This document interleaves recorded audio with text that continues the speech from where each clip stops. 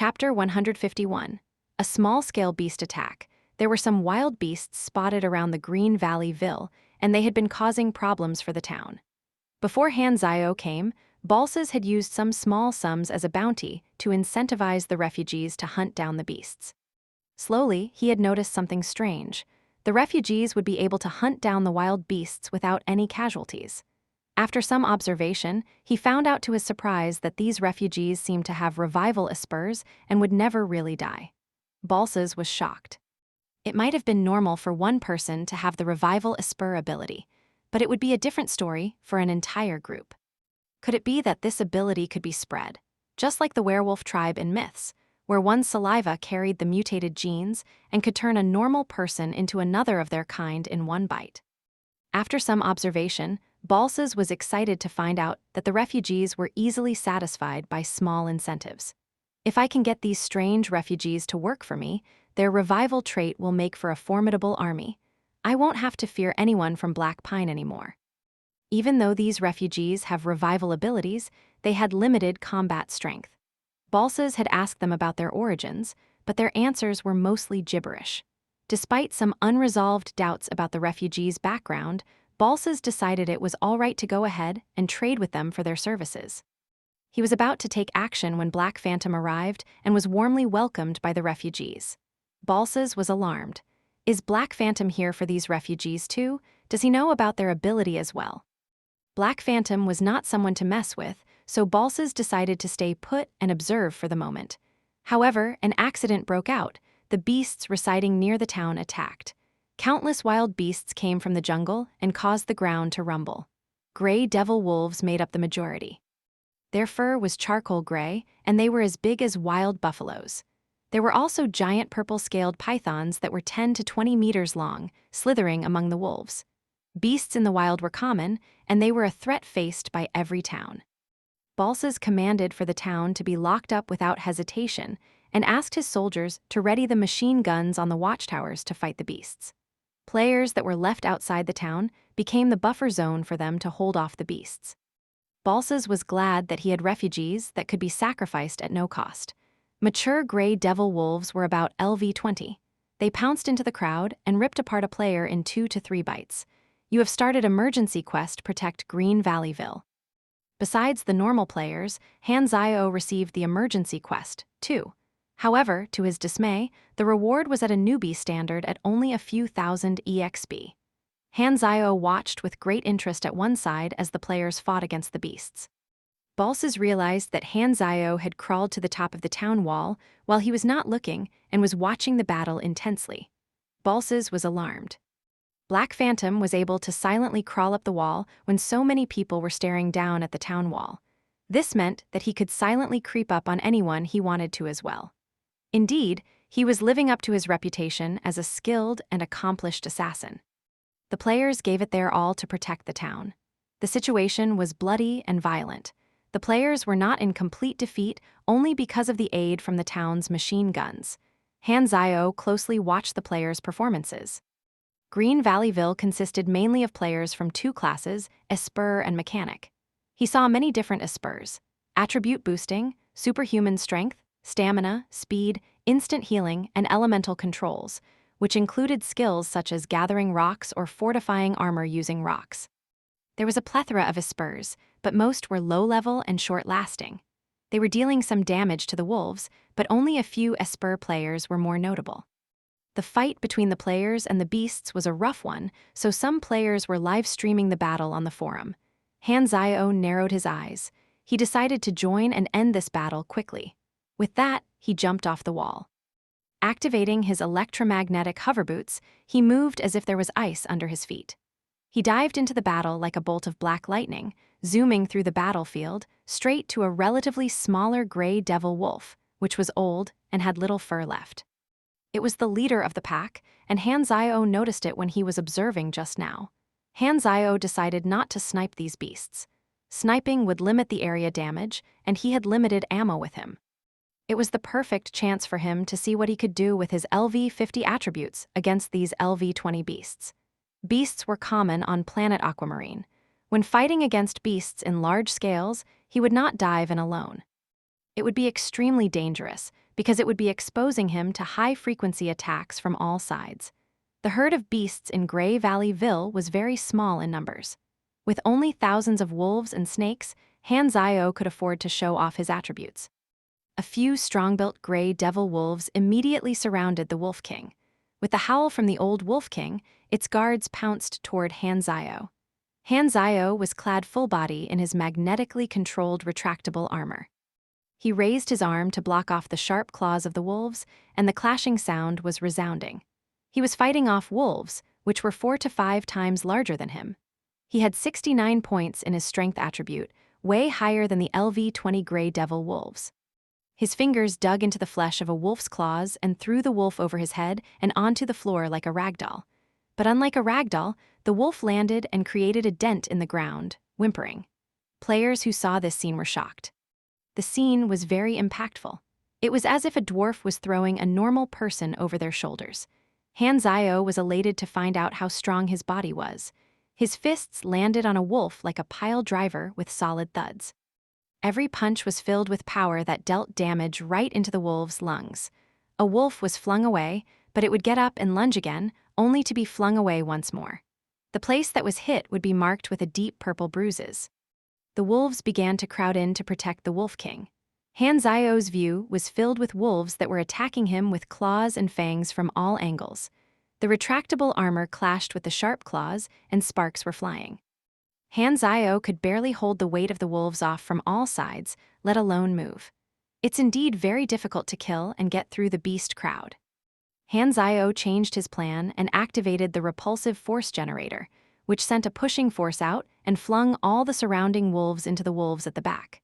With his path cleared, Han Zio pushed with his foot and turned up the speed of his hoverboots. Wind was howling as he approached in the Wolf King at high speed. He blocked off the ferocious attacks from the Wolf King, grabbed the wolf's head, and twisted it, throwing it to the ground. He pressed his knee tightly against the wolf's stomach and pressed on its head with his left hand. Clenching his right fist, it landed right on the wolf's head. The Wolf King's head was crushed after a few punches. Blood spilled everywhere. Every time he punched, the power surging through his muscles, tendons, and bones was like a tight bow that stored great strength. It was greatly satisfying to feel at ease and in control of such great strength. A wolf's critical region was their stomach, but Han Zio preferred attacking the head more. After a few punches, the Wolf King was only a few breaths away from death. The wolf pack was howling and had all abandoned the enemies to attack Han Zio. A huge pack of wolves piled on top of him like a small hill. Han Zio was pressed against the floor. The pungent wolf smell filled Han Zio's nostrils, and his face became scrunched up. He was almost choking. His sharp sense allowed him to identify the components of the smell. Wolves, urine, soil, sweat, dried excrement, and Chapter 152. A melee mechanic is the best at pushing on the ground with both hands. He managed to support the weight of the huge pack of wolves on his back. Each wolf weighed at least 80 kilograms. While it was very taxing, Han Zio finally spotted an opening and quickly tumbled out, simultaneously pulling out a hand grenade from his clothes and tossing it underneath the pack of wolves. Boom! A muffled sound erupted, and fragments of the grenade shot out with the flames caused by the explosion. The pack of wolves howled mournfully as fresh blood gushed out from their bodies. Han Zio's armor was also splattered red. Staggering as he stood up, his hand brushed past his side as he brandished a foldable machete that had undergone many modifications. It was newly improved and could be said to be a royal edition. Han Zio nimbly sprinted through the pack of wolves, his blade slashing through his enemies, bringing waves of fresh blood along his path. The venomous poison spat out by the purple-scaled python could not catch up to his footwork. With a flash of his blade, he sliced off the snake's head. The blade wound where the snake was decapitated was as smooth as a mirror, with fresh blood spurting continuously as the headless snake convulsed uncontrollably on the floor. All the wild beasts rushed toward him. Purely by borrowing the speed from the skating shoes and the defense from the magnetically controlled retractable armor, he could single-handedly massacre the flock of beasts. The players were left to the sidelines as they could only stare in shock and bewilderment as Han Zio killed every beast that came his way. He was a mechanic, so how did he end up in a melee close-range fight? the players' eyes were all drawn to Han Zio's elegant fighting style. It was undeniable that he was really suave. He was redefining the way most of them viewed mechanics. It turned out that it was not true that mechanics could only fight long distance. Their close-quarter combat skill was also of note and could be very aggressive. Also, they had a clear style of close-quarter combat that was distinctly different from pugilists. Frenzied Sword finally came online as he arrived at the outskirts of the town, out of breath. Seeing the situation with the wild beasts, it was also his first time watching Han Zio display his skills. In that moment, he felt that he had found his guiding light. This was exactly the fighting style that he loved. One can tell just by looking at his ID. Choosing to follow Han Zio was definitely the best decision. Frenzied Sword could barely suppress his excitement. He really did make the right choice back then. Not only Frenzied Sword, but a lot of other players were influenced by what has been going on in the forums. Players who were contemplating on whether to change classes began to take interest in mechanics again. After killing however many wolves and snakes, Han Zio's field of vision suddenly cleared. He realized that the wolf pack was gradually withdrawing amid whimpers, and the group of purple-scaled pythons fled as well. Soon, the wild pack of beasts had all retreated, leaving corpses strewn across the floors, soaking the ground in bright red blood. He exhaled a breath and wiped off the traces of blood left on his armor. With his stats, dealing with such low-level beasts would leave them completely crushed. He still had 40% of his stamina left. Mechanics rarely fought their enemies by close combat. However, doing this occasionally did make him feel refreshed. Rather than using a fighting style that relied on sniping, which would lead to an instant death with each shot, this kind of real fist-fighting feeling was much more suitable for distressing. Green Valleyville's guards came out to clean up the battlefield, carrying the dead corpses of the wild beasts back to the town as food supplies. Han Zio rejected Bash's repeated invitation. Under the eyes of the excited players, he returned to his original position indifferently, pretending to rest as he closed his eyes. The interface indicated that the mission was complete. Also, he killed over 100 beasts, obtaining more than 20,000 EXP points in total. As his own level was much higher than his massacred targets, the EXP points he gained would be cut down by a lot, but no matter how small it was EXP nonetheless. The almighty mechanic Han would not mind it at all. The main purpose behind this fight was to test his current reflexes and to have a clearer understanding on his physical caliber. Only by doing that could he take care of smaller details in future battles and perform at his best. Another reason was that he wanted to continue to show off a mechanic's abilities. He realized that Esper players often showed off their coolest abilities, but new mechanic players were still a minority.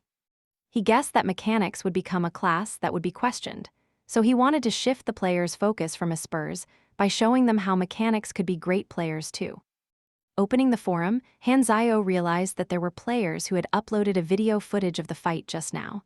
The title was shocking. Overpowered, mechanics can actually fight like this. The recording showed Han Zio almost single-handedly conquering a wild beast fight. The visuals were very impactful. In the past, he had mainly used sniping, killing his enemies in one shot, or used his turrets and rovers' high firepower, but he had never showed off his individual fighting ability. This time, he highlighted this, and the real-time comments and replies mostly conveyed shock and amazement. But he realized that below the post, there was a reply that was manually pushed up. Looking at the ID, it was Luzman. His tone was as harsh as before. Black Phantom is indeed very strong, I won't deny that, but mechanics are really trash. Look carefully at the start of the video. Espers are the central force when fighting with wild beasts, and those players who advance to become mechanics can only sit at the side and fire aimlessly without a single use for them. I presume this clip was probably recorded by a mechanic. Other than the mechanics who can be idling at one side, I guess no other players would have this kind of time in an actual fight. Also, stop sharing Black Phantom's videos. This asshole wants to trick me into becoming a mechanic again.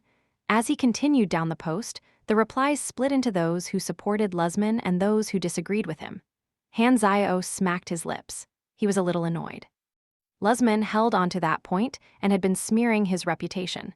This would be a hindrance to his business. The player's attention was drawn toward this discussion.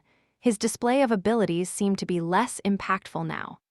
With Han Zio's rich experience in discussion, with one look, he could tell that Luzman was a keyboard warrior who posted derogatory comments everywhere to trigger fights online. Scratching his head, Han Zio did not really have a good solution to this. This was a discussion that would obviously come up, just like picking between sweet tofu or salty tofu. As long as nobody restricted it, there was no way to stop others from commenting online. But I'm only an NPC now. Even if I showed off my abilities, it isn't enough to get more people to believe in mechanics. There isn't anything else that I can do either. It's not like I can go in front of the players and shout I'm actually a player. Han Zio felt helpless. The NPC template was his secret that he did not want to disclose. From the perspective of a player, though, seeing an NPC shout, I'm a player, would only cause them to feel curious and amused. Not many would believe it to be true, and most would think that it was an Easter egg or a character design, just like Deadpool. There were some simulation games in the past where fictional characters inside would say that they knew of the player's existence, but who would believe it to be true? Those who really did believe it had already been corrected by Yang Technologies. The smell of blood had yet to fade away. Frenzied Sword, who had run over from a distance away, attracted the attention of the players. Galaxy Times had announced his movements, and Frenzied Sword had gained some short-lived fame. He was recognized in a moment. The players around them began whispering to one another, looking in envy. Isn't that the professional gamer mentioned by the program? He has a picture on the promotional ad. He really does have a special relationship with Black Phantom. I want to unlock a hidden quest with the Black Phantom, too. Frenzied Sword waddled over to Han Zio's side. Han Zio regarded this player, who had some potential, well. It was all right to embarrass Frenzied Sword in front of NPCs, but he did not have the heart to do so in front of the crowd of players. No matter what, Frenzied Sword was also a professional gamer, and his image was very important. Han Zio randomly assigned some regular mission. When Frenzied Sword received the mission, his face was overcome with disappointment. Collect materials? That's so boring, you might as well tell me to dance. Han Zio's lips curved up. Habits were indeed scary. Just then, a player walked over. The ID above his head read, Laughing Blade. He asked, Frenzied Sword? Once Frenzied Sword saw this person, his face fell as he dryly replied, It's you. So you're here to play Galaxy as well. Why aren't you playing Night anymore? Haha, it's not challenging enough, Laughing Blade said half-mockingly. Some players recognized Laughing Blade. Isn't that the professional gamer, Laughing Blade? I heard he was one of the top 3 players in Night. He even won 2 championships before. Laughing Blade enjoyed the player's surprise thoroughly. His eyes hid feelings of condescension as he looked at Frenzied Sword. In the past, Frenzied Sword had also been a professional gamer in Night. In official competitions, he had suffered countless defeats to Laughing Blade, and his fame was far from that of Laughing Blade. Laughing Blade saw the rewards assigned to Frenzied Sword on Galaxy Times and realized that his old opponent was better off than him. Feeling green from jealousy, he intentionally came to stir up trouble. After a few words, he pretended to ask casually, Since we've met, let's have a PvP duel. I'm in a spur, what about you? Mechanic. Frenzied Sword was slightly hesitant. Even though he was under Han Zio's mentorship, his current mechanic abilities were very unsuited for battle. Subconsciously, he wanted to reject the duel. Unexpectedly, Laughing Blade suddenly said, Since we've known each other for so many years, let's have a friendly duel. You can't possibly reject a small request like this, or do you look down on me? Frenzied Sword was speechless. Those words made it hard for him to reject. There was no need to have a falling out with someone in the same industry over something small like this. Laughing Blade laughed coldly in his mind. He had said that because he was afraid that Frenzied Sword would reject the deal. He wanted to have a duel with Frenzied Sword only because he had gained some popularity on Galaxy. Once he obtained some fame, it made him easy to become someone else's prey. If he were to defeat Frenzied Sword, he could probably tone down the latter's popularity. For a professional gamer who had attended a program to be defeated by him, he could become a little more famous as well. Laughing Blade was very confident. He felt that an awakened Esper was quite strong. His elementary application was a Rock-Earth fusion armor that was suitable for defense. It was strong against pistols, so he felt that his chances of winning were quite high. Even if he were to lose, he could test the gap between them. Anyway, at this point, they would not die. Laughing Blade felt that this deal only had benefits to him, and he would not have any losses. Also, he looked toward Black Phantom, who was standing at one side, his gaze lighting up. If Frenzied Sword can unlock a hidden quest, I'll give it a try too.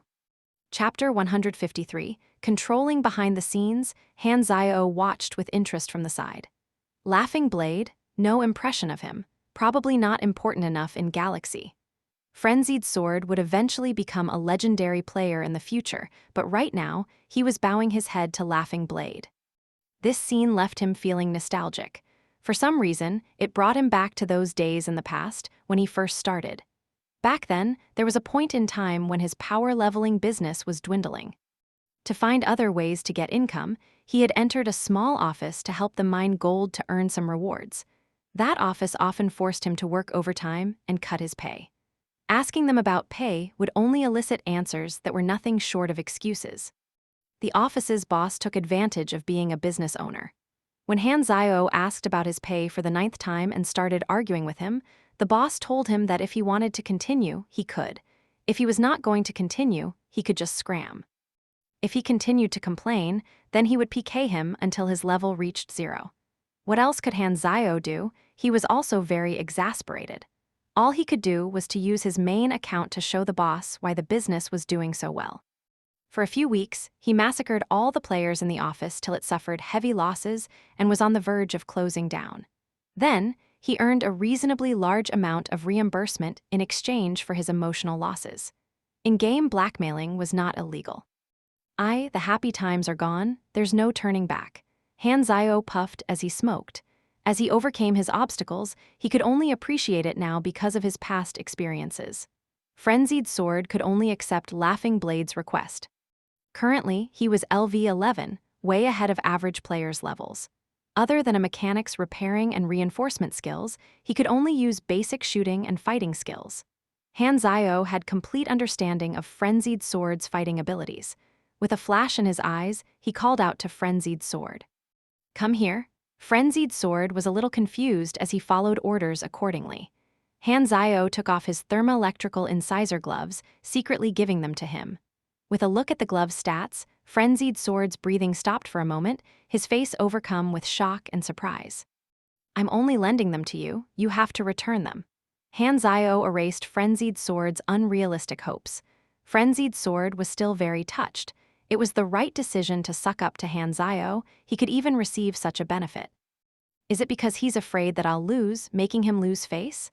Putting on the gloves, Frenzied Sword had a greater sense of confidence. Standing 15 meters apart from Laughing Blade, both of them braced themselves, getting ready to attack. Nearby, players began crowding around to watch the show.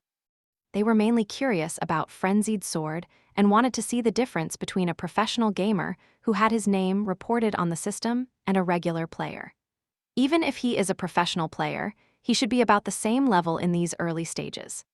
With only a few basic abilities, he probably can't show off his mechanic abilities as well. I think there's an advantage in these early stages. Maybe he's practiced fighting before in real life, or he's someone who was in the military. After all, the controls here are so realistic. The players murmured to one another. With a low cry, Laughing Blade made the first move, launching himself forward. With every step, the sand on the ground wrapped itself around his calves and snaked up to his body, forming a sandstone armor covering his body. His pistol can only fire at most 5 shots, and my abilities can definitely hold him off. As long as I close the distance between us, he's definitely finished, Laughing Blade thought. The players were all new. The level of their control was only at a level where they understood how to use the skills and what they did. Laughing Blade's decision was correct, but Frenzied Sword's reaction gave Laughing Blade a shock. Instead of moving back and using the pistol to kite him, he rushed forward instead. Both people quickly collided into one another. Without thinking twice, Laughing Blade sent his fist, which was wrapped in sandstone armor, flying toward Frenzied Sword, and Frenzied Sword met his fist with his black-gloved palm. Could this glove be special equipment? Just as Laughing Blade had this thought, he suddenly experienced a series of burning pains. Stunned, he realized that his health points were reduced to 0 in that moment. His vision turned black as he immediately died. From the start to end, this duel only lasted 3 seconds. On the battlefield, only Frenzied Sword remained. The wind blew up the edges of his clothes. Expressionless, he truly resembled a solitary professional at the top of his game. The surrounding players watched, dazed, unable to react. Was that an instant KO? That's way too fast, too overpowered. No wonder he could get on galaxy times. Could the secret quest really have given him such a huge lead over the rest of us? Everyone was a new player. Technically, their battle power should have been about the same. Using a pistol, it would take at least 4 or 5 shots before one would die, and Laughing Blade's Esper ability obviously strengthened his defense. Some players remembered Laughing Blade's performance during the wild beast attack. When he was surrounded by 2 gray wolves, he was still able to hold them off. But when he fought with Frenzied Sword, he died instantly just by meeting fists with him. What kind of godly attack power was this? Everyone stared at Frenzied Sword's glove, envy showing on their faces. That is high-level equipment. Mechanics can make something like that? I thought they could only make guns. I really want one too. Not long after, the revived Laughing Blade ran over, his face looking dark as he said unhappily, "Didn't we agree that it would be a friendly battle? How could you?" He originally wanted to say, how could he have killed him, but he felt that saying it would be too shameful.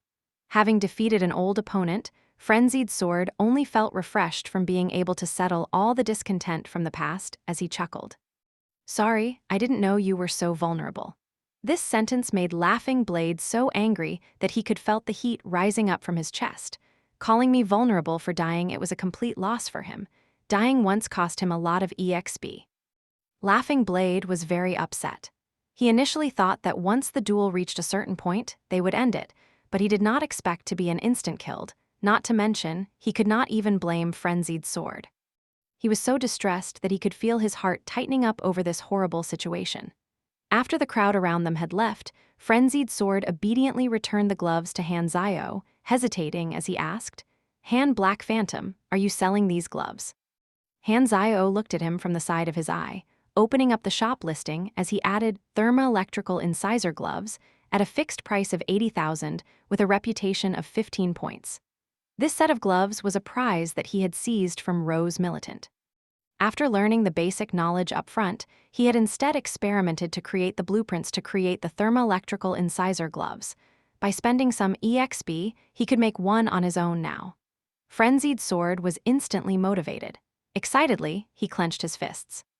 This close combat equipment designed for mechanics was his favorite. "I can't afford it now, but I will be able to sooner or later." Then, Laughing Blade suddenly inched closer. His gaze lit, he stared at Han Zio and asked, "Black Phantom, I heard your enemies with Germinal. I want to join you." In this time frame, the discussion board had all sorts of different guesses as to how one could trigger the Black Phantom's secret quest. They thought that as long as one showed their intention to become Germinal's enemies, there was a chance that they could trigger Black Phantom's secret quest. Many players were guessing the phrase to trigger that. In his short time in Green Valley Ville, Han Zio had heard several of such guesses and had rejected them all. This led the players to a final conclusion. It was all about possibility when one was trying to trigger Black Phantom's secret quest. Laughing Blade was also trying his luck. Han Zio raised an eyebrow and said, "Oh, you seem to be not bad." "There's a lead." Laughing Blade grinned in surprise. Frenzied Sword's heart fell. Getting nervous, he could feel a strong sense of discomfort welling within him for some reason.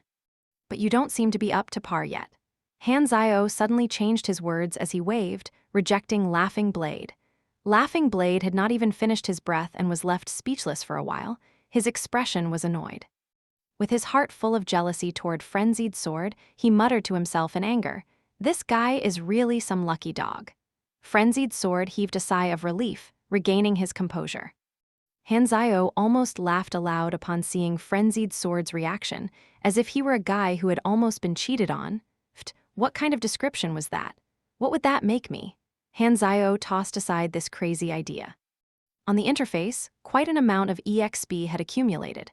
For players in Green Valley Ville who intended to change their class, they all would have completed that by the next day. Han Zio would prepare to leave after that. While he was collecting EXP, someone recorded Frenzied Sword and Laughing Blade's battle and uploaded it onto the forum. Luzman was a player who came from Bighorn Village. By luck, he had managed to get into the phases of beta testing and had been saving his money before he switched his class. He wanted to join the strongest class. When it was time for public testing, he saw Black Phantom's battle and was captivated. Hurriedly, he wanted to switch to become a mechanic. Other players tried to complete tasks to improve their relationship with Black Phantom, but Luzman could not wait. He used his money to gain 5 reputation points with Black Phantom. From the 5 basic knowledges that Black Phantom taught, he learned basic weaponry knowledge, as he liked this name the most. But Luzman quickly realized that mechanics were not as strong as Black Phantom made them out to be. After losing continuously in the duel, he felt that he had been cheated. This class was way too weak. But he could not bear to abandon his beta testing account and had asked the customer service if he could change his class, but that was of course not possible, leaving him infuriated. What a waste of having this opportunity to enter the beta test. This account is useless now. Luzman had been extremely frustrated. Going onto the forums, he had put up posts everywhere, regardless of topic. He had planned to thoroughly bash the mechanic class by repeating how trashy it was and let all of the players know that mechanic was a trashy class. Players had debated after his comments. Initially, Luzman had been satisfied with what he saw. That was his original intention. He had also enjoyed the feeling of his words being taken seriously by others. Chapter 154, A Lumorous Searcher. Scrolling through the forum, Luzman realized that he had been tagged.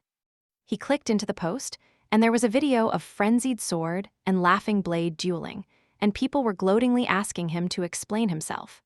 Luzman had recently gone crazy hard on mechanics on the various forums. His stance was not the most annoying thing. Him posting everywhere was what annoyed people the most. He constantly forced people to read his post as if they were not already aware of his comments. This behavior made him loathed by everyone. At Luzman, a mechanic has killed in a spur. Why don't you come out and explain? After watching the video, Luzman immediately retorted, "This is just a rare instance. That Laughing Blade did not know how to play at all. Ha, you've suffered consecutive duel losses, but how did someone else win? Just admit you're a rookie, Luzman." Luzman stifled his anger and replied, "Frenzied Sword has triggered a secret quest. He was more advanced in rank and equipment. There is no point in battling. Do you mean the equipment given by NPCs isn't enough? Then what for are you doing missions for? Taking rewards for what? Collecting money for what? Just admit you're a rookie and stand still when being scolded."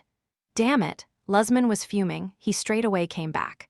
"What I said about mechanics being weak was none of your business." "Then why are you posting that everywhere? Think before you speak, won't you?" Luzman was exasperated. "Damn you, can you stop barking? Are you that low for you to come and be scolded by me? Finally, your true colors have shown. You're a troll, stop acting.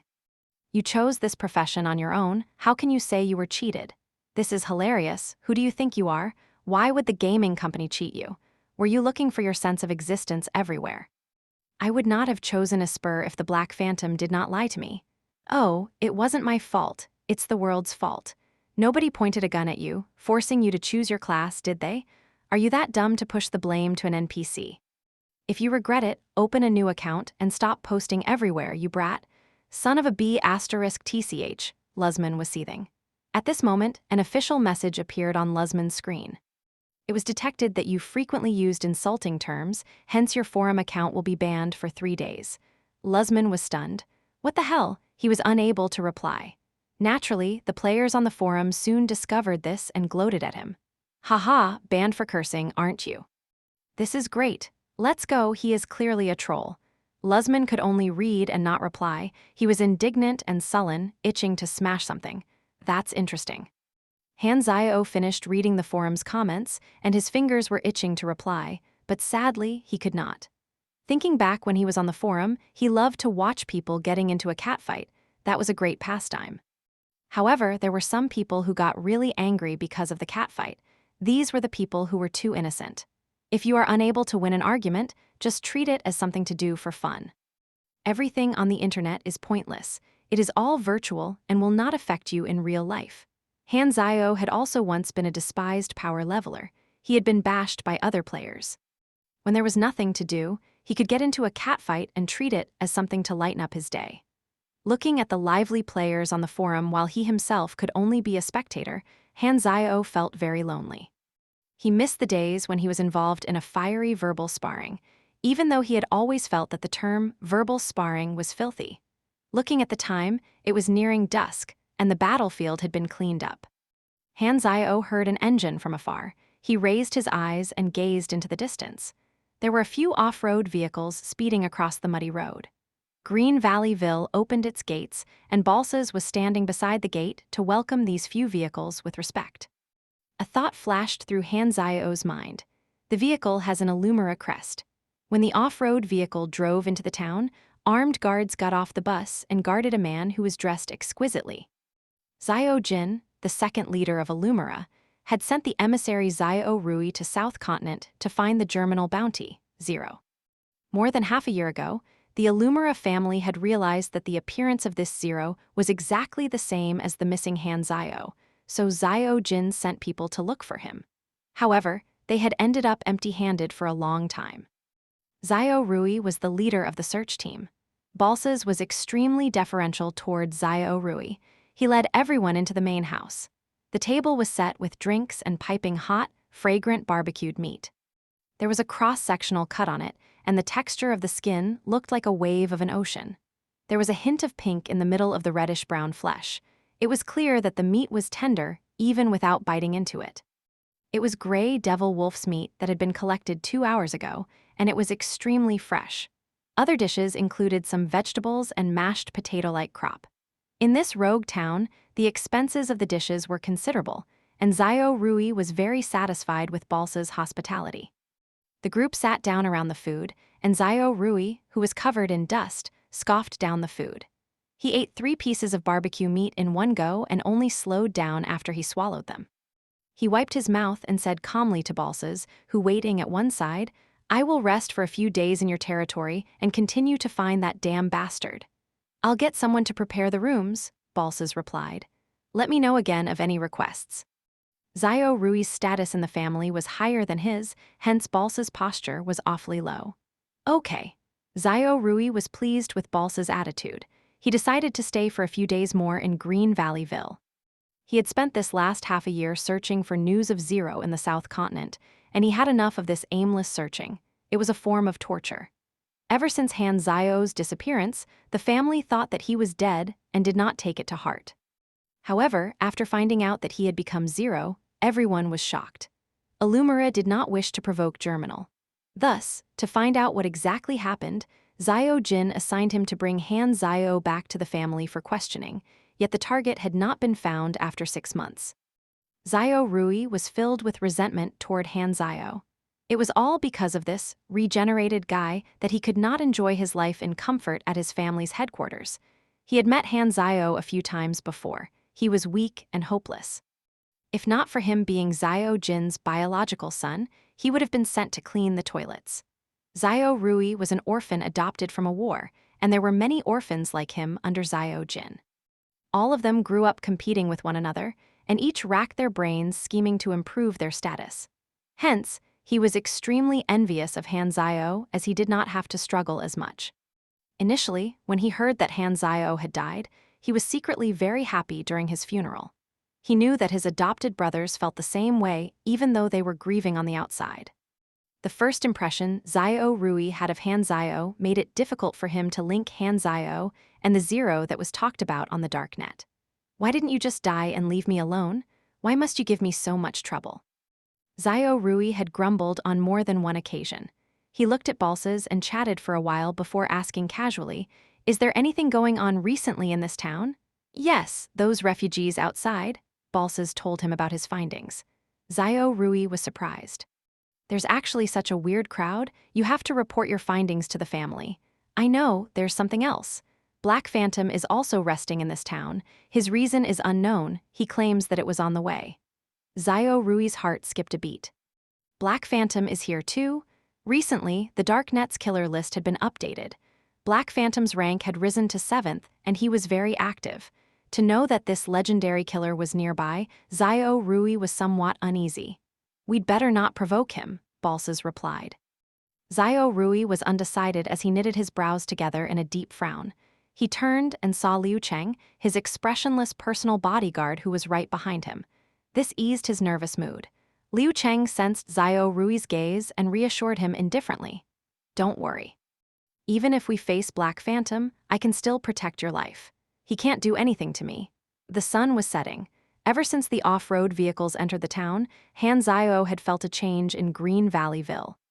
The town's lookout had kept a close watch on him, as if they were worried about his activities. From this small detail, Han Xiao was fairly confident that the person on the vehicle that had entered the town was an important character. I don't have a deep impression of Illumira's family. It seems like they were not a special group in the original quest. Oh, I've recalled. I think in the secondary quest of the power struggle of vagrant warlords, this family was the one of the strongest powers. Yes, this secondary quest and Bennett's refugee quest had a partial conflict. The vagrants and I did not have a lot of interactions, don't think it will affect this quest. Han Xiao had been eyeing Bennett's quest for a long time. He did not know when it started. But with his good relationship with Bennett, coupled with the positive notes from the Darknet organization, as well as his universal reputation, there was a high chance that he would be invited by Bennett to participate in the refugee plan, and that would be Aquamarine's second main quest. Chapter 155. Fruit of Face. As a participant in the main quest mission, the mission Han Xiao would receive should be quite different from the other players, and he was very excited. Illumira seemed like an indirect enemy. Han Xiao rubbed his chin and muttered to himself, "We'll see when the time comes. There isn't any cause for concern now. This is just a small territory." The interface showed that he had accumulated more than 1 million EXP. Aquamarine had 19 novice villages. Excluding the 6 on Andrea mainland, and not counting Bighorn Village and Green Valleyville, this meant that Han Xiao still had 11 chances of earning from teaching mechanic skills to those who switched to the mechanics class. This was more than enough for him to rise till LV60, after which he could then go to some dangerous places, collecting rare abilities, skills, and machinery. Hence, it was rumored that max level is the beginning. Although he did not have a rank limit imposed by the version, the quality-price ratio to continuously increase his rank was not the highest. Since Han Xiao possessed a huge channel of EXP, he used it extravagantly to improve his skills. Talent points could not be used carelessly, but EXP did not really matter. He straightaway upgraded 3 skills to the highest level: Flaming Will, Overload, and Moving Snipe. These 3 combat skills were all important, and the explosive power was upgraded once again. If Flaming Will and Overload were to start at the same time, it was even possible for the Ghost Sniper rifle to take over 2,000 HP. The 3 skills were fully upgraded, and they brought along 3 talent points. His accumulated talent points were 24 now, and he saved them so as to not use them unnecessarily. With the remaining exp, Han Xiao fused his knowledge together and randomly obtained new blueprints. Fortunately, the fusion this time around was quite good. Sunworm Portable Flamethrower, the flame had continuous damage. The important point was that it had a small volume but a large range of impact. It could be carried with you or loaded as a small component on a vehicle or robot. A player who took the role of patrolling in the town suddenly dashed over and shouted in fear, "I found an army. They are approaching, and they have triggered a mission." The players of Green Townville became restless and all went to check out their interface. Han Xiao's brow jumped momentarily. He actually received a mission too. You have triggered a random mission, Invasion of Green Valleyvilles. Mission summary. Green Valleyville, which is controlled by the Illumira family, is very close to the inhabited land, Black Pine, Liu Cheng's territory. There has been continuous friction between them. Now, Liu Cheng's troops are once again invading Green Valleyville. You can choose to help the Illumira family protect Green Valleyville or help Liu Cheng attack. Please choose your position. Mission requirements: tip off balsas and protect Green Valleyville. Otherwise, you can choose to join Liu Cheng's troops and attack Green Valleyville. Note, once you have picked a side, you are not allowed to switch. Mission rewards: 1. By protecting Green Valleyville, you will receive 12,000 EXP and 3,000 Aquamarine dollars. 2. By helping Liu Cheng compete the attack, you will receive 10,000 EXP. I actually received the novice mission as well. Han Xiao broke into laughter. He did not care about this small reward, but Liu Cheng, who was mentioned in the mission, caught his attention. If he remembered correctly, Liu Cheng was Old Man Liu's son, a South Continent vagrant who was a big warlord. Old Man Lu's 4 blueprints could only be obtained from Lu Cheng. An idea came to Han Xiao's head, and he immediately made a decision. As long as he got to interact with Lu Cheng, he would then be able to know when the secret quest would begin. As for those 4 uncommon blueprints, he had been eyeing them for a long time. I will observe for a while, see if the leader is Lu Cheng himself or his subordinate. Han Xiao took out his sniper rifle and oiled it. He idled around and appeared as a sharp contrast to the busy players around him. This urgent mission resulted in the players taking action. Some of them immediately chose to protect Green Valley Ville, which offered a higher reward, and went to tip off the guard. There were still some players surveying the situation first. Balsas received the information and jumped out of his lover's bed in shock. He hurriedly threw on his clothes and arrived at the town's lookout tower with quick steps. The observatory was built with stones and bricks, and the top was spread with weeds as a ceiling. Damn it, the bastard of Black Pine came again. Balsas cursed with a pair of gloomy triangular eyes. Green Valley Ville was just one part of Illumira, and Lu Cheng was actually a local vagrant warlord from the South Continent. His power was even more tremendous. Lu Cheng's headquarters were in Black Pine, and Green Valley Ville was located just dozens of miles away. Lu Cheng had eyed this strategic location for a long time and tried to invade several times. No one had expected him to launch an attack today. Xiao Rui arrived beside Balsas and pointed at the dense mess of surrounding players and assured him, "Don't worry, don't we have cannon fodder?" Balsas' eyes lit up. With this bunch of unbeatable eccentric refugees, they were able to counteract Lu Cheng's military advantage.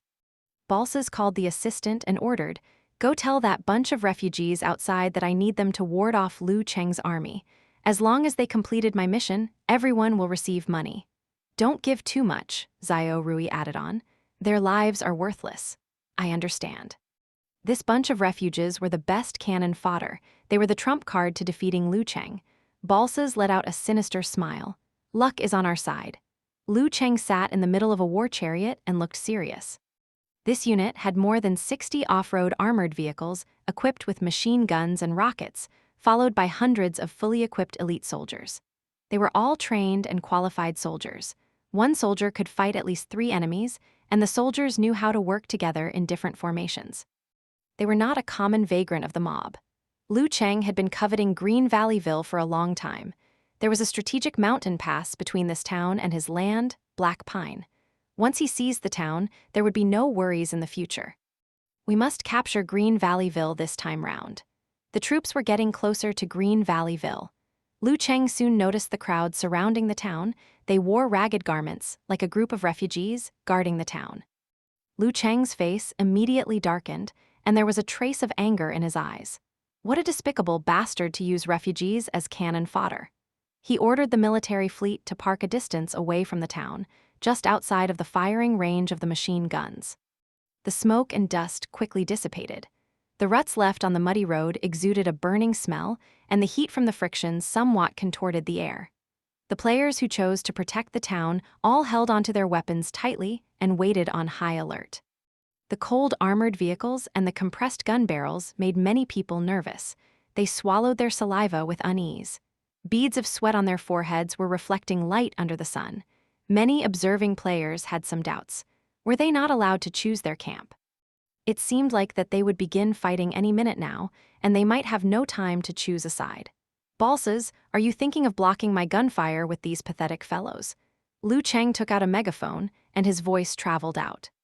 Everyone in the town could hear his voice clearly. "My men are able to tear them to shreds easily. Do you want me to paint your territory with fresh blood?" Balsas emerged above the wall and smiled coldly. Lu Cheng frowned and looked at the group of shabbily dressed refugees. He calmly offered, "I'll give you the opportunity to leave now. There is no need to die here." The refugees were restless for a while, but he realized that they did not waver despite that. Are these people unafraid of death? Lu Cheng was astonished. He realized that there was not the slightest bit of fear on this bunch of refugees' faces. He hesitated to give the command of attack. Balsas faintly guessed the values of this group of refugees. What they cared about the most was profit instead of their lives. Seeing Lu Cheng hesitation, Balsas was very proud of himself and was rather scornful of Lu Cheng's indecisiveness. He ridiculed lowly, "What an excessive tendency to clemency." To be apprehensive toward endangering the refugees' lives would only hinder his battle. Lu Cheng's choice appeared awfully stupid in Balsa's eyes. Balsas grinned evilly and was about to order the refugees to counterattack when he suddenly realized that there was movement from the sidelines. Black Phantom. Han Zio stretched his back and strode unhurriedly to the center of the confrontation. He instantly caught the attention of both sides and the players. He crossed his arms and called loudly, "Give me some face. If you all want to go to war, do it tomorrow." His voice was as good as a loudspeaker. Everyone was taken aback. Why is he intervening? Balsas immediately swallowed back his almost released order. Lu Cheng froze, sizing Han Zio up before exclaiming hoarsely, "Black Phantom, why is this fellow here?" The commanders of both sides were afraid of the consequences, so they ordered the troops to lay down their weapons. The tense atmosphere of confrontation dissipated immediately. The players were bewildered. They were not very familiar with Aquamarine's background. From the mission brief, it was known that Balsas and Lu Cheng were warlords of influence. Black Phantom gave out an order on his own, and the two warlords with armed forces immediately feared the consequences. This roused the players' curiosity. With one sentence from Black Phantom, he was able to halt the war. He was able to make the two warlords overlook their feud. Who exactly was he? Just how high was his status to dare say the phrase, "Give me some face"? The most terrifying thing was that the two warlords halted immediately. How much weight does he carry then? The players noticed something else. These NPCs all recognized Black Phantom. Exactly how big was his reputation on the planet? Could it already be to the point where he was able to cut in anywhere he went? Is this red hair Shanks' legendary ability, fruit of face sup 1/sup? Bun Hit Dog, who was secretly videoing the scene, was thrilled. This kind of news material was exactly what he wanted. Chapter 156, one more in the support team. Retreat, set up the camp. Lu Cheng took a deep look at Han Zio and swept his eyes across the refugees. He let his troops pitch a camp in the distance and eyed covetously. The players became restless. Some players who had yet to choose their side were surveying the situation. It seemed like the Green Valley Ville's side had a higher possibility of winning. The sky became dark. Han Zio walked over to Lu Cheng's camp, and the guards hastily raised their guns when they saw him approaching. "Relax, I just want to have a short discussion with your leader," Han Zio assured them. The guards continued to hold on to their guns and did not allow Han Zio to enter the camp. At this moment, Lu Cheng heard the commotion and walked over. Let him in. If Black Phantom wanted to kill him, there was no need to inform him. It seemed like he had other intentions. He permitted the guards to make way and lead Han Zio into the newly built tent. Frenzied Sword followed after Han Zio. Lu Cheng sat down casually, not worried that Han Zio might threaten his life. With his hands clasped under his chin, he remarked, "The famous Black Phantom actually appeared in this small place. I don't know the reason of your intervention. I don't think Balsas is qualified to hire a killer of your status, so what is your purpose of visiting me?" Han Zio got straight to the point. "I'm here to help you." "Help me?" Lu Cheng became suspicious. "We have not met before." Han Zio casually made up a reason. "You are more likable than Balsas." Lu Cheng felt strange and paused before commenting. "Balsas, he's a despicable fellow. He actually let the refugees act as cannon fodder. I really don't understand. Why did this bunch of refugees disregard their lives? What benefits did Balsas give them exactly? Could it be that he detained their family to threaten them? I gave them an opportunity to live, yet they don't want to leave. They don't have much combat strength. Why don't you just crush them? With your armed forces' strength, it would be a completely one-sided massacre." Han Zio half smiled. Lu Cheng's face was blank. He declined to comment and changed the topic. "Black Phantom, I don't know you and I don't know why you want to help me. What do you plan to do, kill Balsas? I believe this is an easy task for you." "No, I don't want to kill people," Han Zio said perfunctory. Lu Cheng's lips twisted. A killer said he did not wish to kill people. This is more ridiculous than saying a navy can't swim. Then how do you plan to help me? "You are concerned about the refugees. I can help you resolve that." Lu Cheng raised his eyebrows. "You can convince them? Perhaps. Then what do you want from me?" Lu Cheng did not believe that a legendary killer, who was a stranger, would help for free. He was certain that the Black Phantom had a motive, but he did not understand what the Black Phantom fancied from him. "I don't need a reward." Lu Cheng's eyes darkened, and he stared at Han Zio's eyes. What he saw was a dense fog, and he was unable to penetrate Han Zio's thoughts. Generally speaking, if one did not want a reward, it meant that the person harbored other intentions and bigger ambitions. Silence. Frenzied Sword felt lost as he was listening to their conversation, but that did not hinder him from sensing that the atmosphere had become rigid, and his nape somewhat tightened. After 2 minutes of deadlock, Lu Cheng did not say anything at the end. He nodded and said slowly, "Then I'll count on you."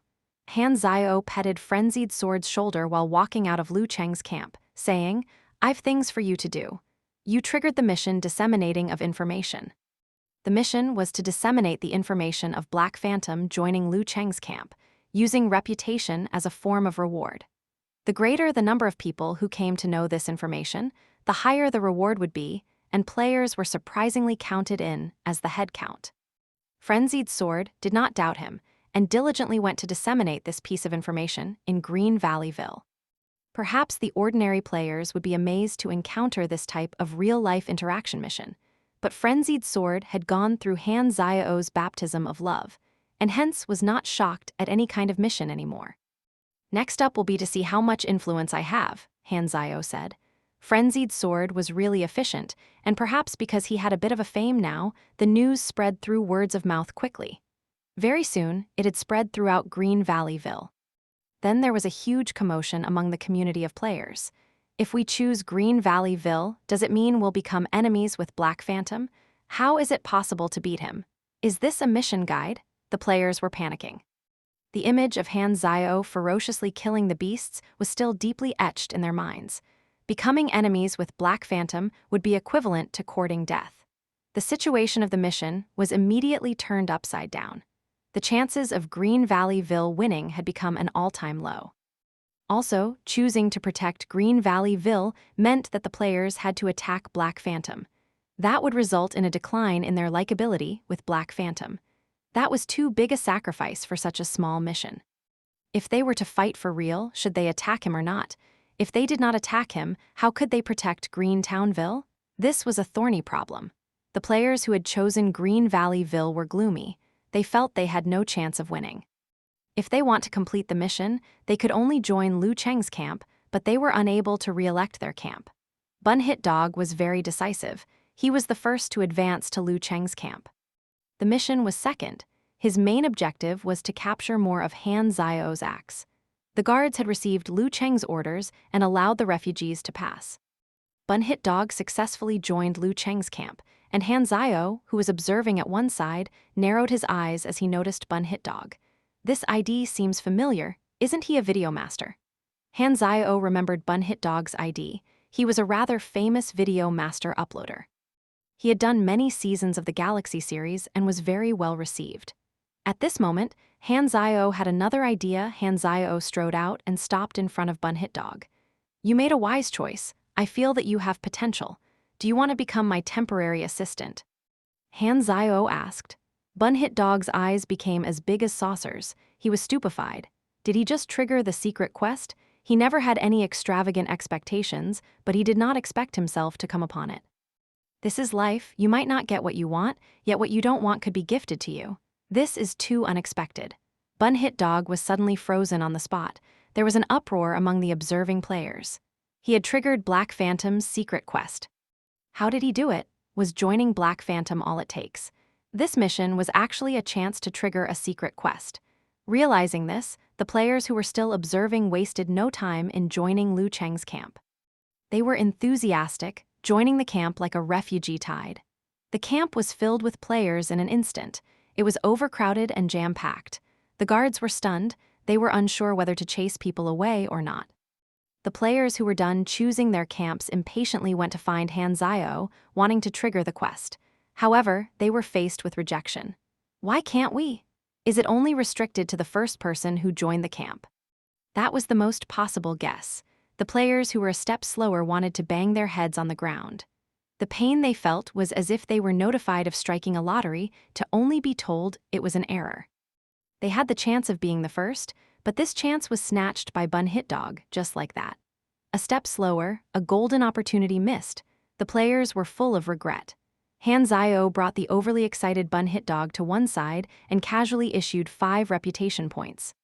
He secretly planned on how to make full use of Bun Hit Dog. Bringing along a player who was a game video maker also meant that he was bringing a reporter along. He could then have a channel to disseminate news to players freely. He could choose to give players some news selectively based on what information he wanted the players to know. After experiencing the baptism of information explosion, controlling the public's opinion was equivalent to holding a weapon. He was able to defame the opponent, guide the public's opinion, and shape his image to his benefit. Looks like my manipulation is getting more and more high-end. Han Zio was elated. He compiled an accompanying mission that was generous in rewards and gave it to Bun Hit Dog. Next, he took out a mobile that could be used to contact him and handed it to Bun Hit Dog as well. He urged Bun Hit Dog 1,000,000 times not to lose it, so Bun Hit Dog nodded repeatedly and gripped the mobile seriously. He had 2 accompanying players, Bun Hit Dog and Frenzied Sword. The limit of Han Zio's mission was adequate. After advancing the second time, the limit to what he could reward players increased from 300 to 500 per level. This also meant that at LV40, the increment was at around 12,000, but after the advancement, it had doubled to 25,000. Now, the total value had reached up to 50,000. Han Zio did not think of any news to disseminate, so he first gave Bun Hit Dog his contact as it would inevitably be of use in the future. Now I have 3 players that I fancy: Frenzied Sword, Maple Moon, and Bun Hit Dog. The strength is slightly low. I'd need to expand my support team. Han Zio was thinking ahead. He would rather focus on quality than quantity. He was destined to walk the elite route. If he was able to take in China's past experts, then he would have profited. However, he felt that this possibility was rather uncertain, as those ultra-good players all had some strange personalities. Having only gone to 2 novice villages so far, he still had 10 more waiting for him. Thus, Han Zio had tons of opportunities left to choose his men. Chapter 157, Nemesis. Balsas arrived hastily at the lookout tower and saw a large number of refugees flooding into Lu Cheng's camp. He was flustered. This bunch of refugees are abandoning my town? How did Lu Cheng subdue them? It was at this moment Balsas realized that this special bunch of refugees valued profit over anything. The only reason they were easily manipulated by those small profits was because they had not yet been offered bigger benefits. Balsas thought that he was in control of the refugees, but that was just wishful thinking. I'm doomed. Balsas was frantically running around in circles. These refugees were his trump card against Lu Cheng, and now that Lu Cheng had them, his advantage no longer existed. Suddenly, he felt something was amiss. Lu Cheng should not have known any special aspects of the refugees. At this moment, his assistant ran over panicky and reported the news of Black Phantom helping Lu Cheng. This news was like a thunderbolt hitting him. Balsas was stood motionless in shock. He could not imagine being enemies with Black Phantom, as he knew he would die miserably. Every superhuman that died under Black Phantom's gun was a reflection of his own end. Black Phantom was of a legendary rank. Why would he help Lu Cheng suddenly? It must be because of Black Phantom that Lu Cheng was able to subdue the refugees. Why does he have so much influence on the refugees? Balsas then recalled that Black Phantom had mentioned he was only passing by. Liar. Balsas had the idea of retreating. If Balsas retreated along with the armed forces, there was a high possibility that Lu Cheng would not pursue an attack. The battle hasn't begun, and you're already thinking of running away. Have you forgotten the Illumira family's rules? Zio Rui arrived at the lookout tower, stood beside Balsas, and frowned. But that's the Black Phantom. Also, half of the refugees have betrayed us. Illumira would never withdraw from a war. Get your men ready for battle. Zio Rui's voice was firm and full of righteousness. There's the Black Phantom, though. My bodyguard, Liu Cheng, will prevent him from participating in the battle. Liu Cheng, who was standing behind Zio Rui, stepped out blankly. His calm, confident manner soothed Balsas' nerves. Balsas clenched his teeth and hesitated for a while before making a firm decision and calling his assistant. Mobilize everyone and kick that Black Pine bastard all the way back to his home. We have some of the refugees with us at least. We still have a chance at this battle. Yes, sir. The assistant went to convey the order. There were only 3 people left on the lookout tower. Zia Rui turned his head and said lowly, "Prepare the vehicle in case the guards fail. We must ensure that we are able to retreat. Don't worry, we are on the same side, the family side. I'll vouch for you that we had went all out for this arduous battle. Balsas heaved a sigh of relief. Having some support steadied his heart. He was afraid Zio Rui would let this news get to him, but it seemed like he was still rational. Leaving the soldiers of Green Valleyville behind to resist, this would delay Liu Cheng's troops and aid them in escaping, and it would also be easier to account to the Illumira family. In the early hours, the sky was dark, and a thick fog had seeped in. Green Valleyville's guards were waiting atop the wall behind their machine guns in their bunkers. Through the wall fencing, they saw piles of sandbags in position and supporting machine guns. If they broke through the city gates, the battle would begin. They have decided to defend till their death, so a fierce battle is unavoidable. Fortunately, the number of stubborn refugees has decreased greatly. Liu Cheng put his binoculars down and let out a sigh. He did not want to massacre the refugees, and Han Zio had done him a huge favor. Liu Cheng was flabbergasted at the fact that Han Zio seemed to have such influence on the refugees. It only took him half a night to solve this difficult problem. As for the refugees who remained in Green Valleyville, Liu Cheng had given them a chance, and there was also a limit to being benevolent. Attack in 20 minutes. Liu Cheng gave out a command and took advantage of the time that the troops needed to prepare to find Han Zio to express his gratitude. It was all thanks to you that we managed to solve the issue of the refugees. Han Zio smiled in response. There was no free lunch in the world, and the more Han Zio did not mention a reward, the more Liu Cheng felt uneasy. He paused before saying in exasperation, "I really feel that there's nothing on me that such a character like you would be interested in."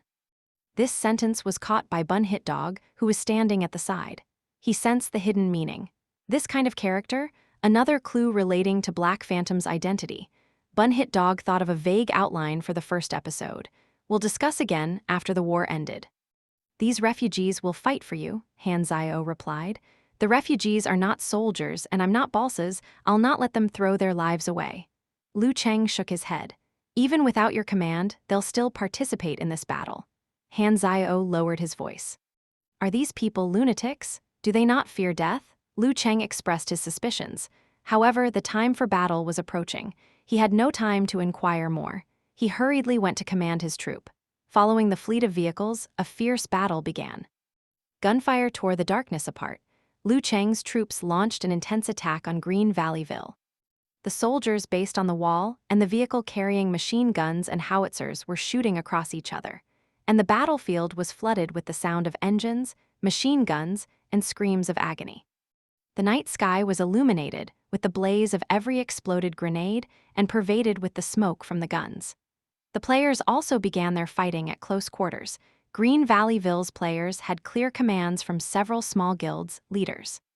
While the players on Liu Cheng's side lacked cohesion, they had a large number of players. Han Zio observed at one side as the situation did not require him to intervene yet. Liu Cheng had a high chance of winning. Suddenly, a shadow traversed across the battlefield and made a beeline toward Han Zio along the battlefield's edge. An artillery shell's flame and bullets landed on Han Zio's body, yet he was not at all injured. "Black Phantom, I'll be your opponent." Liu Cheng rushed over with giant strides. "I can't even mind my own business now." Han Zio grudgingly took out and fired a machine gun. 3 bullets hit the space between Liu Cheng's eyebrows, heart, and lower region of his body, but there was no expected blood splattered. The moment when the 3 steel bullets hit Liu Cheng, it seemed that the kinetic energy suddenly disappeared. The bullets bounced off Liu Cheng's skin, and the might was not even as good as a slingshot. Light blue smoke showing the damage dealt could be seen floating above his head. Han Zio clearly saw the moment when the war had hit, and the target's skin rippled with fine corrugation. After which, the bullet lost its kinetic energy. His eyes darkened. Kinetic energy absorption? The interface showed Liu Cheng had reached LV-44. The level was not as high as Han Zio's, but Liu Cheng's ability was very tricky. It was the natural defense against a kinetic energy weapon, and this happened to restrain his machinery. Han Zio was unlucky. He just had to meet an enemy who was able to restrain him. With kinetic energy absorption, one could dissolve the various power exerted on the body. If the power could not break through the ability's support limit, the power would then be absorbed and transformed into the opponent's power. Using physical property to attack was ineffective toward this kind of ability. To deal with kinetic energy absorption, using either quantity or mental form to attack was the best choice. The support limit of this type of ability naturally depended on the level and strength. Unfortunately, in general, the support limit would always exceed the combat capability of the same level. Liu Cheng stopped a few meters away from Han Zio and said coldly, "Black Phantom, this battle is unrelated to you. Mind your own business." A legendary killer was eyeing covetously at edge of the battlefield, so Liu Cheng took the lead to prevent the Black Phantom from participating in the battle. Han Zio's response was simply 2 bullets going for Liu Cheng's eyes, and they had resulted in 0 damage still. The warhead fell to the ground disappointedly. Liu Cheng's eyes did not even blink. He was not harmed at all and said indifferently, "You're Darknet's top killer and the Blood-Pact Society's trump card. Others may fear you, but not me. I'll give you a word of advice: stay away from this battlefield." The Darknet? Blood-Pact Society? What power is that? The observing Bun-Hit Dog had an idea and hastily stored these 2 important keywords in his heart. He was finally seeing the tip of the iceberg of Black Phantom's mysterious origin. Han Zio's mind quickly filtered through his equipment at hand. Coming up with a preliminary plan, his feet slammed onto the ground and the electromagnetic hoverboots lit up. The exerted power made him recoil rapidly. He touched his waist swiftly and pulled out 2 berserk eagles. In a quick move, he changed to a Haim bullet and opened fire. The bullets hit the side of Liu Cheng's feet, and poisonous gas began to rise and pervaded the air.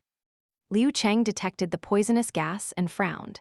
He held his breath and charged in large strides. While he was traversing through the battlefield earlier on, he had absorbed a large amount of kinetic energy from the crossfire. The kinetic energy shot out from the bottom of his feet as he dashed toward Han Zio. With every step he took, his footprints formed big pits. He was like an unstoppable tank as he caught up with Han Zio. He gathered an enormous amount of kinetic energy and directed it at Han Zio's chest. Bang! As if having a head-on collision with a mad rhinoceros, his body flew out uncontrollably. The remaining power was unstoppable, and he even knocked down and killed several players who were so unfortunate to be in his way. Chapter 158, Crouching Tiger, Hidden Dragon. This blow made Han Zio seem pathetic. However, his magnetically controlled retractable armor managed to reduce the impact. Hence, it only took 50 HP. He had close to 3,000 HP, which was quite good among the other mechanics of the same rank. The power of Liu Cheng's released kinetic energy was not very strong, but it could easily cause repelling and flying effects, and that was the annoying part.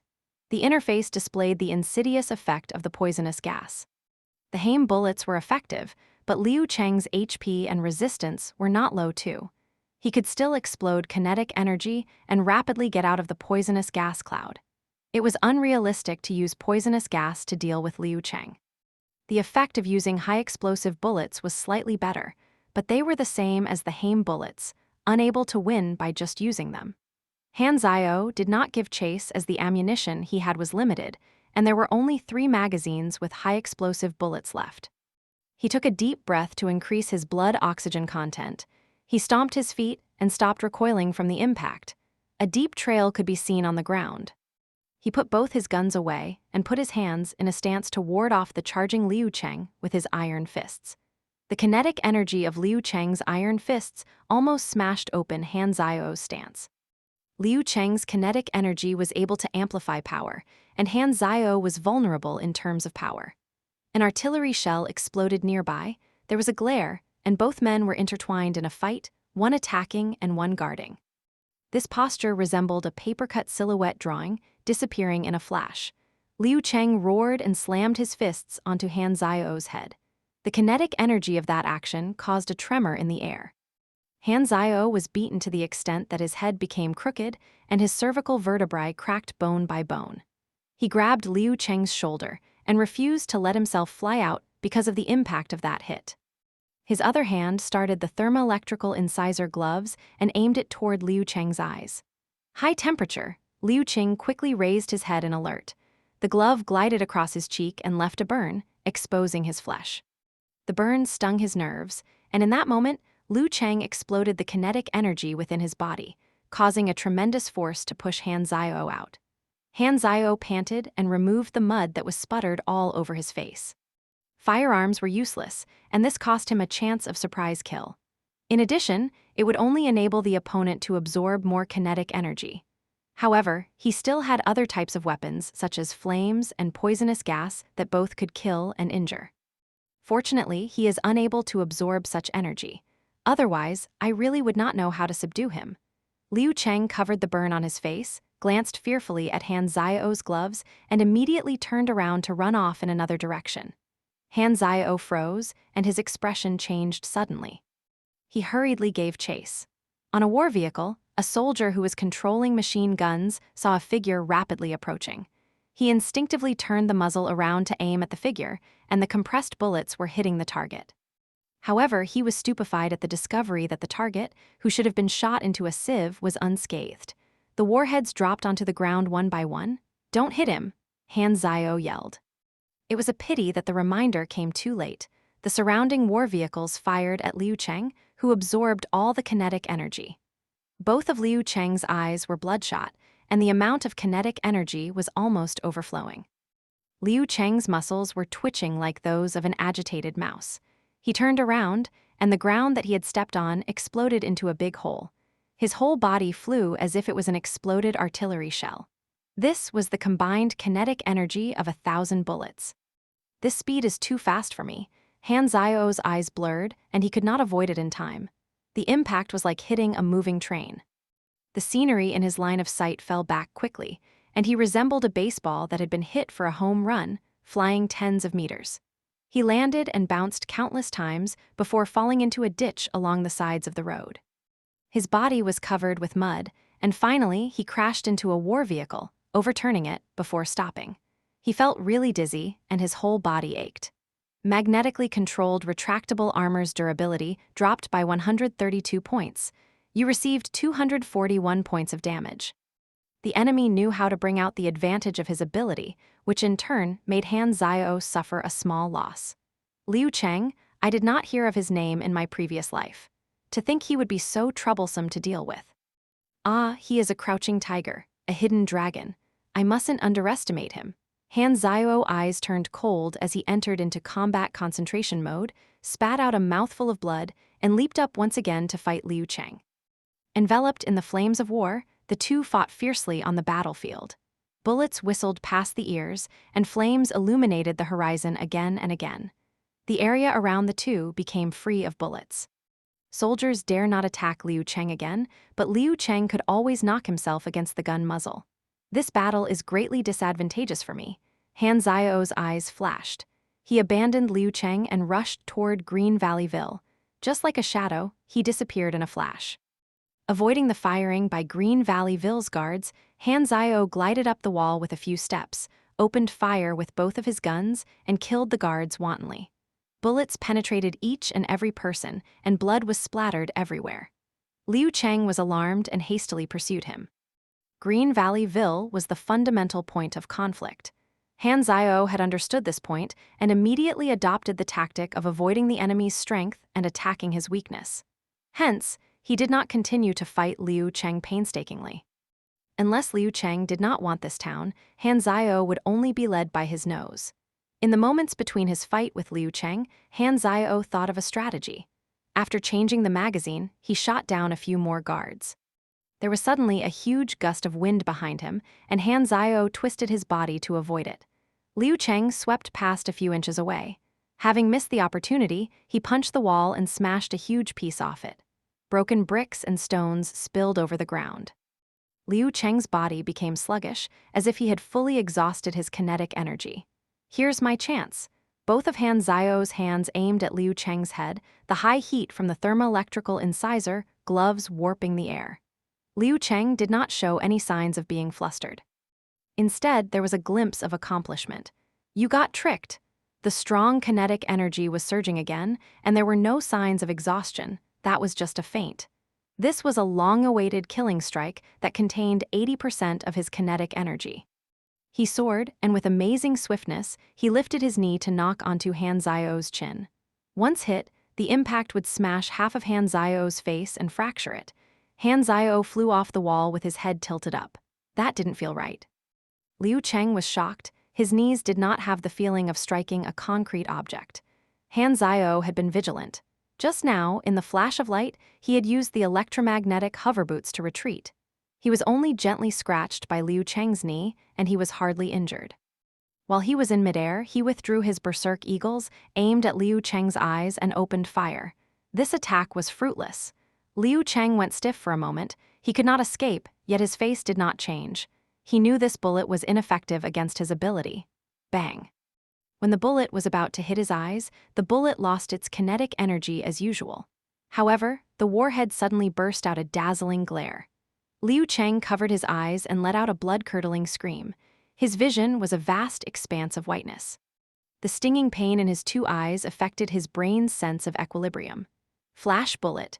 Oh, the thought of it taking effect right on his eyes, what a sweet feeling. Han Zhao had been mulling over this attack for a long time. Han Zhao's hand reached out, and with the help of the wall's chink, he climbed up the wall once again. Taking advantage of Liu Cheng losing his vision, this was the best timing to launch Overload and Flaming Will. Han Zhao's hands suddenly pressed on Liu Cheng's face. This time around, the attack was definitely the best. Even if Flaming Will's face was as black as before, the damage later on would still be off the charts. -423, -423. The damage might have seemed worse than the sniper rifle, but the thermoelectrical incisor gloves relied mainly on continuous damages. It was already considered formidable for a sudden explosive force that was able to reach this level. Liu Cheng was not like Han Zhao. His HP was only around 2,000. It easily reduced to 80% in just a short while, and the damage was still flooding the interface. The burning smell was pervasive. Liu Cheng yelled bitterly and got up. He hurriedly exploded his kinetic energy and pushed Han Zhao away. Liu Cheng's face was severely burned and beyond recognition. His face was a mix of burnt flesh and red blood. Liu Cheng's eyesight was damaged, and the light and shadow in his vision was distorted. He could barely identify a direction as he fled, staggering, with his teeth tightly clenched. Han Zhao promptly gave chase, and Liu Cheng's heart sank. He was hoping that Black Phantom would attend to the battle and not chase after him. Fleeing was hopeless. He knew that he would not be able to escape death. He fulfilled his last duty as a bodyguard by holding up Han Zhao. If Liu Cheng died, the Illumira family would surely take good care of his family. The two of them were soon a distance away from the battlefield, and they pursued each other into the woods. Chapter 159. Family. About 10 minutes later, Liu Cheng slowed down and fell to the ground. He had depleted his accumulated kinetic energy. He turned and realized that Han Zhao was following behind like a demon. "Kill me." The burn on Liu Cheng's face was a tragic sight as he gave a pained smile. "I don't need you to tell me that." Han Zhao's face was apathetic. He opened wide his palms and grabbed Liu Cheng's head, his fingers penetrating his skull. He only let out a turbid breath when Liu Cheng finally stopped breathing. He was a formidable opponent, almost causing me to suffer a defeat. He took one last look at Liu Cheng's corpse and activated a high-explosive bullet to protect his body from scavengers. After which, he followed the sound of gunfire and returned to Green Valley Ville's battlefield. The battle was even more intense. Green Valley Ville's gates had been blown up, the armed tanks were hurtling past the streets, and machine guns were exchanging fire. Green Valley Ville's residents had secured their doors and windows, covered their ears, and were trembling in their houses. Liu Cheng's troops were conscious of the ordinary residents and had avoided them. Since Liu Cheng had dragged him into the battle, Han Zhao decided to get the battle over quickly. Han Zhao set off to find Green Valley Ville's commander. He searched for the person giving commands, but he soon realized that no one was giving any commands. There were vehicle trails on the ground on the far end of Green Valley Ville that hinted to the whereabouts of Balsas and Zhao Rui. They've escaped. The off-road vehicle traveled along in the gloomy forest, and the sound of gunfire in Green Valley Ville gradually became dimmer. Zhao Rui, who was in the back seat, could see the flames behind them peeking through the trees. "Liu Cheng has died?" Zhao Rui clenched his fists and pressed them on his knees. He could barely restrain his trembling. Liu Cheng had served the family for 10 over years. He was loyal and devoted. Furthermore, he was the best fighter among the family's ranks. He had many stunning military accomplishments. Zhao Rui had always considered him a strong supporter, to think that he would die at the hands of Black Phantom. Xiao Rui originally thought that even if Liu Cheng were unable to stall Black Phantom, he would still be able to retreat. However, even though he did not manage to catch Liu Cheng's last words in the earphones when Liu Cheng was escaping, he knew his supporter was dying. Balsas and 4 other armed bodyguards were in the vehicle. Balsas was looking rather nervous. Black Phantom is a monster. I told you earlier not to provoke him, you just refused to listen. Balsas was sweating profusely. Xiao Rui's complexion was ashen. Don't talk rubbish, at least we've escaped. He won't catch up with us, right? Balsas repeatedly looked at the rearview mirror, his heart pounding. Xiao Rui gulped. Liu Cheng is currently attacking Green Valley Ville, and the guards in the towns will help us stall the enemy. He won't have time to chase and kill us. He had just finished speaking when a ghost-like figure appeared in the rearview mirror, tailing the vehicle like a shadow. Everyone in the vehicle was so shocked that they screamed, "He's here! Go faster! Accelerate all the way and don't let up!" Everyone in the vehicle was panicking. The off-road vehicle resembled a runaway stray dog, frantically speeding up. They managed to shake off Han Zio for a moment, but this was not the time to feel relieved. The vehicle somewhat slowed down, and the black-colored ghost, which resembled a hostile force that was difficult to get rid of, appeared in the rear-view mirror once again, just like a pressing king of hell. Everyone's adrenaline soared, their hearts practically jumping out of their throats. They were so nervous to the point where their bodies went stiff all over. The horror movie-like atmosphere finally triggered the driver to make a mistake. In the state of panic, the vehicle rolled down the slope and fell to the bottom. Xiao Rui's head was spinning as he struggled to climb out of the window. Suddenly, a pair of boots that flickered with blue lights appeared in his vision. He looked up and saw Black Phantom towering over him, looking at him indifferently. Don't kill me! Bang, bang, bang. The gunshots sounded repeatedly. Xiao Rui was so frightened that he shut his eyes and discovered that there was no pain. He opened his eyes and realized that the 4 bodyguards had all been shot and killed, only Balsas and himself were left. Xiao Rui shivered. He knew that he had to remain calm in this situation. However, his fear of death made it impossible for him to calm down. His frightened emotions were like tides, flooding his heart again and again, so much so that he did not dare look directly into Han Zio's eyes. Black Phantom, spare my life. I can give you tremendous returns." Han Zio's eyebrow jumped. The reason he had kept Xiao Rui was because Xiao Rui was sandwiched between the bodyguards. Hence, he reckoned that he was an important character.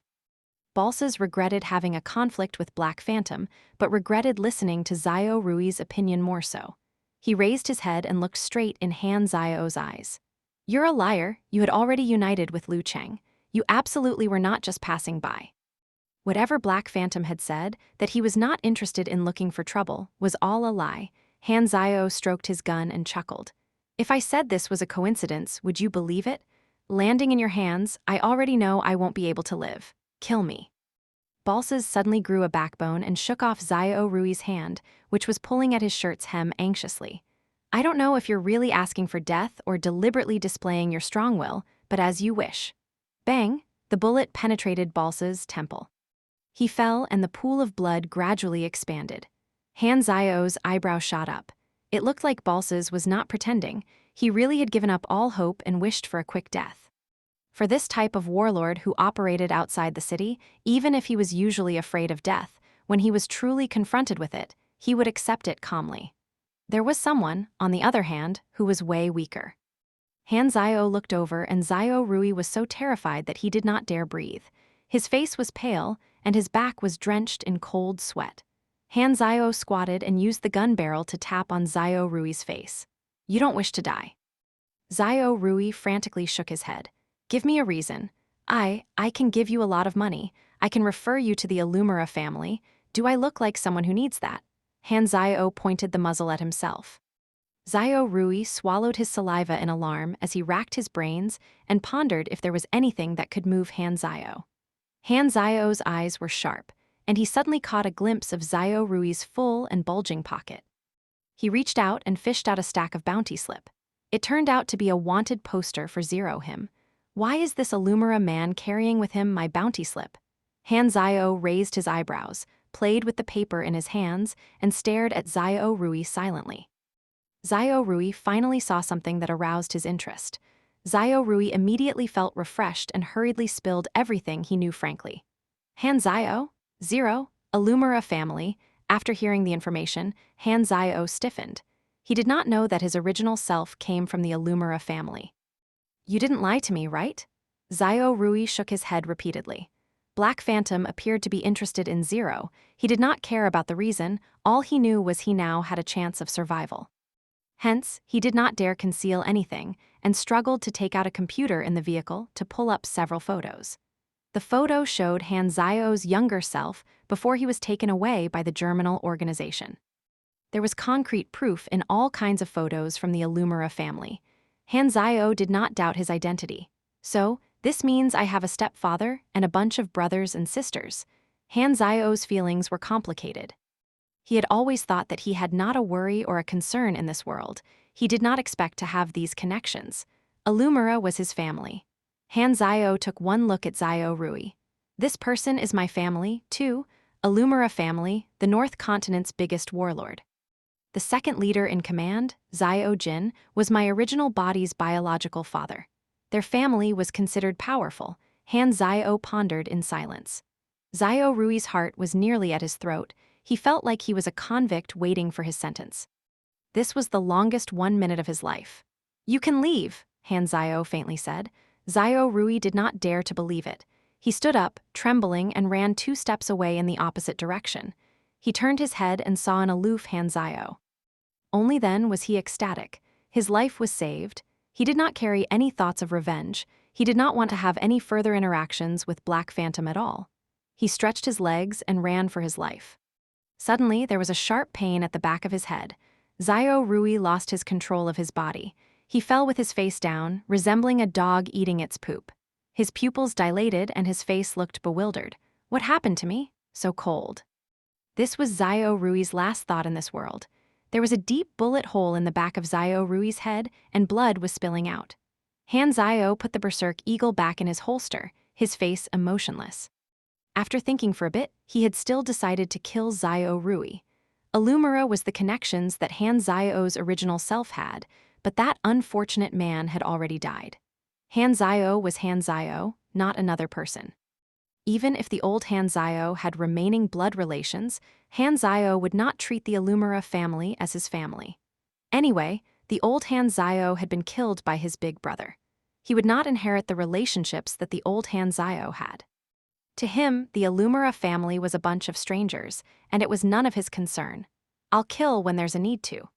Perhaps Han Zio could get some support from the Illumina family by using his original identity, but with his current position, he did not need to yield and rely on this kind of power. The most important point was that he did not wish to do it this way. My family is not in this world.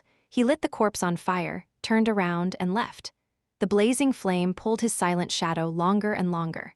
Chapter 160, Zio Jin, in the headquarters of the Illumina family, Green Valley Ville on the South Continent was ambushed. We have lost that territory. The last message from them was an hour ago. Liu Cheng died in the battle. Balsas and Zio Rui have retreated as well. No news has been heard from them yet. I think they may be in trouble. The exquisite crystal wine glass was smashed to the ground, and red wine splattered onto the expensive handmade Ordina carpet, leaving trails of red roses.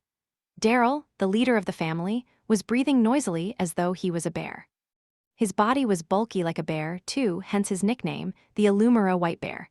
This was Daryl's study. He was rather violent by nature.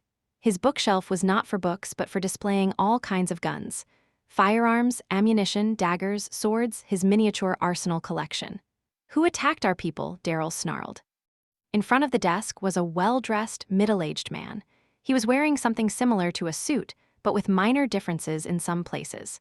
It was way more refined and exquisite.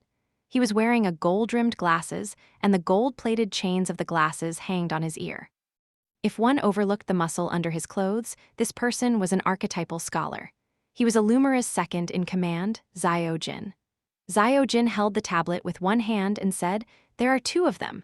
One is the big warlord of South Continent, Liu Cheng. I have heard of his name. Gather the armed men in South Continent, an eye for an eye, Illumina will seek this revenge." Daryl patted the table and asked, Who might the other person be? He's the assassin from the dark net, Black Phantom. Bring him too. As he said these 3 words, Daryl's tone changed and came to his senses. How did we end up provoking him?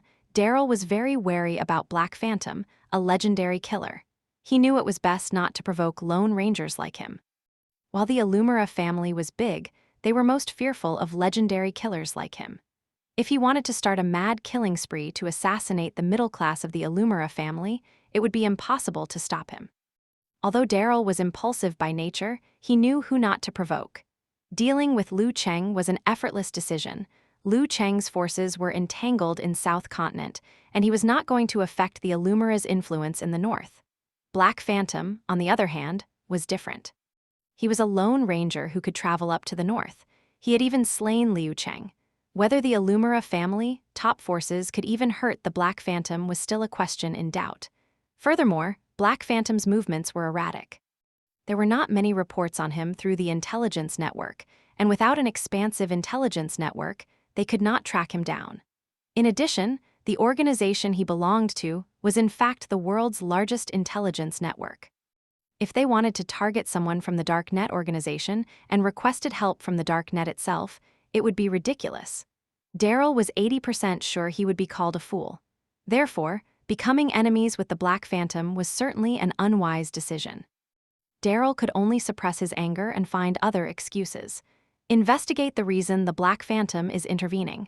Don't provoke him just yet. Xiao Jin agreed with an expressionless face. It was hard to know what he was thinking about. Daryl had always been an impatient man, and now that he was frustrated. He pointed to Xiao Jin's face and ordered, "Go deal with your son's business. The war is coming. I don't wish to deal with any sort of Germinal's business at this time." Xiao Jin adjusted his glasses and said, "He's my son. Once I find him, he will come back obediently." Day was about to break, and the gunfire in Green Valley Ville was finally coming to an end. The remaining enemies had all been killed. When Liu Cheng had conquered Green Valley Ville, he ordered his troops to clear the battlefield and restrain them from harming any residents. The worried residents who could not sleep for the entire night rushed to the streets and listened to the new master of the town, Liu Cheng, in the square. He promised to safeguard the residents' lives and property. For the Green Valley Ville invasion task, players who had chosen to protect the camp had all failed and were feeling dejected. The battle last night had been very intense, and many players wished it had been longer. Han Zio also gained some experience from the task. He held his arm and leaned against a house to wait for Liu Cheng to complete his speech. He had Frenzied Sword and Bun Hit Dog by his side. Frenzied Sword was in bad mood as he was not able to keep Han Zio to himself now. He was upset. Bun Hit Dog went over to Frenzied Sword and said, "I know you. You were featured on Galaxy Times. You are a professional gamer." "Oh," Frenzied Sword reacted coldly. "Have you always been following Black Phantom?" Bun Hit Dog was curious. Frenzied Sword did not want to bother with Bun Hit Dog, but as a professional player, he had to take note of his image and he should not be too cold. He nodded. "Do you know his origins?" "His real name is Han Zio," Frenzied Sword replied. He came to realization immediately and turned around to see if Han Zio had heard him. He relaxed. "He used to serve Star Dragon. I'm not very sure about the exact details, but I do know that he is acquainted with someone in the camp called Star Dragon Strategic Defense Department."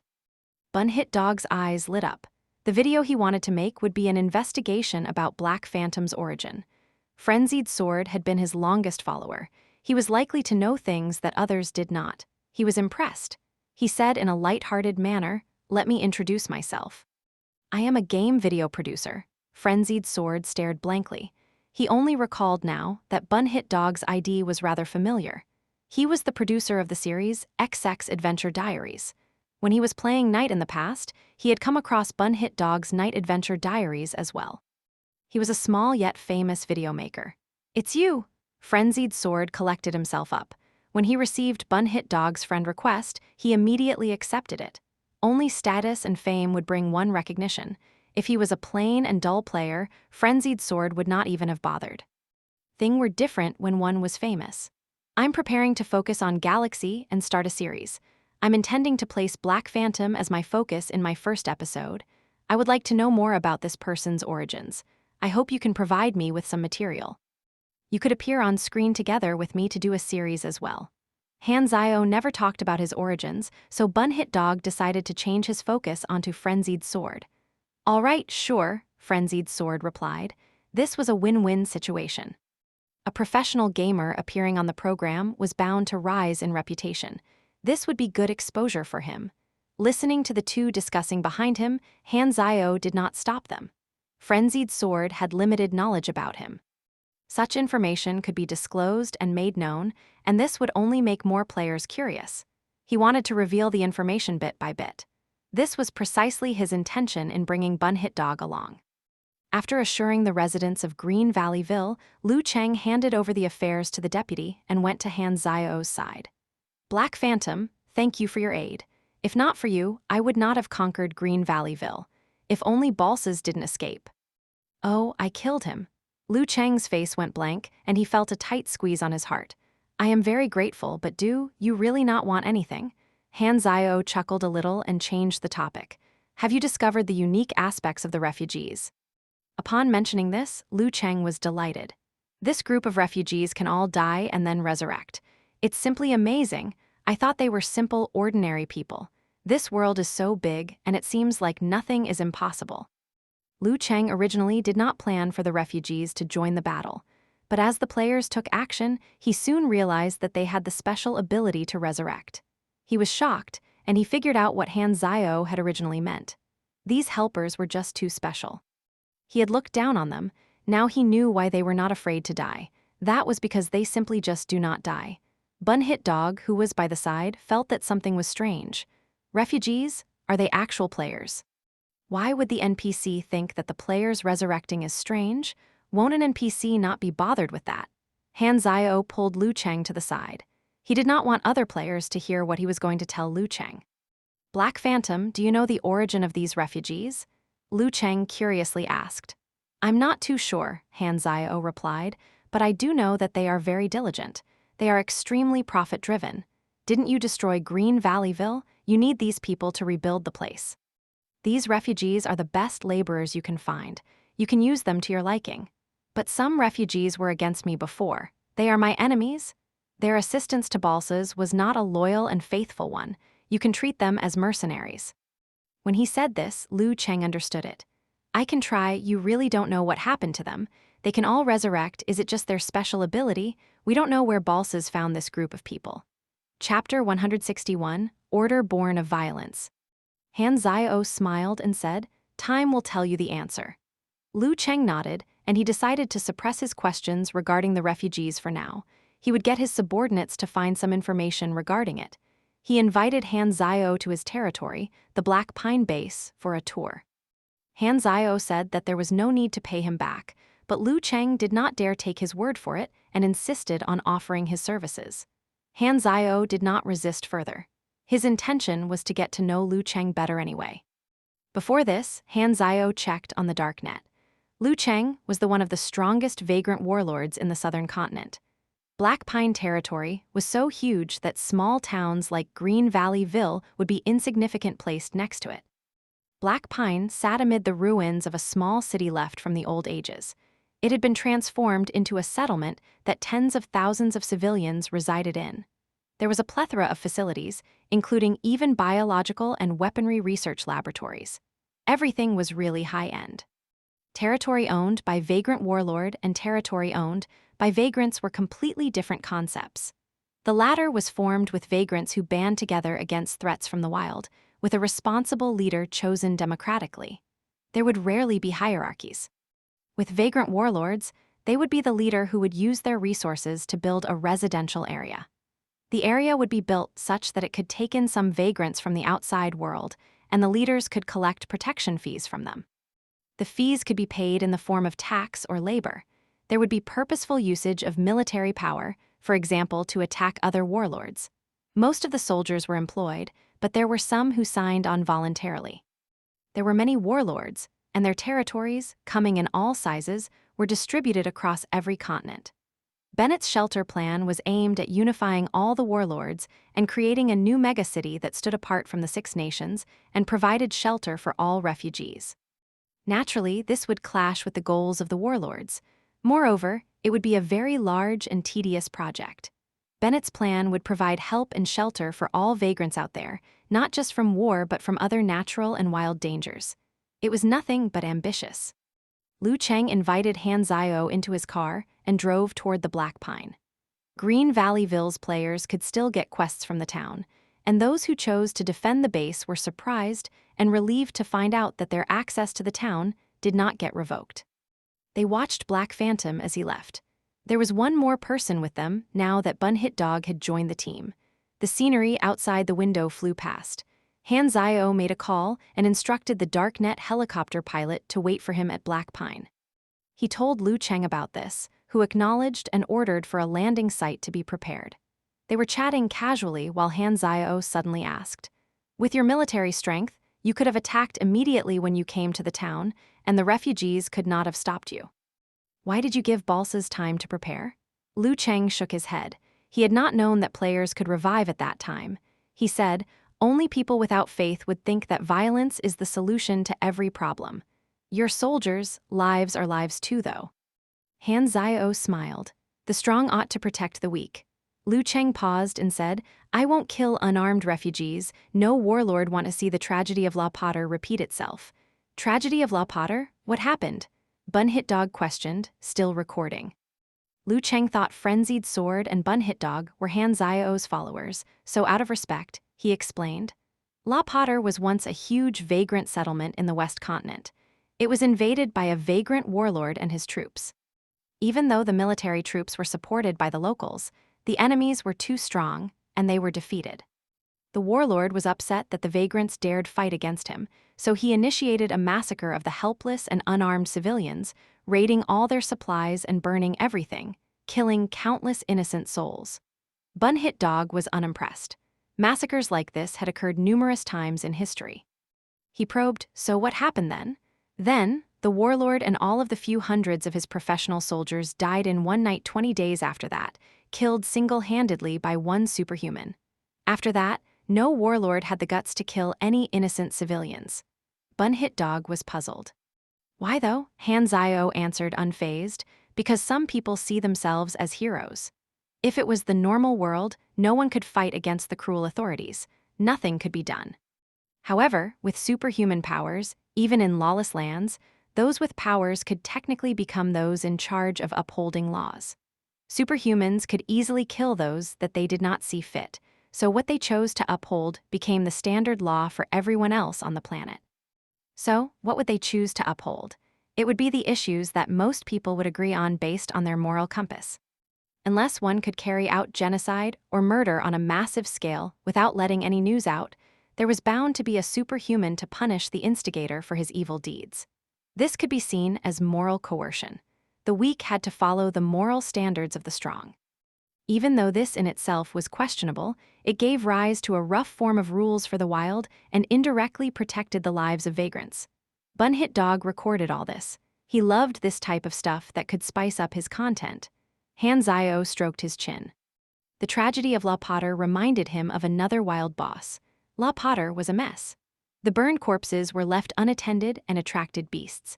A new virus sprouted from the corpses and spread into the soil and water sources. All the beasts in the region mutated, and every once in a while, there would be a beast king-level wild boss found there, which could trigger a quest to kill the boss and harvest its mutated heart for a research group. This would lead to potions that could add on attributes and might even awaken potential talents. The players could repeatedly fight the wild boss, but the usual process of grinding through quests would be inevitable. In Galaxy, there were a few types of instance dungeons, the first being the special scene where monsters spawned endlessly, such as some magical realms or mock combat rooms in labs. Other than these special realms, in Galaxy's world, there were also important realms that were protected by military troops. Large-scaled battlefields could also be made into an instance dungeon. This type of instance dungeon was extremely random and could close anytime. The second type would be Instance Dungeon Crystal, which was a special item dropped from special quests. Only players could use it, and it would bring the player back in time to a parallel world to experience events that had happened in the past.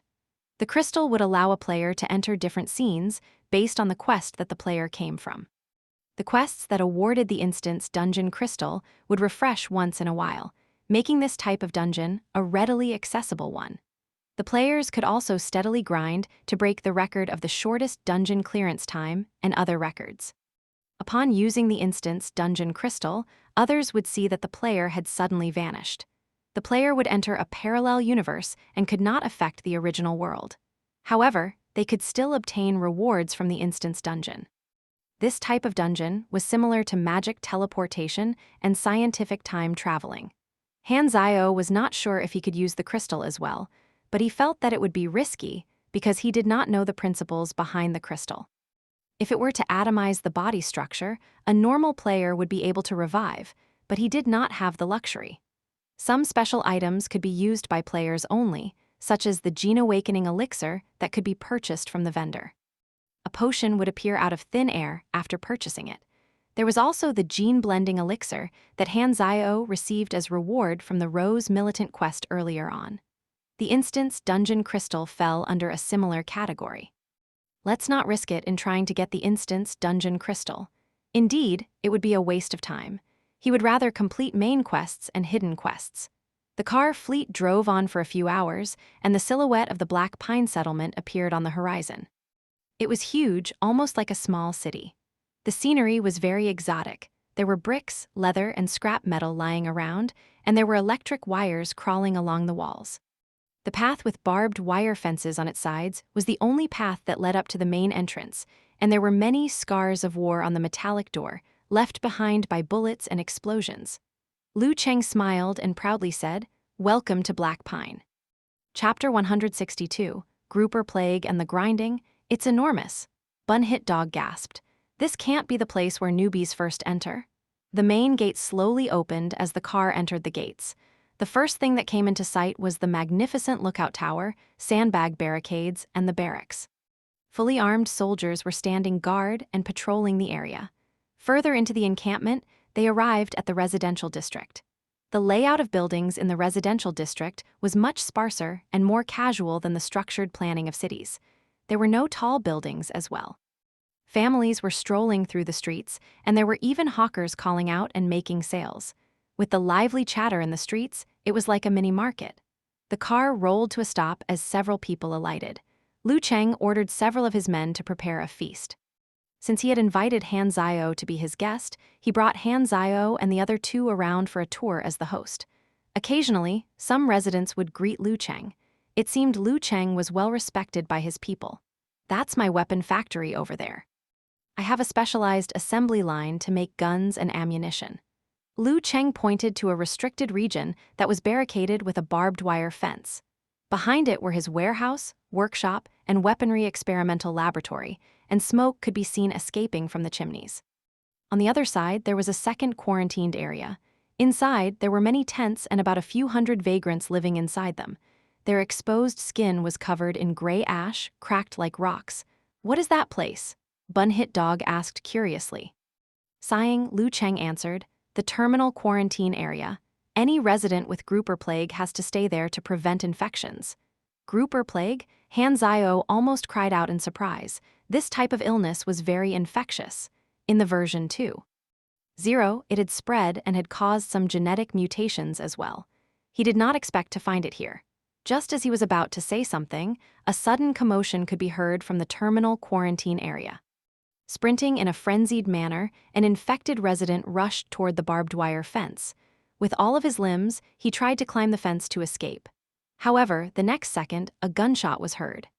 The security officer at the side reacted at lightning speed, firing at the man with his machine gun, turning this escaped resident into mesh as he fell to the ground. As he lay in his pool of blood, a viscous, yellow liquid could be seen pooling out from the corpse as well. Several doctors in their white protective suits walked out and packed the corpse into a body bag. On the ground where the corpse was, they sprayed large jets of disinfectant. The soldier who killed the escaping resident withdrew his gun, expressionless, as if he had just killed a worthless chicken. The infected within the quarantine area watched this scene in silence, expressionless and numb.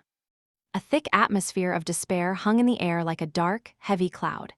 It is very hard to cure those who have been infected with this plague. To prevent them from spreading the plague to more people, we can only control it like this, Lu Cheng explained. Han Zio turned to look. Nearby, the residents looked as though everything was as usual, without a single trace of empathy on their faces. That's cold-blooded, Bunhit Dog quietly said. At first, there were only tens of people who were infected. One infected knew that he couldn't be treated and escaped from the quarantine region, so the number of people infected increased to more than 300, Lu Cheng said dryly. Bunhit Dog was speechless. You have triggered the quest origins of the grouper plague. Quest description: Black Pine Settlement is troubled by the spread of the grouper plague. To control this plague, what do you think you can do? Quest requirements: 1. Find the source of the grouper plague. 2.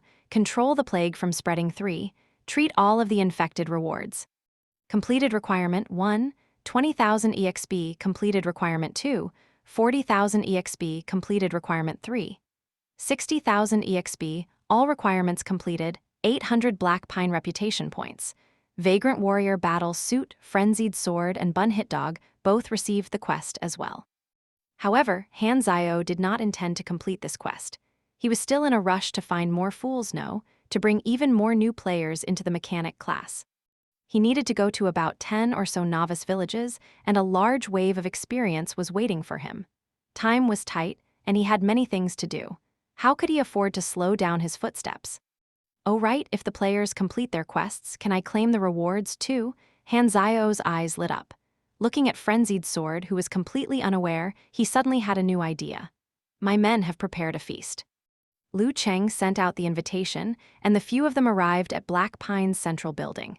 It was like a mini castle, and the western point was called the Lord's Hall. The dishes served in the feast were generous in quantity, meant to fill one's stomach. Black Pine Settlement had a harvest field where they grew their own crops, and they also had their own butchery, where they raised animals, such as Highland cattle, chicken, and the black-haired short-snout hog. The vagrants' encampment consumed large amounts of resources every day. If they relied only on the dark net to obtain their resources, they would not be able to bear the costs, especially because it was extremely expensive. So, the residents learned to be self-sufficient, building their own tiny territory. At the feast, Han Zio and Lu Cheng were chatting casually when Lu Cheng eventually diverted the topic to the issue of repaying the favor to the Black Phantom. Dragging it on for so long, he felt very uneasy. Just take it as we've become friends. In the future, if anything crops up, feel free to look for me, and I'll help you out. Han Zio left his phone number behind. He wanted to maintain his friendship with Lu Cheng so that he could find out when the 4 blueprint quest began. Thinking for a while, he said, "Come to think of it, I need some help from you. I want to borrow your workshop and some materials to make something." "No problem, I'll make arrangements right away." Lu Cheng felt more at ease. He felt reassured after Han Zio finally brought up a request for him. Your territory has to deal with the issue of the grouper plague quickly, otherwise it might become a disaster. My friends will stay behind to help you out. Han Zio suddenly slapped Frenzied Sword's back, who spat out all of the food in his mouth, coughing nonstop. "Are you abandoning me?" Frenzied Sword asked disbelievingly. "I'm not interested in being your mom." Han Zio held back his biting comments as he wrote up a few quests and tossed them out for Frenzied Sword and Bunhit Dog to complete. The gist of the quests was to have the two of them remain at Black Pine, resolve the issue of the plague, and improve their reputation in Black Pine. Han Zio spent 200,000 EXP, splitting it between the both of them. The quests were all long-term ones, and he intended for both of them to stay at Black Pine. With the remaining journey and tasks at the novice villages, there was no need to bring these 2 players with him. It made going online and offline inconvenient and slowed him down as well. He might as well just leave them to complete their quests in Black Pine. For the gifted players he had selected, he was not only going to train them himself, but there was another benefit. That was, they could follow him and gain exposure to high-level fights. Compared to other players, they could expand their maps earlier, which was the main attraction in allowing players to follow him. For now, allowing the gifted players to complete other tasks and train by grinding was useful in developing their individual unique skills. It could allow them to explore and tap into their potential. It also gave him more time to himself to do other tasks. As for the rewards that these gifted players received, sooner or later, a part of it would come back to him. If Frenzied Sword completed the Plague Quest, Han Zio could get some experience as well. And Frenzied Sword would use a portion of the money he earned to buy equipment from Han Zio. Not only did he want to earn players' gold, but through players, he could earn NPCs' second-hand gold as well. If Han Zio was a mothership, the players that he took under his wing would be akin to a fleet of fighters. No matter how many achievements they obtained, they would still have to return to their home base and repay him. Of course, that was only under the condition of him being able to achieve and attain even greater benefits. On this note, he was still very confident. Other than the players themselves, there was no other person who understood players better than him. I'm such a genius. Frenzied Sword could only agree to Han Zio's arrangements, and he was actually quite satisfied. Black Pine was a high-level map, and the rewards for each quest were quite generous too. Bun Hit Dog had even less objections. The materials he had looted were already enough. Staying in Black Pine meant that he did not have to worry about losing track of Han Zio. He could focus on making the first episode of his video. Liu Cheng felt that Frenzied Sword and Bun Hit Dog's abilities were very mediocre and could not help much, but on Han Zio's account, he expressed his thanks to them anyway. At the dining table, they settled their plans. After eating, it was already past noon, and Liu Cheng went back to take a rest. The previous night, he had been battling and had not slept. In the morning, they were on the roads, rushing to get back, and he was thoroughly exhausted. On the other hand, Han Zio had slept on the car for a while and was in high spirits. He could move about Black Pine freely, so he gave some orders to the pilot of the Darknet helicopter.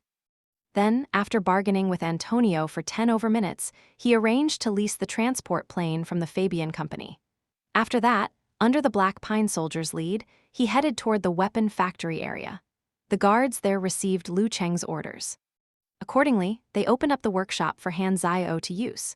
Liu Cheng had already arranged for his men to prepare the materials. Han Zio began his work on the lathe.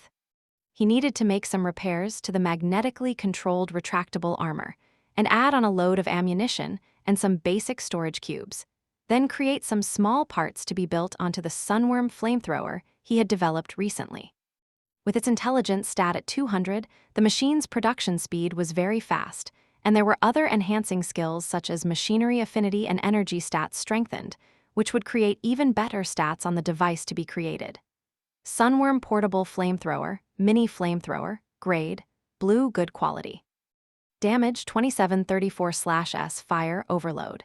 60s Cooldown, 20s Range, 7M Power Output, 92 Fuel Type, HF Liquid Fuel Energy, 210-210, uses 1 energy point S, weight, 94 kg side effect.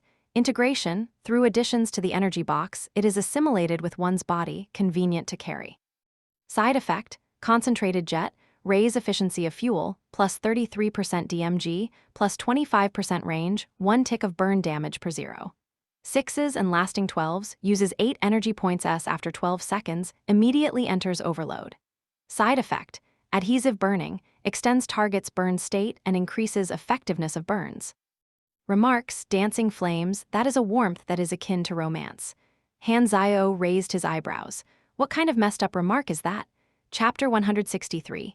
Exchange, Sunworm's nozzle, duct, and fuel tank were integrated as one.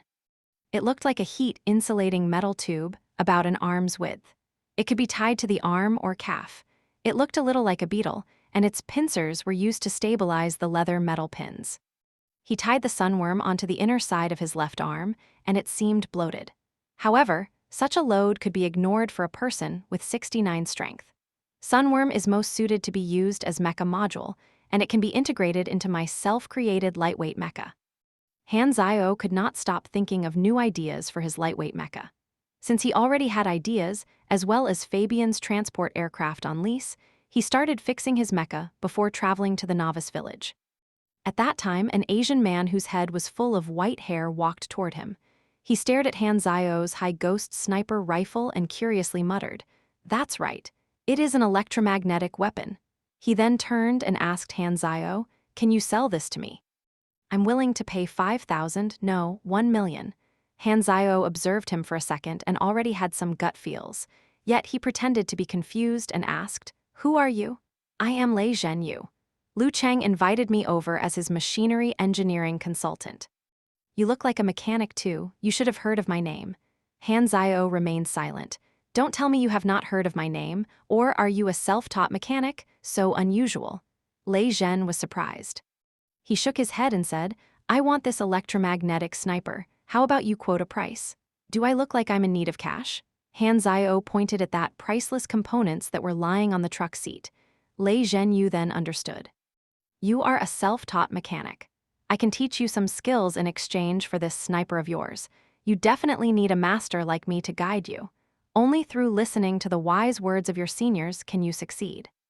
I can tell that deep down inside, you have always wanted to have a master to learn from. Here, the doors are opened for you. This is your chance. If you miss it, you will regret for life. He did not know that this electromagnetic sniper rifle was made by Han Zio. From what he knew, self-taught mechanics were often weak. Hence, he wanted to nab that sniper by teaching Han Zio some new skills. As a mechanic master, he did not usually go around teaching other people. By giving Han Zio the chance, he thought that it was worth it to exchange it for the electromagnetic sniper rifle, as long as the other party was humble enough. Han Zio's eyes twitched. It was the first time he had ever met someone who was so shameless and full of himself. With just a bit more, both of their skills would have been on par. Actually, Han Zio knew of Lei Zhenyu's background. He was a well-known and skillful master mechanic in aquamarine, so he was not wrong about saying that he was a master. He belonged to the same era as Old Man Liu and had already retired decades ago. Both he and Old Man Liu did not have the master demeanor and looked disappointing to most. Han Zio knew why Lei Zhenyu appeared at Black Pine. It was related to Old Man Liu's 4 Blueprints mission, and coincidentally, Lei Zhenyu happened to be part of this secret mission. In the past, Liu Cheng abandoned his daughter, who was only a few years old, and left her in the care of Old Man Liu. He ventured into the wild and became a warlord. Because of this incident, he had a fight with Old Man Liu, who was unable to understand his choices at that time. The relationship between the father and son was so tensed that it was as though they were strangers. Liu Cheng slowly climbed up and became the strongest warlord on the southern continent. He was always facing various dangers. On the surface, Old Man Liu seemed as though he did not want any affiliation with his son. However, he was secretly following Liu Cheng closely and even requested that his old friend, Lei Zhenyu, move to Black Pine to help and protect Liu Cheng. Liu Cheng knew nothing about the pact. He was shocked as he thought that he had managed to invite a great master all by himself. This might be the moment for the 4 blueprints. Lei Zhenyu had to leave Black Pine due to some other matters. Old Man Liu used another method to help Liu Cheng as he did not wish to meet his son in an awkward situation. He left the blueprints behind and left for the western capital, and his current whereabouts were still not known. Maybe that's what they call a father. Han Zio sighed. Why was Zhu Zaiqing's The View of My Father's Back such a classic? Maybe because people with more experiences would be able to resonate with that story. Even Old Man Liu, a foul old stick, had his own worries. Han Zio calmed himself and said, I can exchange with you. I want advanced knowledge. Based on past memories, Lei Zhenyu knew some advanced knowledge, yet players were unable to acquire the knowledge from him. Even so, Han Zio decided he wanted to give it a try. Lei Zhenyu earnestly said, Kid, don't be too ambitious. You are a self-taught mechanic. Your standard is not enough for you to be able to understand advanced knowledge. How about I teach you something else instead? No, I only want advanced knowledges. But you won't understand. That's even better. You don't have to worry that I will learn it. I'll just look at it for an hour. Take it as I am just being curious, okay? Lei Zhenyu was speechless. Advanced knowledge was very precious, and it could be considered a secret wild card. It was crucial that the knowledge was highly conserved. Even though he was really curious about the structure of the electromagnetic sniper, it was definitely not worth exchanging it with the priceless knowledge. Even though Han Zio said he might not understand, he did not want to take the risk at all. Lei Zhenyu contemplated for a while and insisted, I can't teach you the advanced knowledge, but I can use the knowledges to create a weapon in exchange for yours. Sure enough, it was not easy to get his hands on the advanced knowledge. Han Zio was already prepared for this outcome and was not depressed about it. Instead, he considered Lei Zhenyu's offer. If he could create an item to exchange for another item of the same level, there was nothing to lose. However, this ghost sniper had only reached this level through several upgrades. Han Zhao still wanted to use it, so he decided to create a new one to exchange with Lei Zhenyu. Han Zhao nodded in agreement and said, "I'll create a new one for you." "You made this sniper," Lei Zhenyu shouted in disbelief. He thought Han Zhao looked like a newbie, and given that he was a self-taught mechanic, he expected the gun to be made by someone else. Unfortunately, it turned out to be the opposite. All the 6 nations were secretly trying to invent an electromagnetic weapon, and none had even reached the experimental stage. If it was just creating a stable electromagnetic weapon, Han Zhao and Lei Zhenyu were of the same standard. Lei Zhenyu then remembered that he had portrayed himself as a great master just now. Even with his old face, he felt ashamed and awkward. How shameful to flaunt his skills in front of another mechanic of the same level. Luckily, Lei Zhenyu had thick skin. He corrected his attitude and treated Han Zhao as an equal. At that time, the guards rushed over and whispered to Lei Zhenyu that Han Zhao was also a legendary assassin. Lei Zhenyu was dumbfounded. He then observed Han Zhao for a while. Many mechanics were capable of experimenting. However, it was rare to find one who was also capable of fighting. His admiration for Han Zhao rose to an even higher level. With good skills, one would be valued everywhere one went. "Please come with me, I will show you my storeroom." Lei Zhenyu coughed as he tried to change the conversation topic to avoid awkwardness. The way he spoke to Han Zhao was suddenly more respectful. Both arrived at the restricted area inside of the arsenal area. This was where the high-ranking researchers lived. Lei Zhenyu's home was a spacious suite with all sorts of daily necessities. There were even wine cabinets and bookshelves that were made of high-quality wood, all of which was not cheap. By the corner of the room, there was a small, simple bed. He seemed to be leading a great life. Lei Zhenyu drew the wine cabinet open and activated the secret door button. The wine cabinet slid to a side and revealed a secret storeroom. He then called Han Zhao over. Inside, there was a row of glass showcase shelves that stood by the wall and contained various weapons. Lei Zhenyu headed straight for the innermost showcase shelf. "I have 4 items that were created using the advanced knowledges. Let me introduce them to you." Lei Zhenyu pointed to the glass showcase shelf and started blabbering. Lei Zhenyu's advanced knowledges was geared toward miniature modifications. These 4 advanced weapons were all related to nanomechanisms. Type I nurse, biogranule.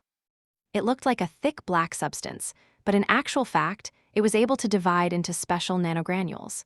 They could then be inserted into one's body. When injured, poisoned, or bleeding, they would help one recover from the situation either by clearing the poison or speeding up blood clotting. It was a type consumable medical treatment. U9 colloidal bulletproof membrane. It looked just like ordinary glass on the surface. However, upon receiving any shock, it would briefly become non-solid to counteract kinetic energy and then solidify to trap any object. For instance, when a bullet is shot toward it, the bullet would be trapped, as though it was originally growing from within. Though it looked just like transparent glass, it was highly defensive and not easily damaged. It was most suitable for making bulletproof vests. Fermi condensate. It was a weapon that resembled the appearance of shaving foam and could be injected into a weapon to cool it down internally. It would reduce the cooldown time and then quickly degrade so as to prevent jamming up the weapon system. Sunworm's cooldown time, for example, was 20 seconds. With the use of Fermi condensate, the cooldown time could be reduced significantly to 3 to 5 seconds. The effect was remarkable. It could also be consumed. PE0 nanosynthetic fiber. Similar to the biological tendons of a living organism, it was a black, shiny, tough nanomaterial.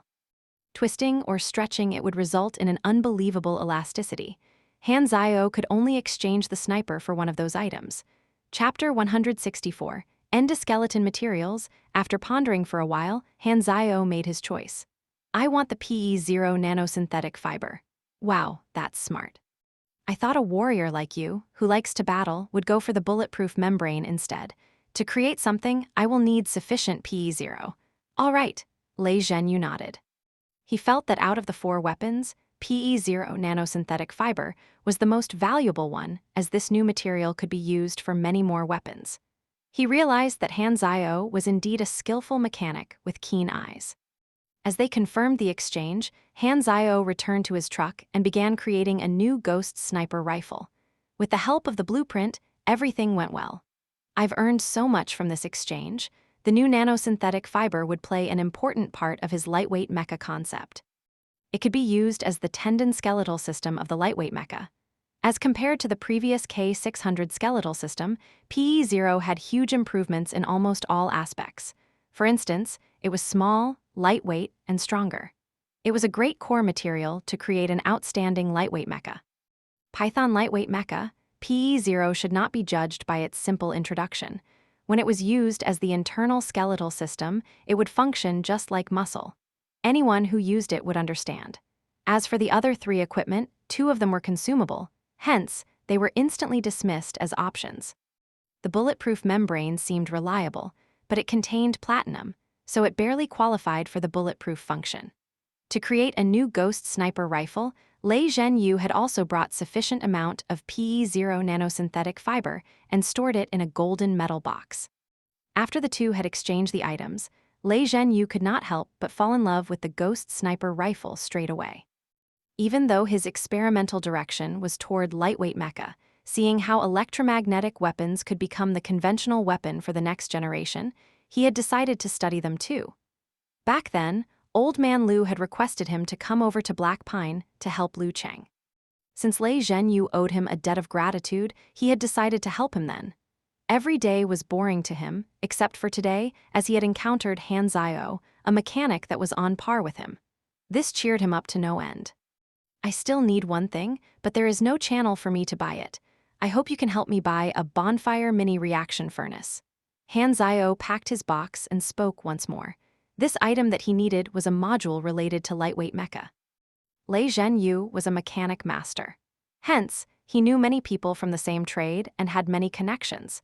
He wanted knowledge beyond advanced material study to build his gun, so he was using Lei Zhenyu as a channel to help him find some things. That item is not easy to get. Besides, even if I ask my friend from Ordina to sell it to me at cost price, it would still cost 2 to 3 million. Not to mention, extra time will be needed to make that item. Money isn't the problem. Han Zio smirked and was full of confidence. Lei Zhenyu was a master in the mechanic world, so he knew many other mechanics of the same level. He was enthusiastic toward Han Zio and agreed to help to contact the bonfire mini reaction furnace seller for him. To Lei Zhenyu, it was just a few phone calls. After exchanging their numbers, Lei Zhenyu took his Ghost sniper rifle and left, while Han Zio continued with his work in the truck until midnight. After he was done with his work, he switched off the light and headed for his temporary residence with the guards. The night was quiet. There was no nightlife in Black Pine Settlement. When night fell, all residents would go back home to rest. In the dangerous wild, one would need to remain vigilant to know what to do in case of any possible danger. Also, entertainment was a luxury. In the wild, there were monsters, sickness, hunger, and various catastrophes. With that, warlords had already developed a vigilant attitude.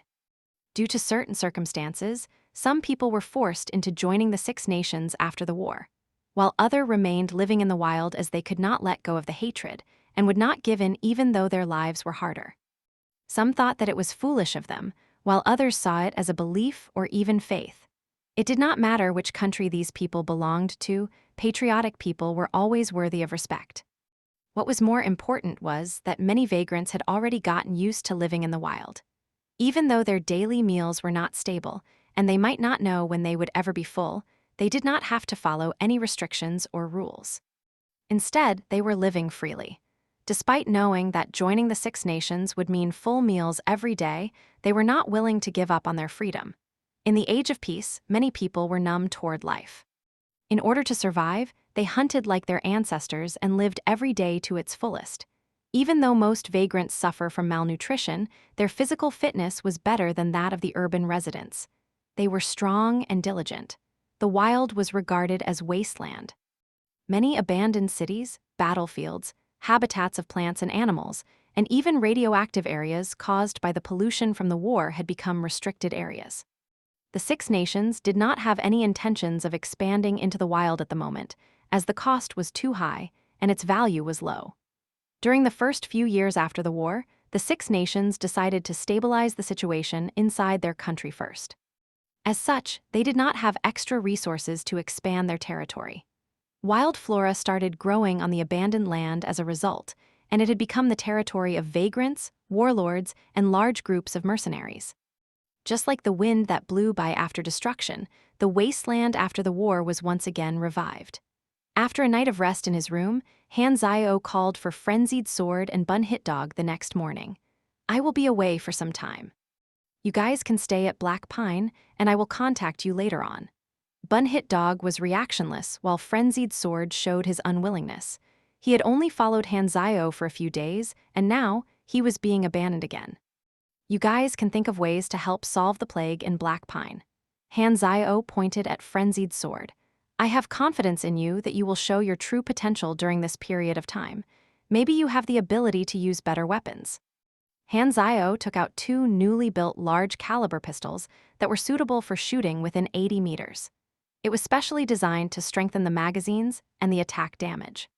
It was green quality and twice as powerful compared to the pistols that Hanzio had sold to the other players. He then presented the pistols to Frenzied Sword, who was looking on with his jaw on the ground.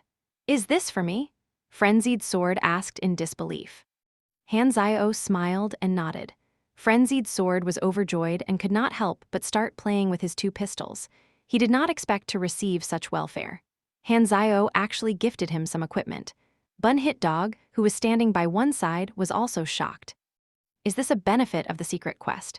As long as your performance is good, Black Phantom will reward you as and when he likes." Hanzio intentionally built these two pistols to aid Frenzied Sword in completing more tasks. To ensure that his workers did their best, they first needed their weapons. When giving rewards, Bun Hit Dog could also film it, and when it is aired, more players would witness the scene. Through that, many people would think that Hanzio cared a lot about rewards and would be more eager to join his secret quest. All Hanzio had to do was gift pistols that he could make easily, and with a little bit of generosity, he would be able to earn even more. "I think you have great potential in wrestling. You should go learn some close combat skills," Hanzio mentioned. Frenzied Sword was gifted in wrestling and should advance to become a mechanical pugilist. He naturally hoped that Frenzied Sword could be strong like his previous life, where as a mechanical pugilist, he displayed his martial artist talent, hopefully. What Hanzio said struck a chord with Frenzied Sword. That was something that he was thinking about too. After making his instructions clear, Hanzio boarded the Darknet helicopter and left Black Pine. "Black Phantom has left," the helper reported to Liu Cheng. Liu Cheng nodded as he had a great impression of Hanzio. He then said, "Take care of his two friends and take notice of any weird villagers from Green Valleyville. Find out about their background too." When the helicopter arrived at the Fabian Company, Hanzio boarded on the transport aircraft and headed for a new novice village in the southern continent. This time round, he would be occupying the aircraft for a long time, as he even wanted to fly across the ocean to the novice villages in the western continent and northern continent. The Fabian Company did not have much power in the other two continents. As such, it would be expensive to occupy the aircraft for such a long time. Even after a friendship discount from Antonio, the price could still be jaw-dropping, plain extortion. His Darknet's account still had enough funds, and he had a lot of plans to accumulate more wealth. There was no need for him to worry about the funds. Once he boarded the aircraft, Hanzio began building his mecha. The advantage of building his own mecha was that the different modules could be fixed separately and then combined together afterwards. This would reduce the risk, and the success rate for a self-created mecha would be higher. Even though he did not have the blueprints, he had his own ideas.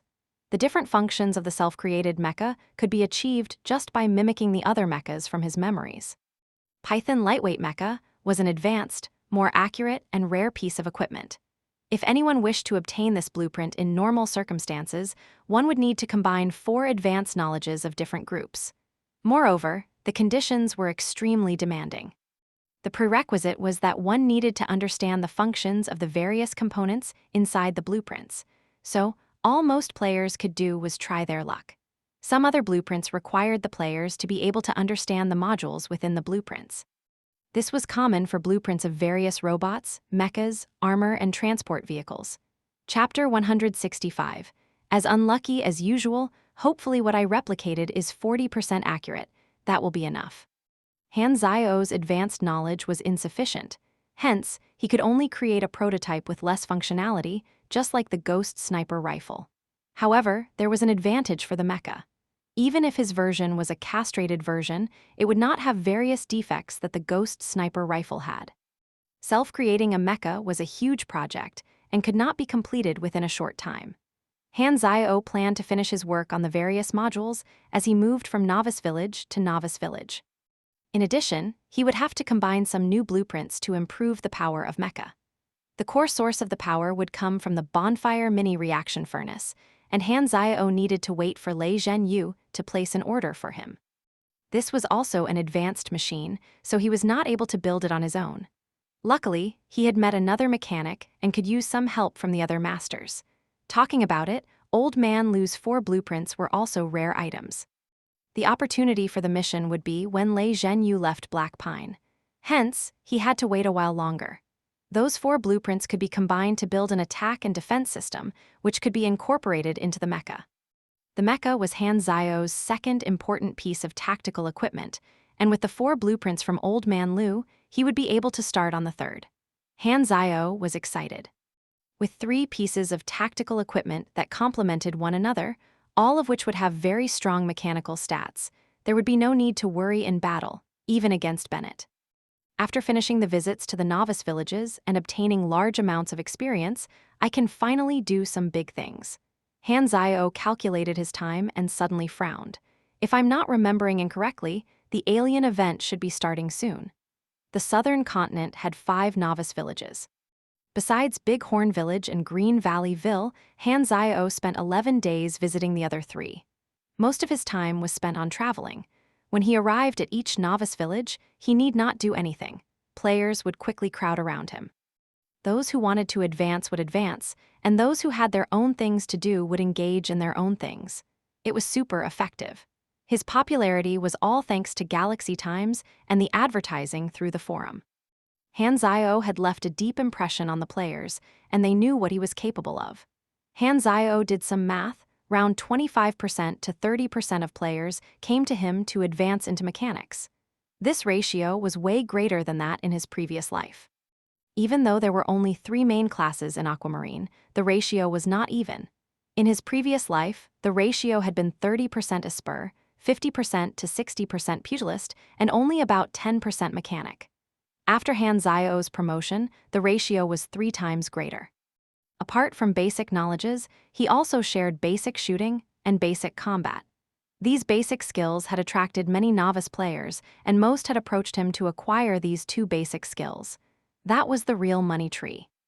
Hanzio was making a small profit from each novice player, and these small gains accumulated to a veritable fortune. 3 novice villages had earned him a total of 923 million EXP. The efficiency was shocking. With these 11 days of gaining experience at a rocket-like efficiency, he had earned an amount comparable to completing 10 or so high-difficulty missions. Players of the same level from his previous life would have needed to spend many months to acquire the same amount of experience. The cumulative effect from the interface and the NPC template helped him improve tremendously. Well, at least he had found himself a steady channel for experience. The player market had the most potential, and since he was able to monopolize it at the moment, the profit was simply amazing. With countless experiences on hand, Hanzio went ahead to level up his class rank Mechanic Trainee to LV 15. When his level reached LV 55, he would need to advance in order to continue leveling up.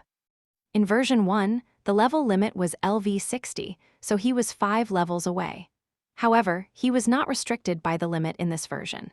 Hanzio could in fact become the first character in Aquamarine to reach LV 60. Unfortunately, the advancement requirements were a real headache for him.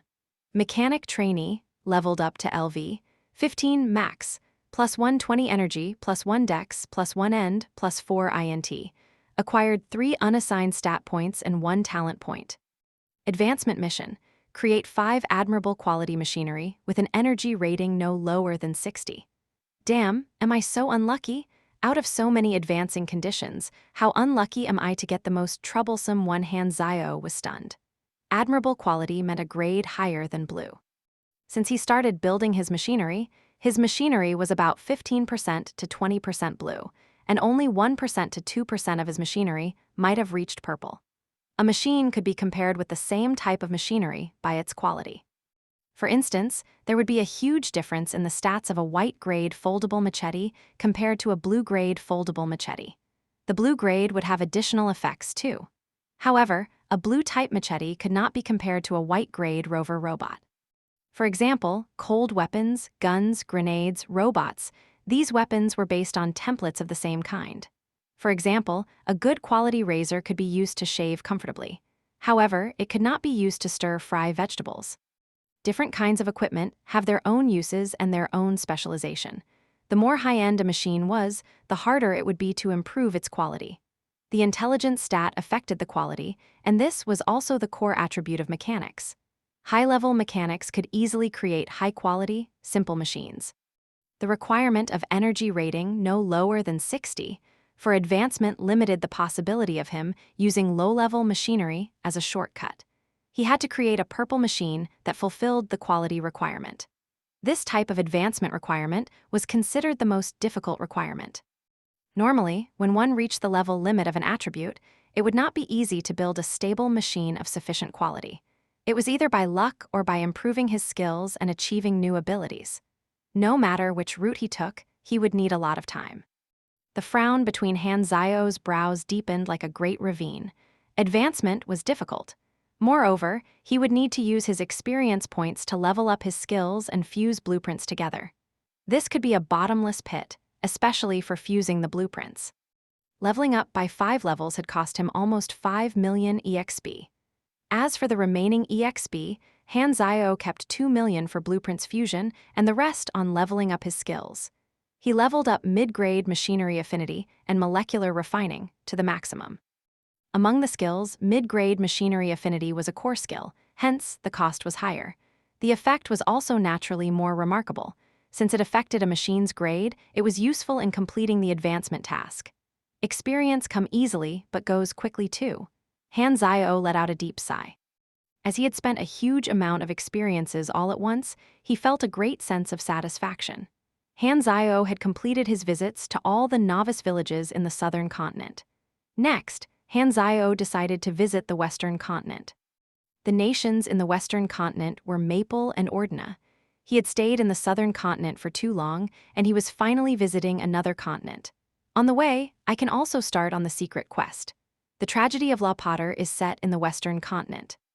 Because there was a need to cross the sea, the transport aircraft stopped at one of Hesla Port City's airports to prepare for the long-distance flight and top up the fuel. This was Antonio's territory. Han Zio spent a huge sum of money, almost emptying Antonio's warehouse, and filled up his aircraft with a lot of materials. "You are going to the western continent?" Antonio held a thick black cigar in his mouth. With his bear paw-sized hand, he patted Han Zio on his shoulder. "A person like you, an assassin, will definitely be blacklisted by many nations. The special agents of Maple and Ordina might find you for afternoon tea. You will have no say over there too. Our power in the western continent is limited as well. A piece of advice for you, try not to expose yourself. And so, be careful." Han Zio laughed and exclaimed in feigned surprise, "Oh, you can actually finish that in one sentence." Han Zio patted Antonio's strong arm and went up the aircraft. "Don't worry, I won't go crazy there." Filled with fuel, the aircraft took flight and disappeared into the air. As Han Zio visited all the novice villages in the southern continent, it created a huge discussion on the forum. The novice players from the other 3 continents were all envious and jealous of the players from the southern continent. They wished to meet the Black Phantom, too. However, it was not possible for them to cross over to another continent. As such, they could only watch helplessly as players from the southern continents boasted about it on the forum. This made them feel terrible, just like seeing photos of fast food in the middle of the night. Even if you were hungry, you could not eat it. There was no point being envious, so all the helpless players could do was vent their emotions on the forum. "Ah, I want Black Phantom. I am suffering from a disease. I will die if I don't meet Black Phantom. Why are there no characters like Black Phantom in the continent that I got into?" Players from the southern continent started giggling as they thought they were fortunate to have a great birthplace. Looking at players from the other continents grumbling about their lack of luck, the players in the southern continent felt a sense of superiority. Man, luck is also part of power. Not that I'm targeting anyone, but I mean everyone here is trash. By this point, the players from the southern continent all had inflated egos. Chapter 166, Alien 1, the Black Phantom had gone to the western continent. Why is he there? Bennett was shocked. I don't know. He didn't say. Wang Yuan shook his head. Bennett had no choice but to give Han Zio a call. He did not answer. As Han Zio was flying across the ocean, the reception on his phone was bad. Helpless, Bennett shook his head. Stardragon's material aid had arrived, and Hesla had loosened a little after some work. The shelter plan was about to be rolled out as a pilot project in the southern continent. He was planning to gather the strongest members of various organizations as the first layer of protection for the plan.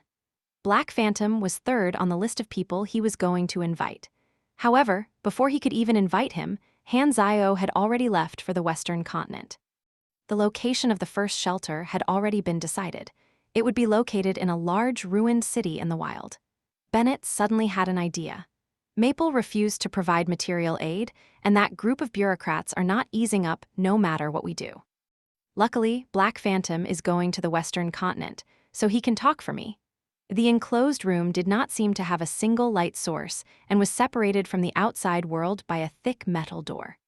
Through the darkness, there was only a streak of light peeking through a small opening. Electrolux was sitting in a corner, reading his interface in exasperation. His Esper potential rating was grade A. However, after over 20 days of open beta, when most players had reached LV8, he was still at LV1. The Germinal organization said they would lock him up for a month, and they meant it. If it was not that Electrolux was reluctant to give up on his high-potential Esper ability, he would have changed to a new account. After the members of the club learned of the situation of his account, they had all been very concerned. They told Electrolux to hold on, and they would invest resources into him when the restriction period was over. With that, he was able to persevere and come online every day to wait, hoping for a miracle. At that moment, the golden metal door started opening slowly, and white light sprayed into the room. Electrolux looked up and saw a man in white standing by the door. The man stared at Electrolux as though he was looking at something precious. I want to perform a little test with you. A man in white smiled freakishly. Cyberloss was joyous. He was one of the top executives in the Germinal organization. As a biologist, he had worked on various experiments for Germinal for many years. Before joining them, Cyberloss was a high-level researcher who betrayed Raylan. He was insane, and his mind was always full of crazy ideas. Even as a fellow human, it was impossible to stop his strong urge to dissect other human bodies. He also did not care about principles and would join anyone who was willing to aid him with resources. In the end, he joined the Germinal organization. As such, Germinal supported Cyberloss to experiment on his crazy ideas by sponsoring him with materials. He was responsible for Valkyrie, Super Soldier, and genetic improvement, all those projects that were totally unethical. There were even other more sinister experiments, and just by mentioning the names, it would make a normal person disgusted and the insane excited. For instance, cross-species hybrid breeding, human-animal fusion. Through years of research, Cyberloss had conducted over 100 experiments and seen thousands of special and gifted human specimens. Among which, Cyberloss was excited about 2 of these specimens, and both were Espers. One of them had bone marrow that had amazing healing functions. It could even revive thousands of dead bodies. However, since the souls were absent in these bodies, the bodies would not truly be revived. That was also the first time when Cyberloss discovered the notion of souls. He experimented more, but due to the lack of technology on Aquamarine, he was unable to gather any souls. The other person had some power that could interfere with destiny. It was also the most incredible thing that Cyberloss had ever witnessed. This person could interfere with the course of an event just by commenting.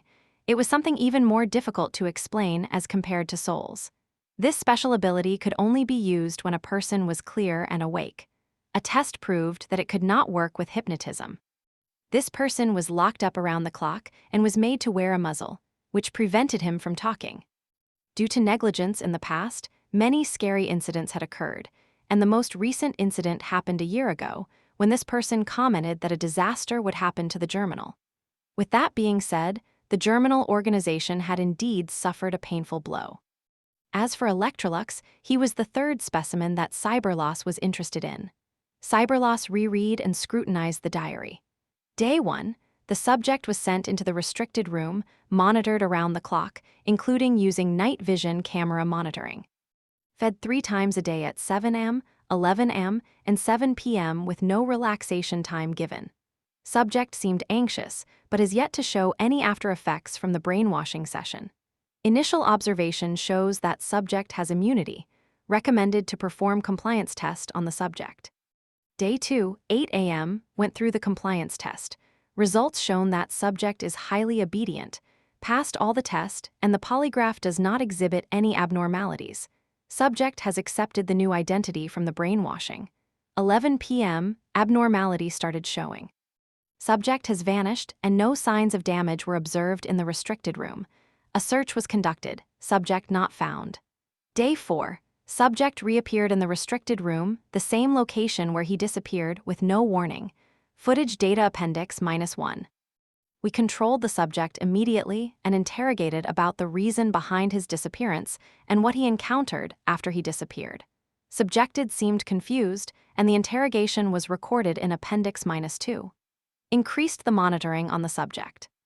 Day 6 used hypnotism to check if he was lying, and the subject spoke gibberish. Footage appendix -3. At night, subject vanished again. Day 8, subject reappeared. Interrogated and hypnotized, details appendix -4. At 8 p.m., surgery was performed to observe the biology, and his physiology seemed normal. Surgery conclusion appendix -5. The observation diary contained observations from 22 days. Some of the vagrants in the Andria mainland also appeared to have similar symptoms as Electrolux. As such, this caught the attention of Germinal. They remained quiet and continued to observe secretly. Immortal, able to resurrect, appear out of nowhere, unknown origin. If it was just one person, there was no reason to worry. However, thousands of people had shown the same symptoms, and this number was still increasing, as though it was spreading like an infectious disease. The leader was concerned and made Cyberloss in charge of conducting various experiments on Electrolux. Electrolux was pinned down in the middle by the guards and was brought to the surgery theater. Lying down on the surgery table, he was given the surgery task. The germinal organization had brainwashed him. As such, he thought all orders given were compulsory missions and violation would lead to heavy punishments. Electrolux could only adhere to the instructions, and he was feeling frustrated. Cyberloss suited up into his surgical gown and started dissecting Electrolux. Electrolux was given anesthesia and was unable to move. All he could do was watch the knife moving about on his body. As he realized he was being dissected, his body system started reacting when the operation started. "You died." Electrolux was struck dumb, and he was revived in the room after 10 seconds. "What in the world was I dissected and experimented on?" Electrolux froze. He had lost 1 revive for that week. However, his EXP did not decrease, and that might have been due to him dying under special circumstances. This was the first time he had encountered such a situation. In the past, when he was playing other virtual online games, NPCs did not care about any special abilities that players possessed, which caused many people complained about it. Players who were more creative had even thought of dissecting these people to study them. He could not believe this was happening in Galaxy. Cyberloss witnessed the whole procedure where Electrolux vanished and then reappeared again. It happened in a split second, and the blood stains could still be seen on the operation theater. "You know, what kind of creature are you?" Cyberloss' eyes lit up. Electrolux suddenly felt like pulling a prank. "What will happen if I tell the truth?" Chapter 167, Alien 2, "The world you live in is just a game. I am just a player." To his shock, Electrolux realized that anything he tried to say became gibberish. He was unwilling to give up trying, but he realized that if he wanted to reveal any information about the real world, the system would change his words. Cyberloss shook his head. "It is the same as the hypnosis record, all nonsense." Electrolux was shocked to find out that NPC could tell the uniqueness of a player. This must have been coded by the developer in an attempt to simulate more realistic characters. "It's so real." Electrolux was shocked. It made him felt as if the NPC was a real person. Galaxy is such a realistic game. He finally understood the name for Galaxy 1, Zero Edition. The developer wanted to allow the players to become adventers, to be the first people to experience another realistic world. Therefore, they did not allow the players to reveal truths of the reality in case they ruined the realistic feeling. He then remembered an old online game. There were also 2 camps of players, and the players from different camps were not allowed to communicate. It seemed to be called the World of the Beast. It must be like that, Electrolux exclaimed. Even if he knew that the reactions that NPCs gave to the players were simulated, he was very impressed. Aside from his responsibilities as a professional player, Electrolux had formed great interest in Galaxy. He was even anticipating what would happen next. There would be more and more players. How would these NPCs react? The guards brought Electrolux back, and Cyberloss stayed in the laboratory and collected blood traces on the operating table. The results of the test were so different from ordinary people, causing his eyes to flicker with curiosity. Let's say this occurrence is the appearance of an alien phenomenon. But why is this phenomenon occurring here, and why has it spread? Most of the aliens appear out of thin air, and there are no database records, unless there is a birth of a new civilization. Could there be a projection from another intelligent species? Cyberloss turned on his computer and brought up a highly confidential file. He verified using his fingerprint, his iris, and a password, which was changed on a daily basis, before opening a document, the Universal Treaty, 7th Revised Edition. Aquamarine came into contact with the K.Lights civilization and had attained more knowledge. The Germinal organization had a copy of this treaty as well. It was stated on the treaty that a projection from a high-level civilization would occasionally interfere with a low-level civilization. The special characteristics of not dying was similar to the description of the projection technique on the treaty. If this was true, this would be the invasion of an advanced civilization. No, for the entity to invade, it would not be so troublesome. A logical explanation would be Aquamarine had become a testing ground for a certain civilization. Cyberloss was not angry at all. In fact, he was very excited by the unexpected phenomenon. If the number of aliens continued increasing, the pattern of Aquamarine would have a drastic change with this characteristic of not dying. The aliens can be brainwashed and are very subservient, but when asked about their place of origin, they talk nonsense, and this could be an instinctive reaction for them. This definitely requires more experimental evidence. The transmission of this alien phenomenon was unknown, and it was impossible to determine if it was contagious or not. The results of the test were normal, and the occurrence for this phenomenon could not be explained. It could be an unique ability, disease, or genetic mutation. The interesting thing was that no abnormal sleeping habits had been observed. From time to time, the disappearance could be the sleeping mode of the aliens. Some aliens had other abilities, their strength was weak, and they seemed to have potential for other unknown reasons. Is the appearance of aliens long-term or short-term? Will the numbers continuously increase? Is there a possibility of the beast infecting the aliens? In the long run, there seems to be some danger with this alien phenomenon, and it is necessary to implement some preventive measures as early as possible.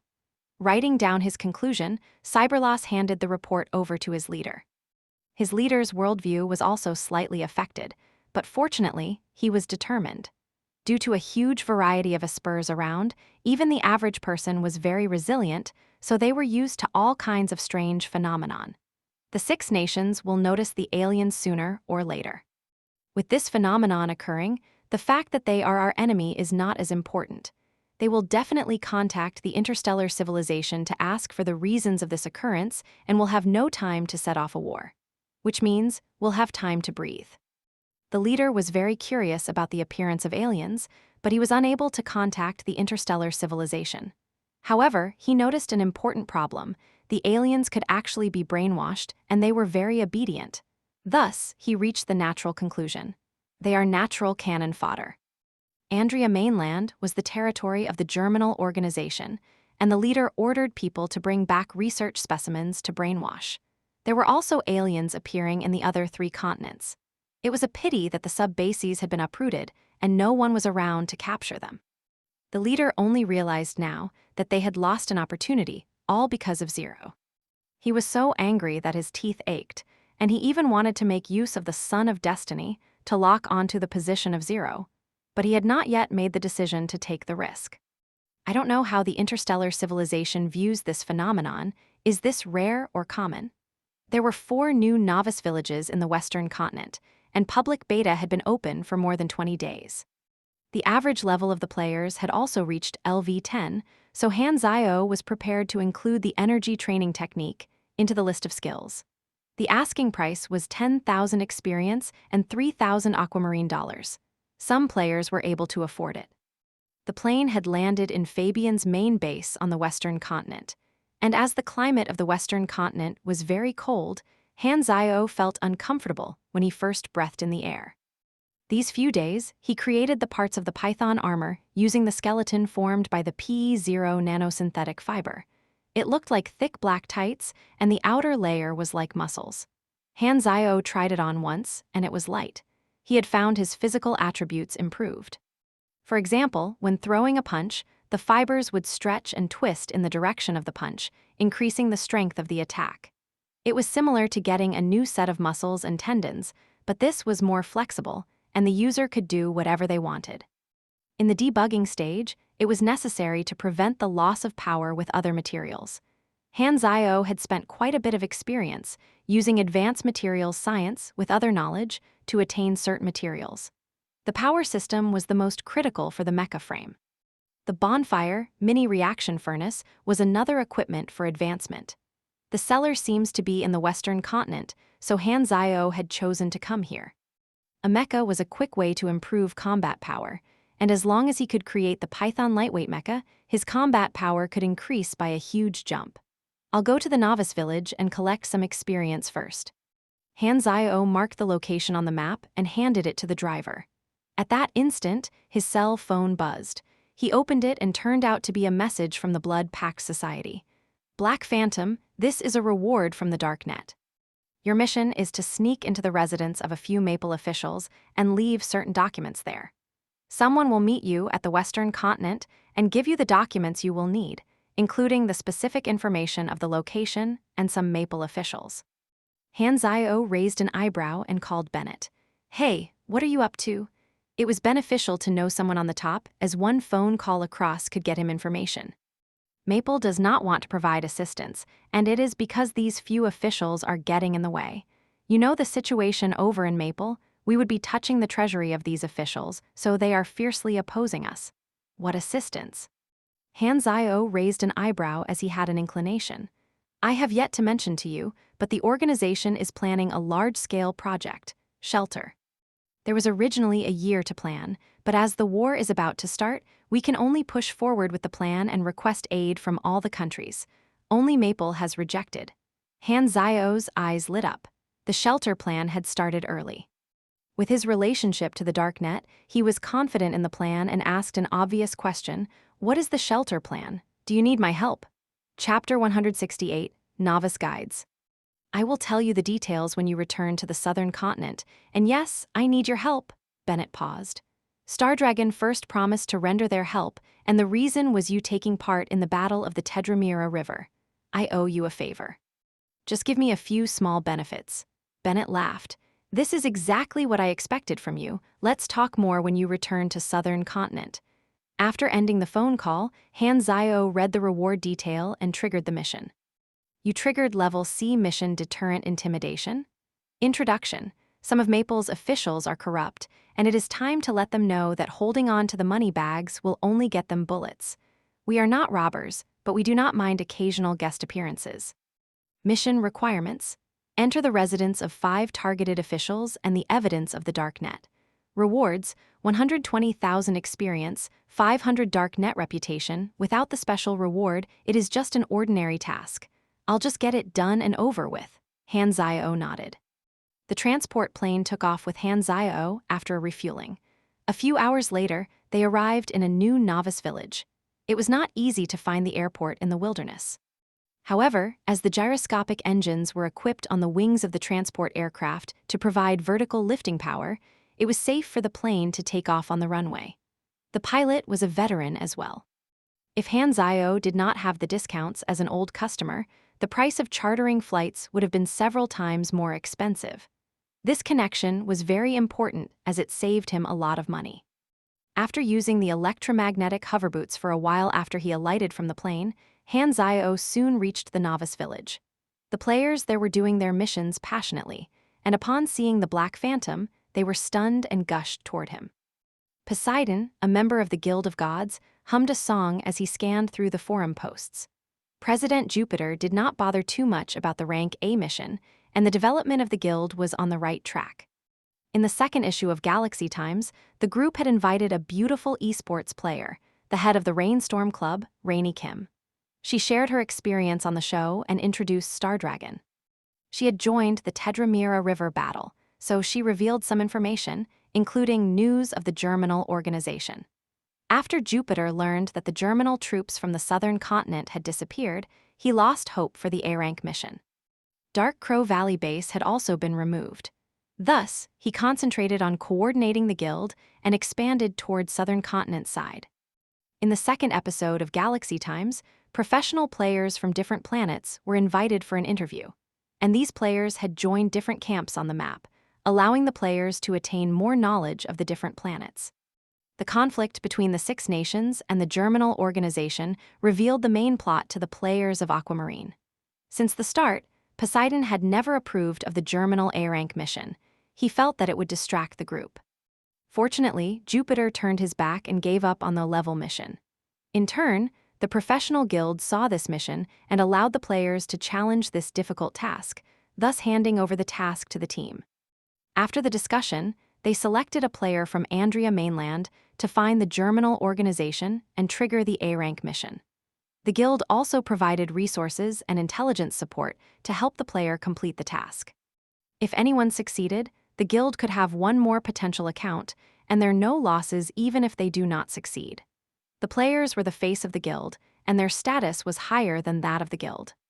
The first-line player was also famous, as Poseidon asked him for a few signatures, which made him very happy. The guild was pleased with the A-rank mission they triggered during the novice period and gave away some prizes. The guild had passed the unlucky period, and Poseidon was in a good mood. Speaking of the development of the guild, the Black Phantom could not go unmentioned. Since most of them were born in the southern continent, with the support of the Black Phantom, they benefited in one way or another. The Black Phantom only appeared in the southern continent, which gave the players a huge advantage, and the guild benefited a lot. Many opponents were born in other continents, and with the guild in front, the situation was very good. Looking at the jealousy and envy that the old player had, the members of the guild had a sense of superiority. Suddenly, the forum started having lots of new posts published by Aquamarine. The content could be summarized in one sentence. Black Phantom is coming to the western continent? Poseidon snorted and hurriedly clicked and viewed a post. After reading it, he began sweating. Don't tell me Black Phantom is running around every single novice village. If this was to be true, everyone simply had to wait patiently, and the advantages of being in a guild would vanish. Poseidon hurriedly informed the president and other core members in the channel. They were equally shocked. Jupiter was extremely calm. We can't say things like that. We learned some skills earlier than others and were able to finish quests much earlier. There are bound to be some advantages for joining us. NPCs' actions can't be controlled. Don't try to force things. Upon hearing what the president had said, everyone calmed down. Poseidon glanced at the forum again and suddenly screamed, Come look at this post. What? Jupiter doubted the post. It was a screenshot of Han Zio's skill list, and the focus was on an energy training method. Seeing the skill's effect, everyone was stunned. Magical energy was a key attribute. It directly affected combat strength. And with the novice players' energy being so poor, they were usually unable to support an Esper's consumption. Espers needed this skill for sure. Jupiter was an Esper. He turned jealous and suddenly realized a serious problem. Wait a moment. When we were in the southern continent, Black Phantom did not teach us this skill. Everyone stood silent. Could it have been that when the Black Phantom was going to the novice village, he would give better things to them? In that case, wouldn't players in the southern continent be disadvantaged? This isn't advantageous at all. It's way more unlucky. Among the core members of Guild of Gods, there was a player named Egtama. This unlucky feeling, why is it so familiar? It's returning. everything is returning. On the forum, Western continent players were as if they were dogs that had eaten spring medicine, jumping up and down, posting their videos, and showing off. They, who had been always on southern continent for so long, finally had something to show off. It was now the southern continent's players' turn to suffer. What they originally thought was exclusively theirs was actually given to everyone. In particular, seeing the new skills taught by Black Phantom, the energy training method, the Western continent players were extremely overjoyed and made the Southern continent players very tired and uncomfortable. What goes around comes around, and it was time for the players on the Southern continent to watch in jealousy. Such luck, why didn't Black Phantom have this skill before? I want to learn it so much. Isn't he a mechanic instructor? He has such awesome skills. Even though I'm in a spur, I'm tempted too. Beyond the posts that were either showing off or complaining, Black Phantom appeared in the Western continent, and this had gotten all the players to start guessing. He seemed to aim to go through all the novice villages. Could Black Phantom actually have been the official novice guide? But other novice planets did not have one. The guesses were endless. Furthermore, there were players from other novice planets coming over to Aquamarine's forum to complain of unfairness. The novice guide broke the leveled playing field for many, but their voices would soon be overwhelmed by the everyone else. Players from the northern continent and Andrea were the ones that greatly supported this statement. Looking at the movements of Black Phantom, they could very well be the next one, and they could not wait to bring themselves in front to the Black Phantom. Do you see the huge anticipation in these small eyes of ours? Come on, hurry. The Western continent's players were almost celebrating like it was a festival. Some of them, who were about to leave the novice village to explore the map, immediately reverted back to where they were upon hearing the news of Black Phantom. They hurriedly returned to their villages, waiting for the Black Phantom's arrival in great excitement. Energy training method became a craze. Not only were some players wanting to change class, even a spur came to learn the skill.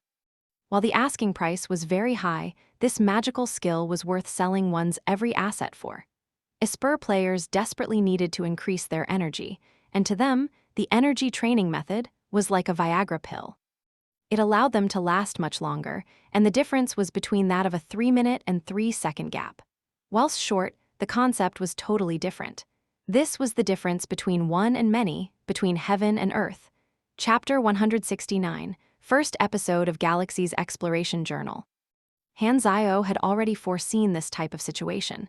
In the first advancement, everyone would learn energy training technique. However, the players were unaware that for players at LV 8 or 9, this was a magical skill. The added strength exceeded whatever the player received for their upgrade. Also, some players did not advance in their main class, hence, they would need a skill that provided energy even more. Aquamarine was the main planet for all the Chinese players.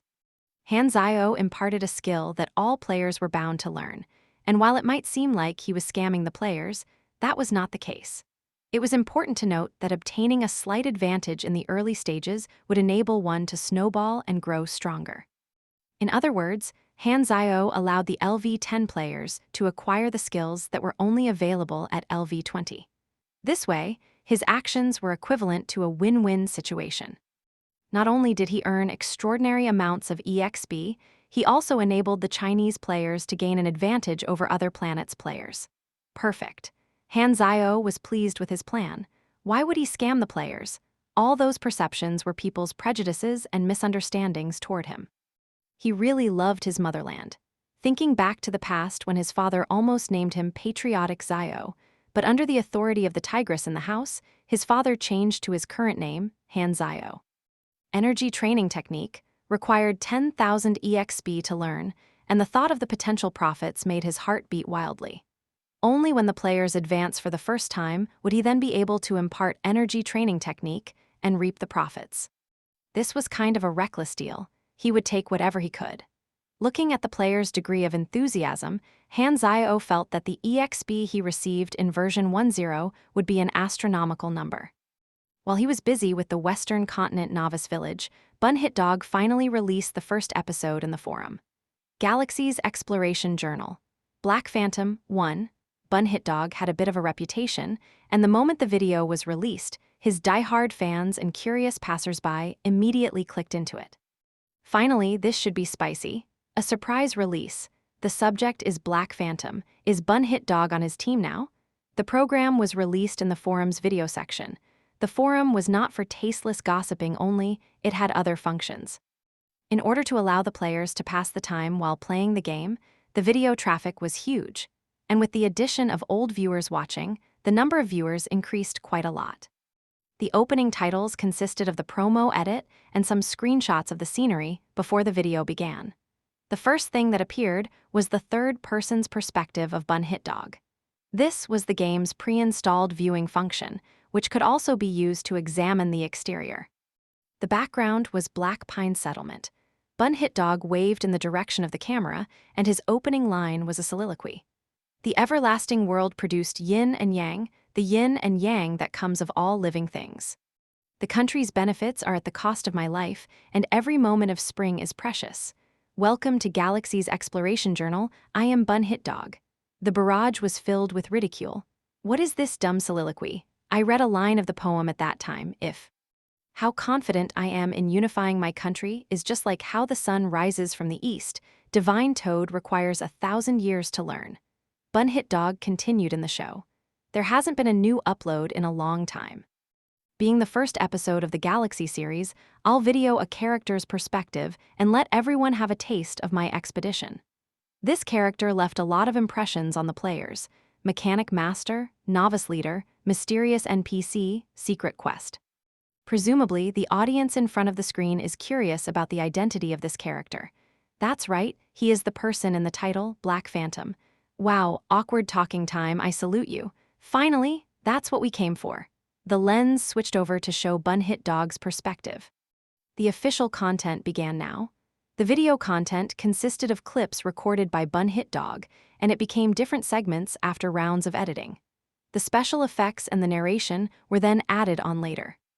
Bun Hit Dog used a humorous style, explaining the first encounter with Han Zio, where Han Zio resisted a pack of wolves in Green Valley Ville and stopped the confrontation between two warlords. Bun Hit Dog showed the first person's point of view while the narration began to analyze Han Zio's influence. In one sentence, Black Phantom exhibited his influence by moving the two warlords away with just his words. Before I begin with the analysis, I would like to introduce the identities of the two warlords. The scene changed and arrived at Black Pine Settlement. Bun Hit Dog introduced Liu Cheng, who was the leader of this large-scale settlement. He possessed a huge army and tons of war chariots. Then, the topic changed. Liu Cheng possesses such great power, yet he was afraid of Black Phantom. Then, where exactly did Black Phantom's influence originate from?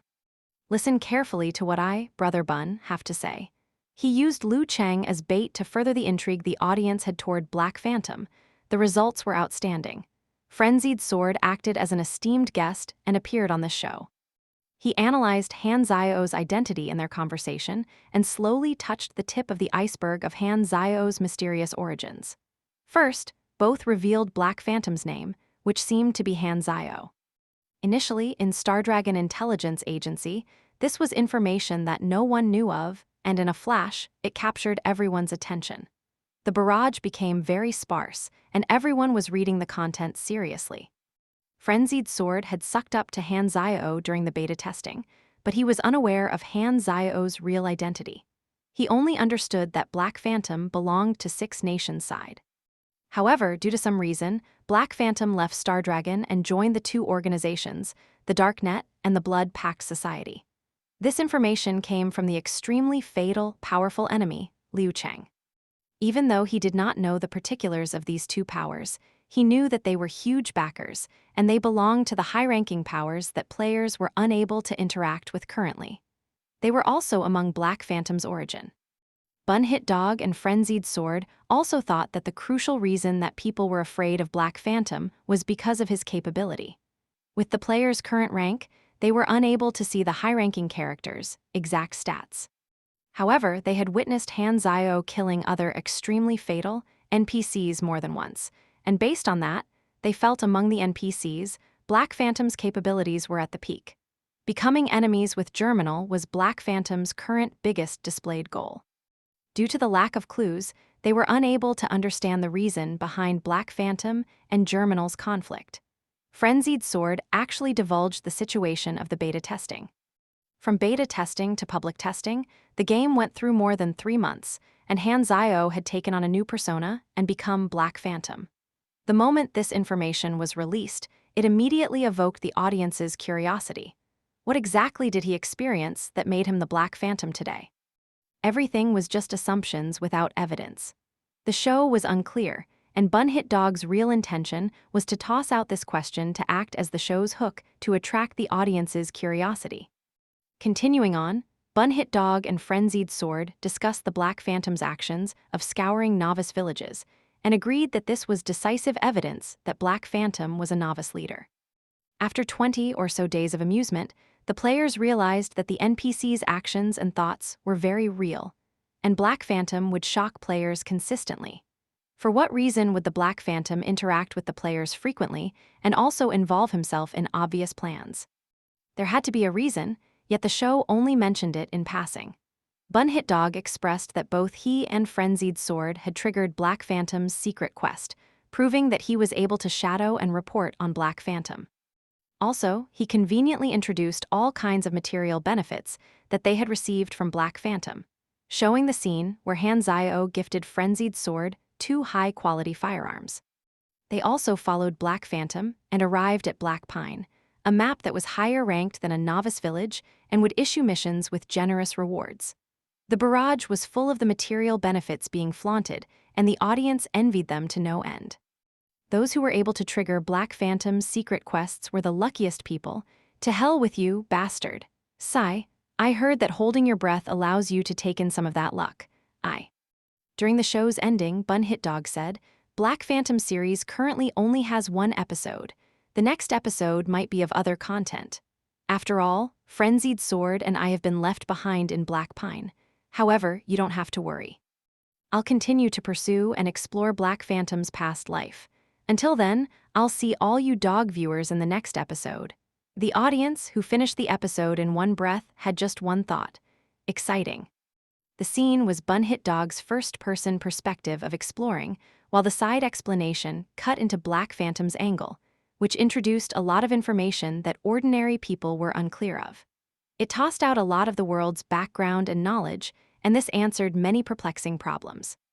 Furthermore, the style was relaxed, and the content was mind-blowing. It provided all kinds of interesting assumptions, and the audience was fully satisfied. They went on to recommend it on other forums, allowing more players to join in. The subject matter of Bunhit Dog's first episode was well chosen. Coincidentally, it was when Hanzio visited the Western continent and allowed everyone to know of his existence. It was a hot topic. Bunhit Dog's video became extremely popular, and the viewer count surged. The first episode went completely viral. Bunhit Dog was pleasantly surprised. His choice of this episode's subject proved to be a correct decision. The video became popular because of Hanzio's popularity, and not only that, it added greatly to Hanzio's reputation. Everyone's impression of Hanzio in their hearts gradually moved from a mysterious merchant and skills trainer to an influential NPC. Guessing his origin gradually became an everyday topic. Chapter 170, Trading Storm 1. Other than the reconciliation of interests, some players had another mindset toward NPCs, which was admiration and adherence. This mindset came from the love toward a certain character, the popularity of the character, or players being fascinated by what the character had been through, which formed a group of fans for these NPCs. The classic examples of these are Dragonborn, Chloe von Einsburn, Medivh, One Punch Man, Kratos, etc. By gaining admiration and love from players, the players might behave in a biased way toward the characters when making certain decisions, such as refusing to accept missions from the enemy camp or following popular NPCs to war. Ladies, weirdos, and overly powerful characters had congenital advantages in such things. Hanzio was confident in that. However, without real benefits, this kind of relationship based solely on admiration would not have any real meaning. To have players fight for him, perks and benefits were a crucial requirement. He knows how the players behaved. They might help out an NPC out of enjoyment, but only for a short period, and would leave sooner or later if the player did not get any benefits from it. Luckily, his plan consisted of both benefits and popularity, killing two birds with one stone. Hanzio has also watched Bun Hit Dog's video, which was exactly what he had hoped for, to gain the curiosity and interest of players by sending out a video with some clues in it. The information flow between players and NPCs was restricted. They both had a different set of intelligence at hand, so leaking out his real name was not an issue. The Germinal organization knew that he was Zero and might even know the original name of his body, Hanzio, but they did not know he was Black Phantom and Hanzio. Stardragon knew that he was Hanzio and Zero, but they were not sure if he was Black Phantom. Players knew that he was Black Phantom, his name was Hanzio, and he served the Stardragon before, but they did not know he was Zero. Players have yet to receive any information on Zero. Darknet only knew him as Black Phantom. Every organization only had a fraction of the information, and if his true identity was exposed one day, he would just have to change his face, and nothing would happen. He could even increase his legendary level by the time he was strong enough and choose to reveal all his identities. Since the official launch, Hanzio's name had always been on the top of the Planet Aquamarine forums, which made him quite well known. Just like celebrities, the more people that knew him, the easier it was for him to strengthen his impression on people. The situation was going great for him. From what he had done and the help of various videos, his popularity was continually growing at a fast pace. But Hanzio always has the habit of planning ahead. He had already started to feel an imaginary ceiling on the path of his increasing popularity. Although the functionality of the game was praised by the players, it lacked interactive storylines, and the only way that could make players actively want to interact with him was through the main storyline. Therefore, Hanzio decided to take on one of the main storylines from Bennett. After going to 2 more novice villages, Hanzio decided to take some time off so that the players could get some money, and he could have some time for himself to do other stuff. At the top of his to-do list would be to get the bonfire mini reaction furnace. He called Lei Zheniyu to ask where the seller wanted to carry out the deal, and he gave him the seller's number. Greetings, the person on the phone said. It was an electrical-generated fake voice, so he could not figure out the age nor the gender. It was very confidential. How are we going to carry out the deal? Hanzio was very straight to the point. In 3 days. In a moment, I will send you the location. Bring your money, and I will bring the stuff, the person said. Okay, I will get one of my men to carry out the deal, Hanzio replied. 10 seconds after hanging up the call, Hanzio received a message. Severus, the city near the border of Ordina. Financial organizations and families were deeply rooted in Ordina, so it was filled with competition and very clear class differentiation, as the country's policies were focused on the elites. Every city felt grand and solemn, and the regular rainfall created a light fog that made it look gloomy. It was drizzling in Severus. The weather was damp and bleak, which suited the atmosphere of the city. In a residential flat that had been made into a surveillance room that was connected to every traffic cam within 3 streets, a dozen or so men wearing black were busy doing something. Some were checking on the guns, some were looking at the surveillance screens, and some were going through the intelligence. This was an intelligence action group in Ordina, together with 6 other action groups, which locked down 3 more areas nearby. The agents gathered around to capture an escaped criminal who had stolen classified country intelligence. The target had been on the run for many years, and they had finally found a lead that he would appear in Severus to carry out a deal with a third party. The intelligence source was trustworthy. It had come directly from the information division. They had hacked into countless phone lines and were able to pick out a few that were suspected of being important calls from the target. Continue your surveillance. Snipers, get ready, take down the target once he meets the dealer. The higher-ups suspect that the target is dealing with a political finance organization, so we need evidence, the leader of the mission said through their earpiece. The target is quite crafty. You're our last level of insurance, mister. Mag, please be ready to act at all times. Yes, he replied in a very cold tone. Mag was one of Ordina's aces. His position was similar to Moran's. The fact that even he had been sent to ensure the completion of the mission showed how important this mission was to Ordina. Airplanes were not allowed to dock at Ordina. Therefore, Hanzio traveled by electromagnetic hoverboots for a day after alighting to reach Severus. Wanderers entering the city formed a long queue at the border of Severus, while the soldiers of Ordina were patrolling the area. Their equipment was more refined than that of Star Dragon, and their expressions were covered by a tactical mask. Everyone was silent in the team, with the only sound coming from their footsteps. The deal will be carried out in Severus, Han Zio thought to himself. He had already changed his clothes and appearance, but his equipment was still with him. He would be looking for a beating if he went in the official way, so he had to be smuggled in. With enough money and threatening from his gun, the smuggling process was smooth. Just like mankind, never being able to kill all cockroaches, there would always be such smugglers, no matter how tight security was at the border.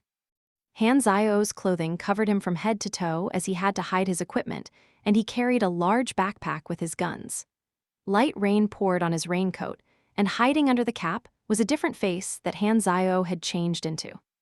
The reminder from Antonio made sense, and he did not want to mess up this deal, so there was no way he would have appeared with the face of Black Phantom or his true face. The location was a cafe at the side of the road, seat 7. As the buyer, if he did not arrive first, the seller might not even appear. Therefore, he sat at seat 7 and looked around the cafe. The radio was playing slow music, and he could see the fog outside the windows. It was quite soothing. Half of the seats were filled, some were drinking quietly, and the others were looking at the newspaper or their laptop. The arrival of Han Zio did not attract any attention, and they carried on doing what they were doing. It was normal and peaceful. Han Zio called the server and ordered a cup of coffee while waiting for the seller. He looked out the floor-to-ceiling window. People who seemed to be rushing home passed by quickly from time to time while carrying their umbrellas, and a few men at the other side of the road were hiding from the rain while playing with their phones. The drizzling rain fell from the ceiling and formed a puddle at the side of the street. Han Zio looked normal as he lowered his head to sip his coffee, but he had noticed something unusual.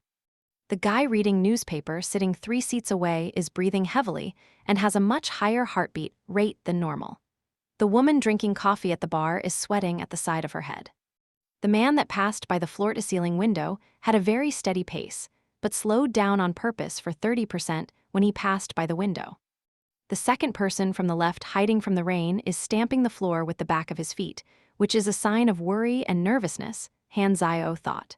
At LV-55, his senses were at a very high level. Through the tiny details of movement and expression of normal people, he was able to figure out their emotional state. Someone is monitoring the cafe, seller, or third party. Could I be the target? I don't think I've messed with anyone in Ordina. The interface showed up when he notices the monitors. You have triggered the D-ranked mission Dragged In, mission introduction. The mysterious seller you're having a deal with is an outlaw of Ordina. Your deal with him has diverged. Unlucky for you, you're now also under surveillance, dragged into a storm that does not concern you. Mission requirement, run away from Ordina's pursuit. Reward, 65,000 experience bonus reward. Unknown, I have been so damn unlucky recently. Han Zio was upset. All he wanted to do was get the mini bonfire reaction furnace, but it seemed like he was now involved in a rather serious event. Could things not just be peaceful and easier for him?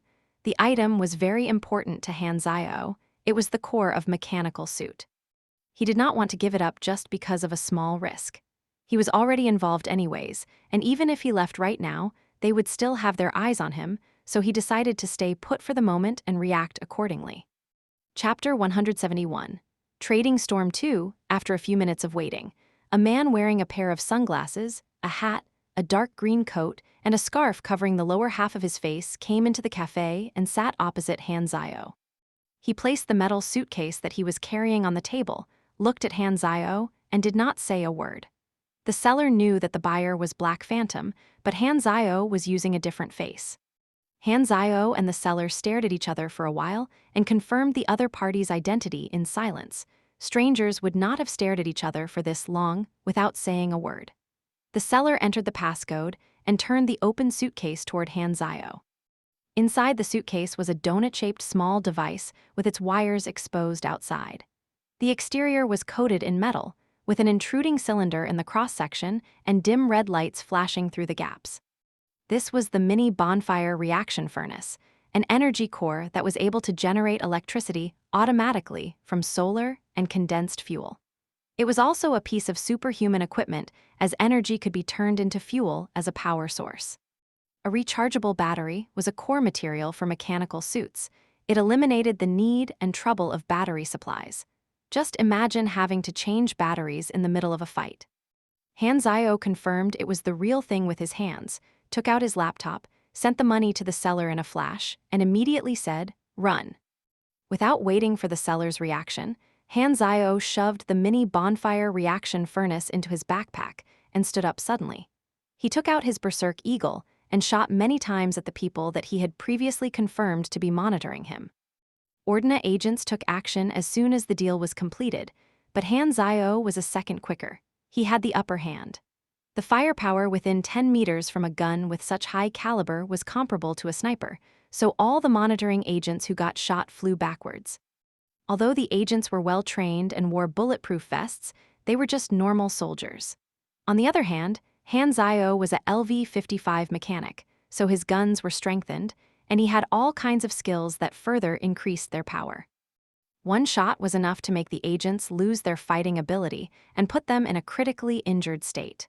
Without any hesitation, the seller broke through the floor-to-ceiling window and ran with all his might. He was a superhuman, too, as he covered a few meters each step he took. To divert the numbers of the enemy, Han Zio ran in another direction. "Damn it, who is this buyer?" The Ordina mission commander burst into a rage as he did not expect the buyer to be strong enough to notice the danger beforehand. This had caused the plan to be interrupted. He ordered the agents and the soldiers to split up to chase them separately. Han Zio splashed water across the streets as he dashed across the puddles with high speed. As countless footsteps closed in on Han Zio, agents appeared from the streets around and started shooting at him. The people on the street ran away screaming. The magnetically controlled retractable armor that Han Zio had just equipped reflected the bullets away. He slid across the battlefield with a gun in both hands and shot at any agent who exposed their head. Naturally, he did not miss a single shot. Suddenly, Han Zio felt a pull on his feet. He looked down and saw something water-like wrapping around his calf, slowing down his speed. Glancing at the information of the enemy on the interface, Han Zio saw that it was in a spur around LV-30. As Han Zio's speed slowed down, two pugilist agents used the opportunity to dash out from the roadside and started attacking him with energy-covered fists and legs. The flames vaporized the rain and created a white fog, which obstructed the view of the agents. Han Zio has no intention of fighting in Ordina against their own agents, so he tore apart the water wrapped around his calves by turning his electromagnetic hoverboots to full capacity and backed away from the enemy Esper-controlled area as quickly as he could. It was at this moment that he heard the sound of engines as two enormous black police vehicles dashed out from the intersection. The vehicles splashed the water in an arc with a drift and stopped in front of Han Zio, facing him sideways and blocking the path. High-caliber guns extended out from inside the windows as they rolled down and shot Han Zio at the same time. The firepower was so strong that it created sparkles out of the muzzle for an astonishing half-meter.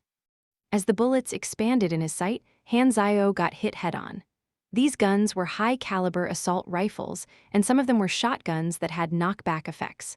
Although he had armor on, he still stumbled from the bullets. Information of the enemies appeared on the interface. They were Ordina's Special Operations Unit. Han Zio made a sharp change in direction and slid over the roofs of the two vehicles with his electromagnetic hoverboots.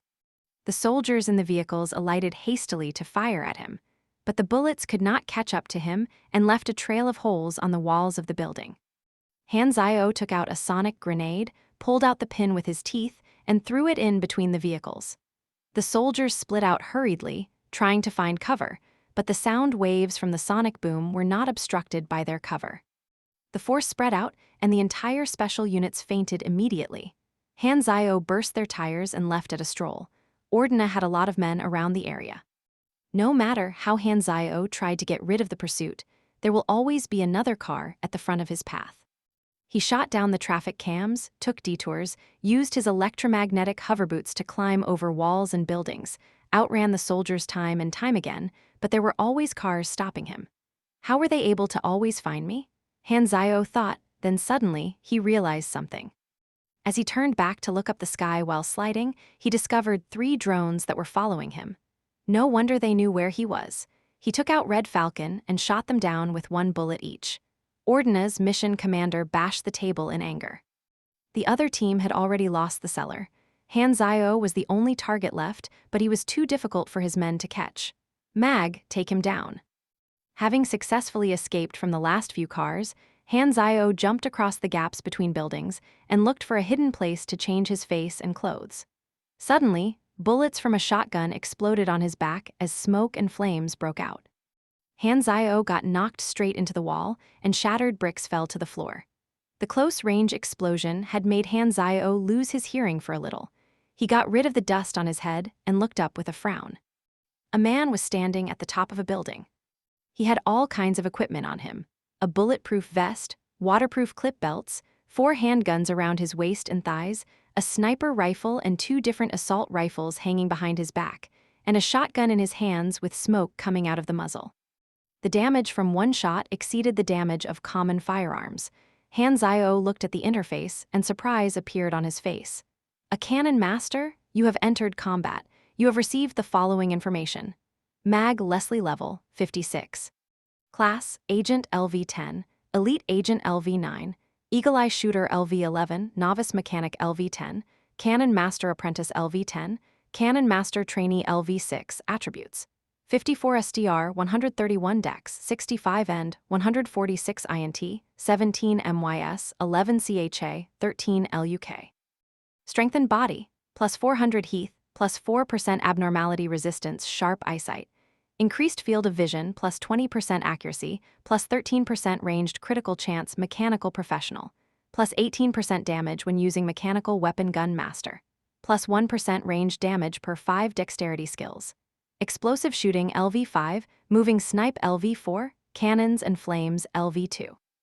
Pouring Ammunition LV-3, Basic Shooting LV-10, Accurate Shooting LV-8, Suppressed Fire LV-5, Eagle Eye Target Lock LV-1, Intermediate Machinery Affinity LV-8, Extra Clip Capacity LV-5. Equipment: RX-108 Assault Rifle Grade, White Damage, 41-48 Fire Rate, 5.6s Active Range, 380 m Clip Capacity, 30 Power Output, 41 Butcher Assault Rifle. Grade: Green Damage, 71-85 Fire Rate, 3.4s Maximum Fire Rate, 5.7s Active Range, 350 m Clip Capacity, 24 Power Output, 49 Tiger Claw Shotgun. Grade: Green Damage, 2187 Fire Rate, 15s Maximum Damage Range, 10 m. Damage decreases as range increases. Clip Capacity. 8. Power Output, 48 Synthetic Ceramic Bulletproof Vest. Grade: Green. Range Defense, 24-26 Durability, 560 Pox Handgun. Grade: While Damage, 34-40 Fire Rate, 25s Active Range, 80 m Clip Capacity, 12 Power Output, 28 Grappling Hook Gun. Description: Shoots a grappling hook. Range, 20 m1. Chapter 172.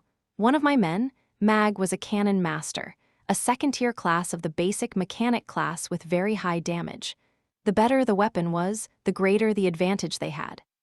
This was the first time that Han Zio had fought a high-level enemy of his own class. Every meter from a Cannon Master was a wall of obstruction, and the enemy was at the top of the building while Han Zio was at the ground. In the blink of an eye, Han Zio completed the analysis of the situation, the enemy, the nearby terrain, and the escape route. Cannon Master, level 56, high damage but low HP.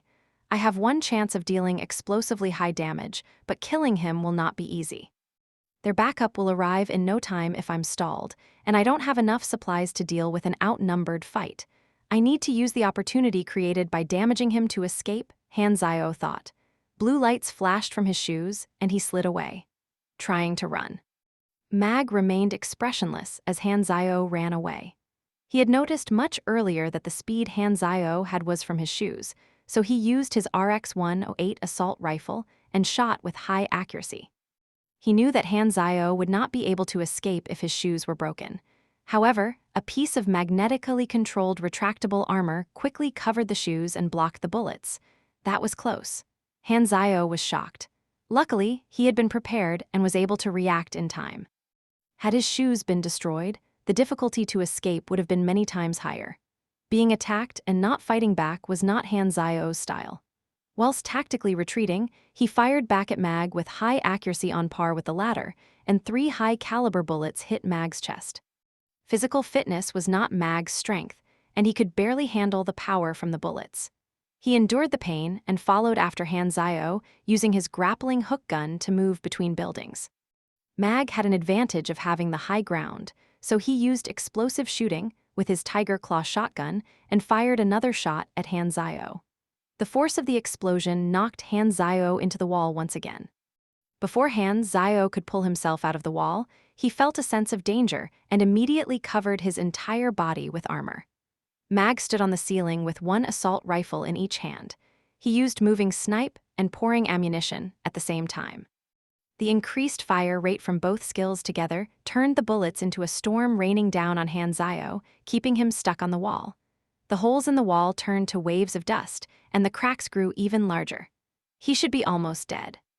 Mag was confident this round of explosive damage that he had dealt with the combination of abilities and hundreds of bullets should have left the target almost dead, if not dead. Dust filled the air and blocked the view inside the pit. A loud and weird sound appeared. Suddenly, an invisible force field exploded on the wall, pushing away the rain and bullets, creating an area of empty space. Field repulsive machine. Using the repulsion from the machine, Han Zio jumped out of the pit and remained stagnant in the air for a short moment. He held up the Phantom Ghost sniper with one hand and aimed at Mag from afar, locking onto his position. Time seemed to have slowed down. Mag felt a chill down his spine. The gun gave him a piercing sense of coldness, and his intuition told him that it was extremely deadly. He tried to dodge as soon as he could, but Han Zio fired his shot before he could dodge fully. In the flash of blue light, Mag felt an irresistible force bursting on his chest. He was knocked into the air and rolled to the other side of the roof, barely grabbing the edge of the rooftop in the last second before falling down. The pain from his chest hurt like hell. He looked down and saw a bloody hole on his right chest that penetrated his body through the bulletproof vest. Blood was gushing from within. He shot through my lung. Mag was sweating heavily from the pain of the wound. Every time he took a breath, it felt like a knife was carving back and forth in his lung. He was shocked and frightened. The power from this shot was stronger than one of his even when he was at peak performance. Where the hell did this extremely strong guy come from, and who was he? His explosive power was even superior to the Ace of Ordina, but Mag had never seen him before. Had Mag not dodged, the bullet would have hit his eye. He had ended up in this state even with a bulletproof vest. If he had been even half a second slower when he dodged, Mag's fear toward Han Zio peaked. You destroyed Mag Leslie's synthetic ceramic bulletproof vest. You dealt 772 points of damage to Mag Leslie. Mag Leslie has entered moderate bleeding state, losing 5 health S for 60s. Mag Leslie has entered penetrated lung state, minus 10% dexterity, minus 15% movement speed. This explosive shot was used with flaming will and overload, so the damage was frightening. Han Zio took a deep breath. For the first time, his magnetically controlled retractable armor was close to being destroyed. The damage from Mag's storm of bullets had decreased its durability to the alarming zone of 100 points. If he had still been wearing the first version of it without all the improvements that he had made, it would have been destroyed. Cannon masters were known for their firepower. If Mag could get better firearms, his damage would have further increased. To Mag, the fact that Han Zio was still standing after all the bullets he had fired was already quite unbelievable. If Han Zio were to stay and continue the fight, he would almost certainly win, but he heard the engines from afar. Their backup was here. This is Ordina's territory. I'll be outnumbered easily by their countless men. Mag already knew my explosive damage, so his plan from now on will definitely be stalling me. I have already got my thing, so there's no need for me to stay and fight. Running away now is the priority, Han Zio thought to himself and retreated without hesitation. Mag was still horrified by that shot from Han Zio, so he acted with a lot of caution, firing a few shots and hiding into cover straight after. He seemed like a different man. Han Zio's pressure decreased tremendously. While Mag was being cautious, he used overload on his skating shoes, accelerating rapidly in a split second and disappearing from Mag's sights. Mag lost Han Zio completely in the complicated streets of the city. He called his colleagues instantly to check on the cameras in the city, but Han Zio was nowhere to be found. It was like he had vaporized. The mission target was the seller, who was experienced in escaping after so many years of being chased, and because this buyer reminded the seller a second earlier, he had found a chance to escape from the agents. Thus, Mag could only go after the buyer, but despite being the ace, not only did he not catch the target, he was even badly damaged. Anger and dismay filled his chest. Failing the mission was like a slap on his face. Ordina agents started searching the area, which expectedly led to no result. They could only pass their recorded fighting video to the intelligence unit for analysis. However, although they did not have any hope that doing this would give them any valuable information, they surprisingly found someone whose fighting style was the same as the buyer's, Black Phantom. They look completely different, but he might have worn a skin mask. It all makes sense now. Only Black Phantom could disappear like a ghost. In the action command room, Mag was being treated by the doctor. His face was gloomy. He had heard of Black Phantom before, but as an ace agent of an intelligence organization, he had looked down on assassins like Black Phantom. However, through this accidental clash with Black Phantom, despite being the pursuer, he had been defeated and critically damaged, unable to even follow the target. Mag felt ashamed. No wonder he is a legend. The action commander did not blame Mag, as failure was not unacceptable when the opponent was Black Phantom. The question was, why did Black Phantom come to the Western continent? Did he have a deal with the outlaw they were following? Ordina's intelligence unit took the appearance of Black Phantom very seriously. They opened a meeting and told the hacker unit to play with the source of this information, which was the short call Han Zio had with the seller about the deal location. Greetings. How are we going to carry out the deal? In 3 days, in a moment I will send you the location. Bring your money and I will bring the stuff. Okay, I will get one of my men to carry out the deal. The last sentence was the key. The person that the buyer sent was astonishingly Black Phantom, which meant that the identity of the buyer was clear. Chapter 173, You Can't See Me. After running away from Mag's sights, Han Zio turned back to the direction that he had come from where the surveillance cameras were destroyed. He changed his clothes and the face on the skin mask, dived into the crowd, and escaped successfully. He headed to the border, and just as he expected, the border was locked down as special operation units and scouts searched everyone who passed by. Aren't I so unlucky, getting into a fight with agents when I just wanted to buy some equipment? It seemed Antonio's words had become the truth. He really met people from Ordina's intelligence organization. Their ability to extract information was undoubted. Han Zio figured they would probably be able to sniff out that he was Black Phantom from his fighting style. Well, he had no choice since he was running for his life. Of course he had to not held back, or he would have been dead. Why is it so tough to just keep a low profile? Han Zio sighed. Exposing his identity was not going to affect him since nobody really knew who he was, but he felt like someone got into trouble because of that. Never mind, it was a small issue anyways. At least Han Zio got the mini bonfire reaction furnace. He was contented. Han Zio knew where human smuggler was. The border being locked down would not obstruct him from smuggling himself out. Although the price increased, it was acceptable to him. After going to a rural area in Severus and smuggling himself out of the city, 1 hour had already passed. The rain had stopped. Replacing the clouds and fog, the sky was sunny and bright. While on the road with his hovershoes, Han Zio's phone suddenly rang. It was from Bennett. Why did the Ordina Intelligence Organization call the higher-ups of my organization? Asking for an explanation and even compensation, what the hell did you do on the Western continent? Bennett was at a loss for words. It felt like misfortune just fell down onto him from the sky out of nowhere. Ordina showed him the evidence, which was the recording of the phone call, and Bennett could easily tell that the voice of the buyer was clearly Han Zio. Who in the world would say, okay, I will send one of my men over, then go over himself even if you want to confuse others, at least don't fight in such an obvious and unique style.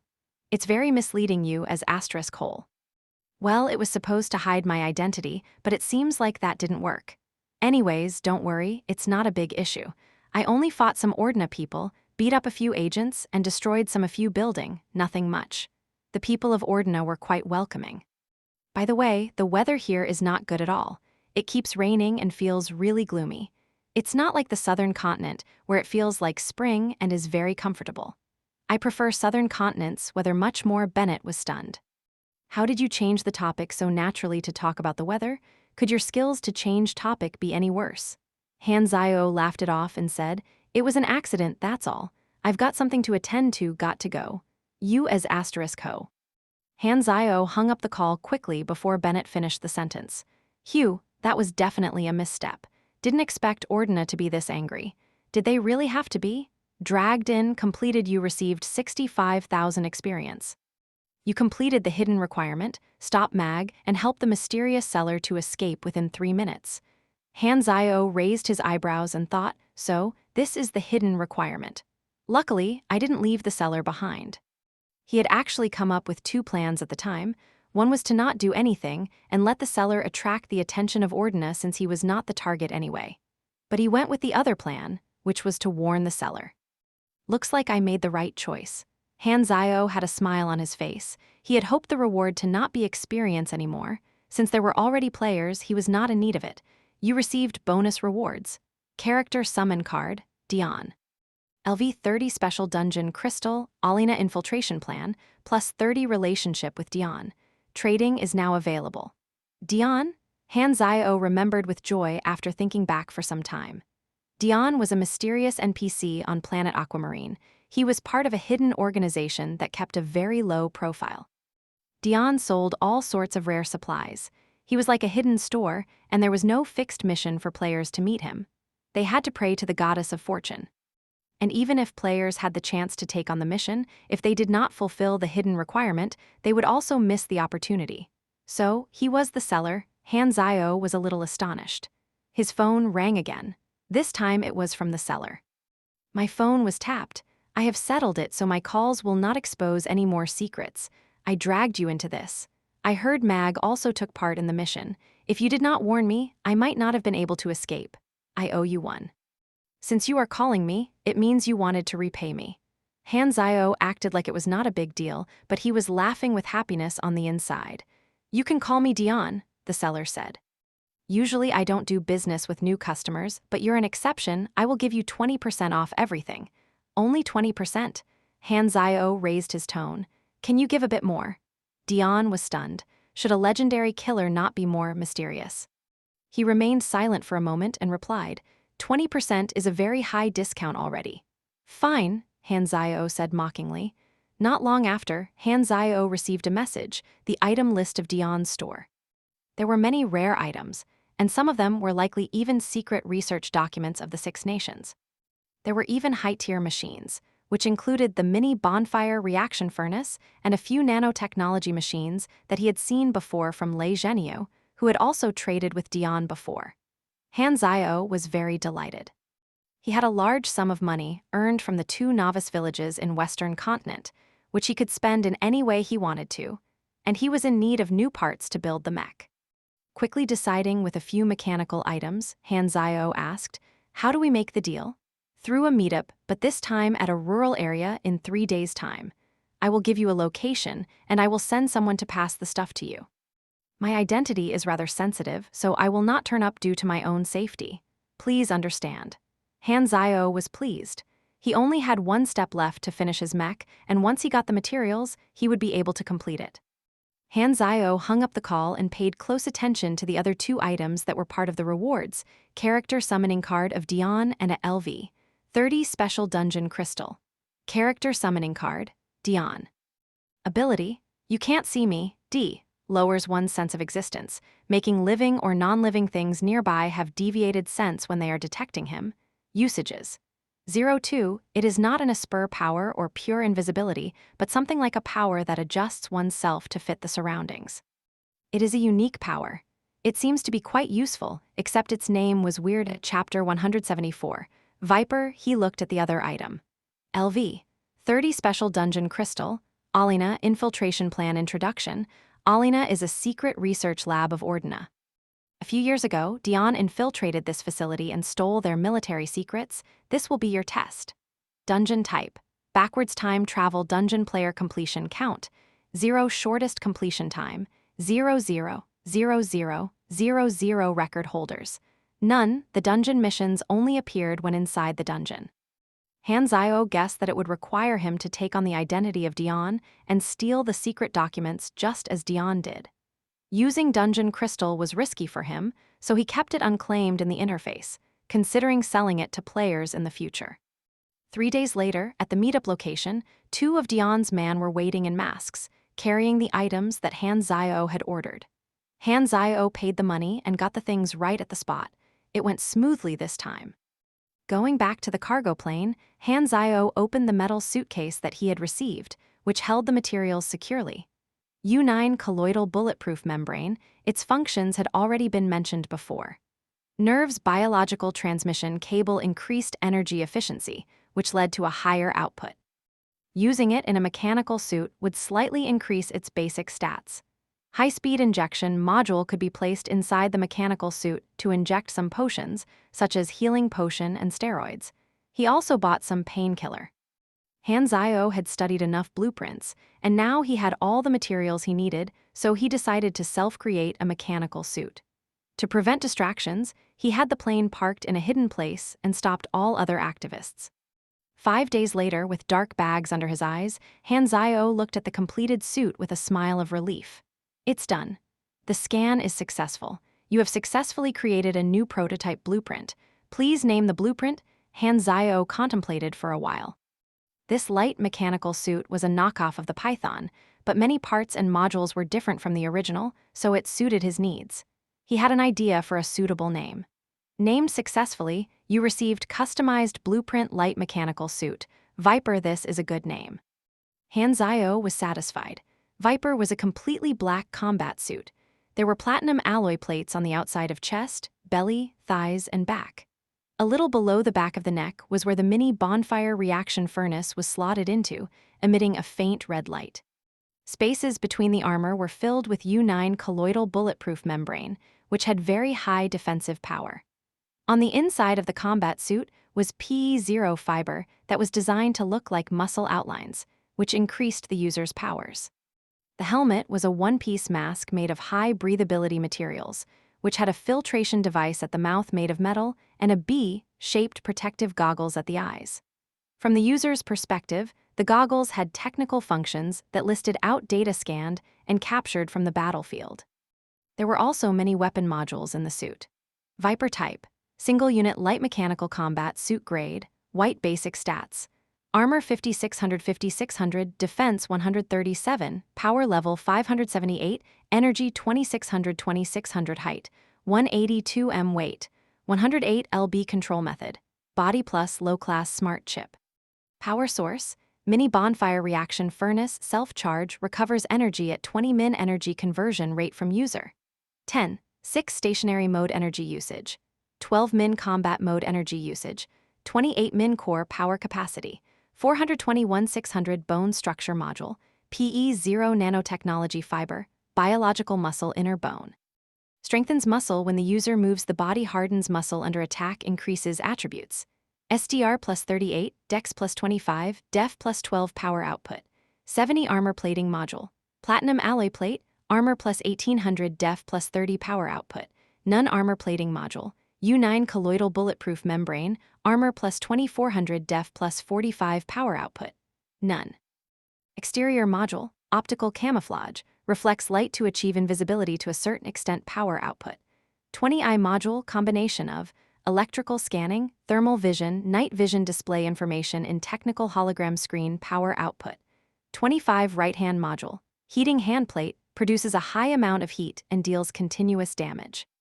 Energy Cost, 1-2s Damage Level, 94 Power Output.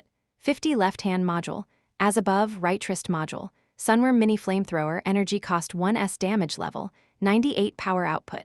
50 Left Wrist Module, Field Repulsive Machine, Directional, releases repulsive energy in an arc of 150 degrees and 20 m cooldown. 30s. Energy Cost, 10 per use. Power Output. 60 Leg Module, Electrical Hover Boots, Energy Cost, 5 min. Power Output.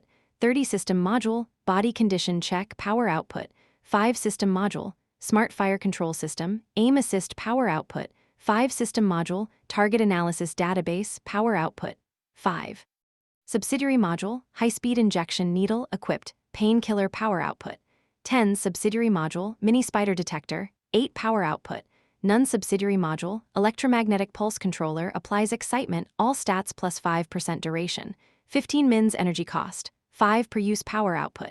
10. Subsidiary module, sway anti-radar coating, power output, none. Subsidiary module, mini radar, power output.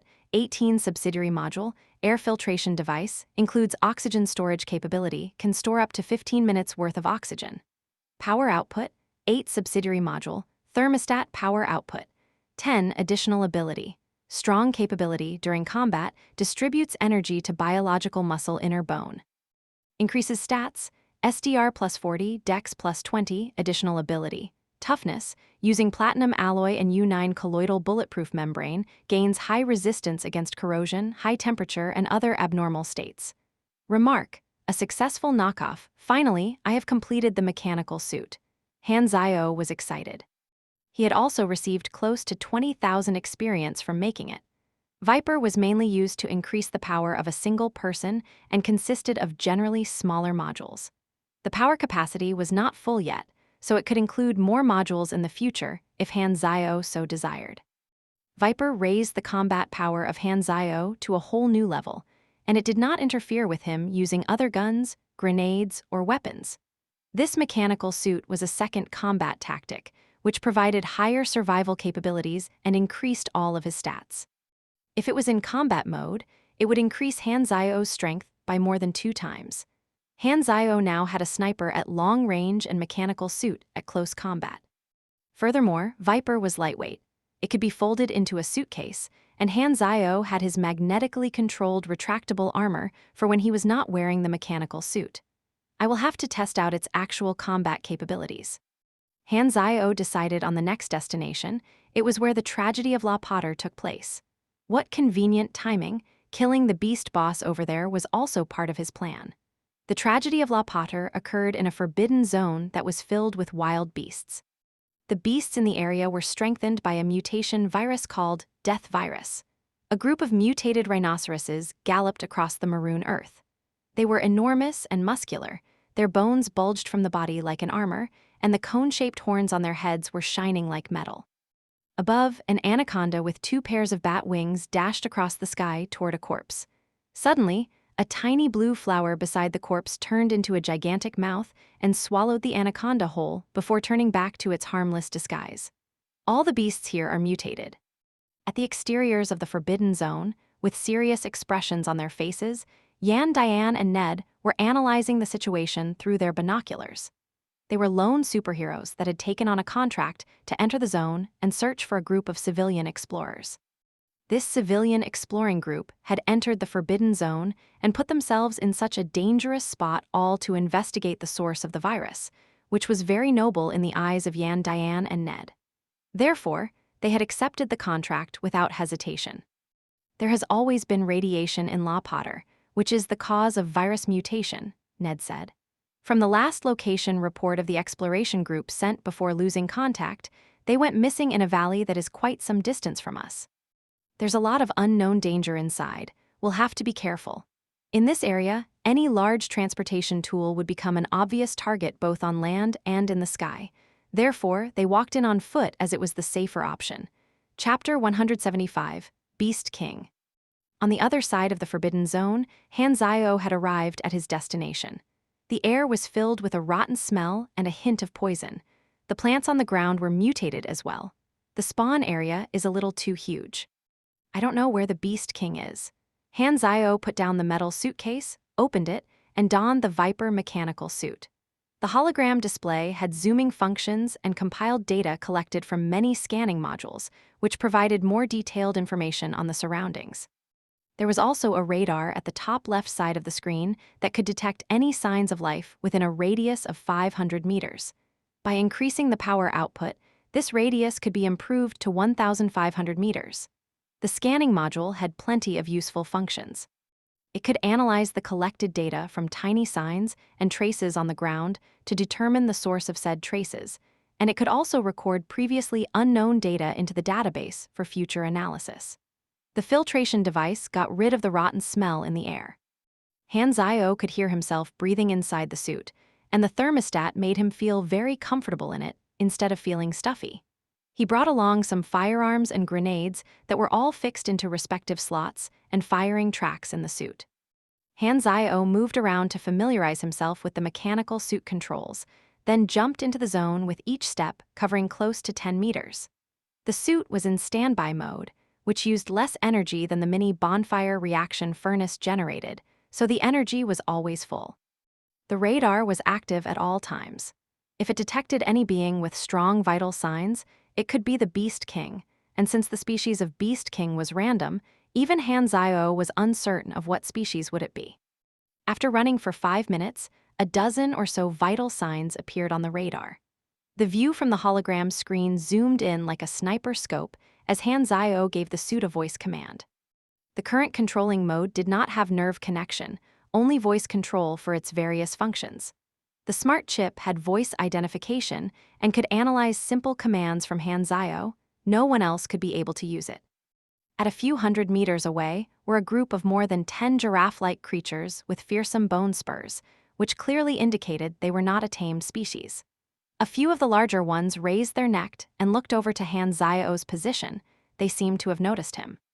Stealth mode, optical camouflage was turned on, and the exterior of the mechanical suit turned into the same color as the surroundings like a chameleon. The gaps in the suit was also closed up, not letting out any scent. The giraffe-like creatures shook their heads around but could not find him, so they lay back down. If the level of the enemy was high enough, they would have been able to see through the camouflage, but these beasts were clearly far from that level. Hanzio continued to move forward, searching for the target. 2 hours had gone by, and Hanzio had already scanned dozens of mutated flora and fauna, which were all stored into the database. He had also fought a few beasts with various levels and vital signs to determine the approximate strength certain vital sign levels presented. The highest leveled beasts that he had met was a pack of wolf-like beasts at LV-42, which was not his target. The sun had set, and the night became more dangerous as howling filled the forbidden zone. If Hanzio did not have his mechanical suit, the night would have been dangerous to him as well, but Viper's stealth ability was strengthened by the night. It sealed all of his sound and scent and made him as inconspicuous as a rock. I've yet to find the target, Hanzio thought. He sat by a large rock and inserted bullets into the clip as he changed the visor mode to night vision. The chance of the Beast King spawning at the heart of the zone, the ruins of La Potter, was higher, as the closer toward the center, the more beasts there were. With a voice command, the armor around Hanzio's calves split open. Inside was a small space that stored the spider detectors. He activated them and made them spread out toward the center of the zone. The images captured by them were displayed on his goggles. Spider detectors worked in a shaky but rather quick way. After a while, Hanzio could see the situation of the center zone, which was filled with ferocious-looking beasts. Suddenly, the image from spider detector number 1 experienced a slight shake, and loud crashing sounds could be heard from afar. The beasts were then seen all going in the same direction. Spider detector number 1 climbed up a long-haired boar and headed toward the same direction. 2 superhumans running for their lives from the beasts appeared in sight. One of them was an Esper who could release white shockwaves from the hands, which was quite powerful and knocked closing beasts back again and again. However, the sound it produced attracted more and more beasts. It was a vicious cycle that only made the situation worse. There are others who have entered this forbidden zone? Hanzio raises his eyebrows in surprise. Right the next moment, a white lion that was 5 meters tall and more than 10 meters long appeared. All the other beasts got out of his way with fear, and those who did not were all dead. Hanzio's eyes twinkled. That was most likely the Beast King. Yang Diane and Ned ran, with all their might to the extent that their lungs felt like it was burning.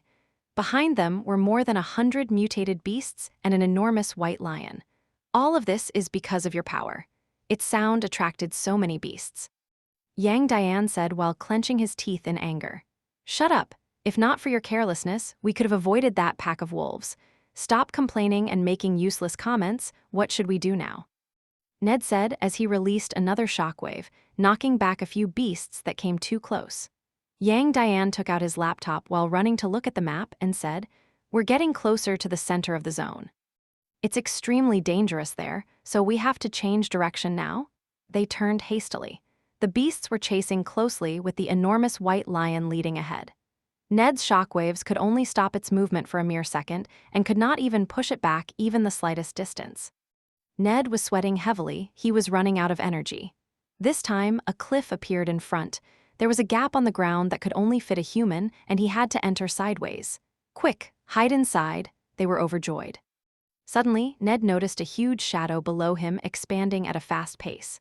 Turning around with surprise, Ned saw the white lion jump toward him and slam its claws straight down. The wind from the raw power of the beast was so strong that Ned could barely open his eyes or breathe. "You go first," Yang Dian shouted as he pushed Ned away. He then punched toward the claw with blue flames wrapping around his arm. He was a pugilist that had a stronger physique and could endure more damage than Ned, so he was confident it would not be a problem to block just this one attack. Fists and claws clashed with each other. The sound of bones breaking could be heard clearly. Yan Dian's arm was fractured, and a few of his ribs were also broken just from the impact alone. He threw up a mouthful of blood and flew up like a pebble. Ned quickly pulled him along into the gap between the ground, and the claws followed them the next moment and broke stones into pebbles. They almost did not make it. Such strong raw strength. Yan Dian's face was twitching from the pain. A strong pugilist like him had been critically injured by just one hit. The power of this lion was unheard of. Ned was even more aghast. He knew the power of Yan Dian, but even he could not handle a single hit from the white lion. They probably would not survive this time. The beasts surrounded the outside, so they had no other choice but to depend on this gap to live. Fortunately, the beasts could not enter for now. They kept scratching the entrance, trying to create a bigger gap. Every time they heard the sound of claws against the rocks, their heartbeat became faster. Yang Dian took out bandages and ointment to treat the wounds. What they would face next could very well be a death battle. Thus, he had to recover as quickly as possible. Ned was also trying to recover as much energy as possible, even it meant he would suffer more injury in the future. All they wished was to get through this.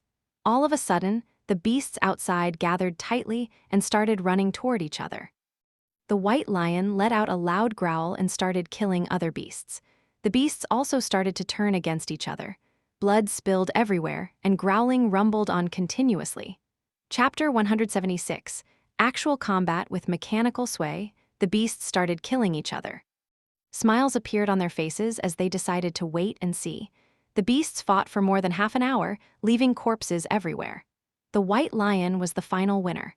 Blood from other beasts had added red to its snowy fur. It stood before the gap and growled at the rest of the beasts, indicating that they were his prey. The beasts backed off and left the prey for the king of the beasts.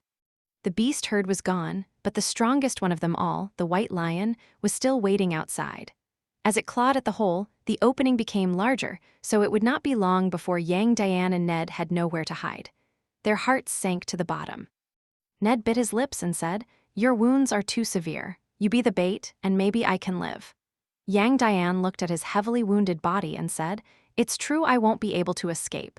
It's better for one to die than both. If you can make it out alive, remember to take care of my family." I will raise your child and take care of your wife."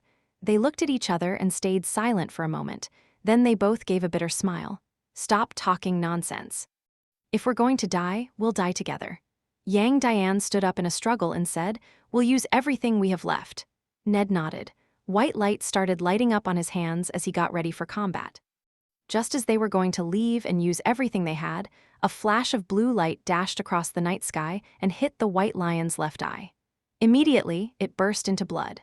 Then they heard the sound of a gunshot. The white lion roared in anger and sprinted toward the source of the gunshot. Yang Dian and Ned were stunned, which then turned into excitement. Someone else came to help. 500 meters away, Han Zio lay prone on the floor with the ghost sniper rifle, blue light glowing along the circuits on its body. Through the sniper scope, he saw the white lion rushing toward him with a bloody left eye. This shot was fired with flaming will, which this time it triggered a lucky 2 times damage, together with overload, vital point, and sneak attack critical damage. The damage was an astonishing 1,800. This was the highest damage Han Zio had dealt with a single shit. However, the white lion was still alive and well like it did not affect him. Han Zio looked at the information on the interface, and as he expected, the White Lion was indeed the Beast King. Its real name was Mutant White Lion King, LV-56. It had a lot of beast specialty abilities.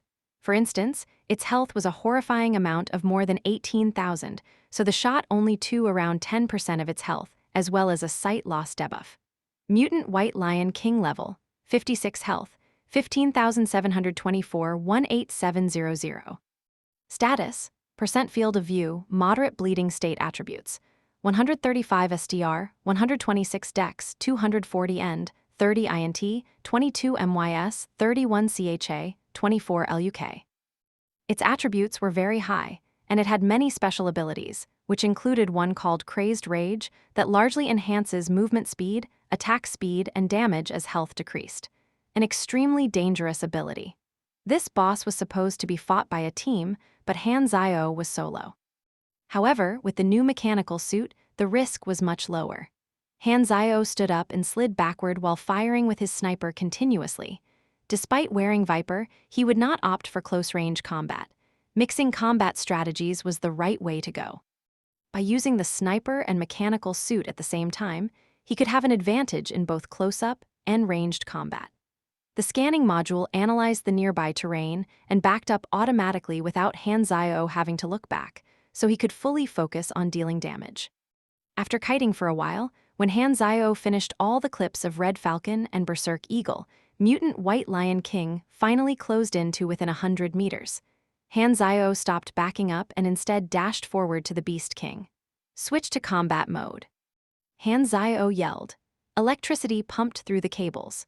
As bright red light shone from the bonfire reaction furnace on his back, muscle fibers in the suit expanded and provided Han Zio with even more power. Clenching his fist, Han Zio could clearly feel the amount of power in the mechanical suit just waiting to be let out. The additional attributes from the suit had more than doubled his SDR and Dex. Yang Dian and Ned saw from afar that Han Zio was going to face the White Lion King head-on. "Don't fight him at such a close range." They shouted at Han Zio in shock. This mysterious person in the mechanical suit was there to save them. He was their hope. They could remember how easily Yang Dian had been defeated, and this guy might very well end up the same. Such a small-sized human, yet he still chose to face the enormous beast head-on. It was like throwing an egg at a stone. It would have no impact. The man and the lion crashed against each other. The result was certain in the minds of Yang Dian and Ned. They almost wanted to close their eyes and not see how cruel the end would be for that mysterious man, but they were wrong. The mysterious man not only did not suffer a tragic loss, but it was the White Lion that was growling in pain. The White Lion King was knocked back, and half of Han Zio's body was hammered into the ground. They were unbelievably on par. Han Zio had a lighter weight. He had to direct the strength into the ground to not be knocked up. With the leg muscles unleashing their energy, Han Zio jumped out of the ground and swung his leg onto the White Lion's head like a whip. With a loud sound, a ripple appeared in the air. The White Lion's skull changed shape from the power. Its whole body was sent rolling away and smashing onto the ground. Oh my God! Yang Dian and Ned were completely stunned by what they saw. Their sizes were more than 10 times apart, and that terrifying White Lion had just lost to this mysterious person. In strength, Yang Dian felt his throat going dry. What he had seen was too impactful. Just because he could not do it did not mean others could not. He had fought with other pugilists that were stronger than him, and none of them even came close to how strong the White Lion King was. Yet, this mysterious man was even stronger than that. "What mechanical suit is that? I've never seen that before," Yang Dian said. Ned's eyes continued staring straight ahead, not sparing Yang Dian a glance. Could it be a secret research of some giant organization? During combat mode, Viper gave an attribute boost of 78 SDR and 45 Dex, which made these two attributes of Han Zio even higher than the White Lion King's. What was even more horrifying was that his overload could further improve the attributes from Viper. Han Zio had noticed Yang Dian and Ned much earlier, but since he did not know who they were, he did not bother much about it. Han Zio fought the mutant White Lion King at a very close range, each of his punches and kicks dealing a high amount of damage. Energy was flowing rapidly from the mini bonfire reaction furnace, and the high amount of armor protected him from White Lion King's attacks. Only using fists and legs was a total waste on all the functions the mechanical suit had. Han Zio had turned on the heating gloves and sun worm and lit the White Lion King's fur on fire, leaving burn marks around his body. Their fight shook the ground like an earthquake. Even the duo watching from afar could feel it as they spectated the heated fight in awe. Although White Lion King's attacks became strong and faster over time, Han Zio still had the upper hand. He could avoid most attacks because of how agile he was, and even for those that he did not manage to avoid, they could not penetrate his suit. The duo intended to help, but they realized that not only were they not able to, they might become a burden even if they tried to help. However, they were not the kind to leave their savior behind, so they stood aside watching helplessly. Curiosity and amazement of Han Zio's mechanical suit filled their minds. They had never seen or heard any country that was ever able to make such a strong single-unit combat suit with so many functions before. Planet Aquamarine's progress in mechanical suit research has always lagged behind. Rumor had it that only the country of Theseus had exoskeleton mechanical suit prototypes, but they were heavy and bulky and could not improve the user's physical abilities. However, this mechanical suit was far beyond their knowledge and understanding. In galactic civilizations, single-unit combat suit was standard equipment for soldiers, which reduced the gap between humans and superhumans, and it was more than a bargain for players. The Viper was a piece of equipment ahead of its time. It should never have even appeared in front of players in version 1.0. In fact, no mechanical suit was supposed to have been created in version 1.0 and definitely not owned by any player. Chapter 177. The start of the Inhuman incident. The White Lion King jumped up in the air and pounced toward Han Zio. As the wind pressure came closer to his head, Han Zio calmly raised his hand toward the White Lion King. An invisible force shot out from his arm as he turned on the field repulsive machine. The White Lion King was knocked back and fell to the ground. Han Zio was using many modules simultaneously, so the energy level was steadily decreasing over time. After countless punches, the White Lion King's health was down to around 30%. The White Lion King howled toward the sky. Its skins turned red. It had entered rage mode, or as the players called it, the second phase. Han Zio could feel the pressure bursting in a short moment. I shouldn't face him directly during rage mode. Han Zio decided to retreat to a safer range. For the time being, it was his combat style to be able to strike and escape any time he wanted. The White Lion King chased him for some time, then it slowed down, showing signs of exhaustion. Just at this moment, Flaming Will's cooldown ended.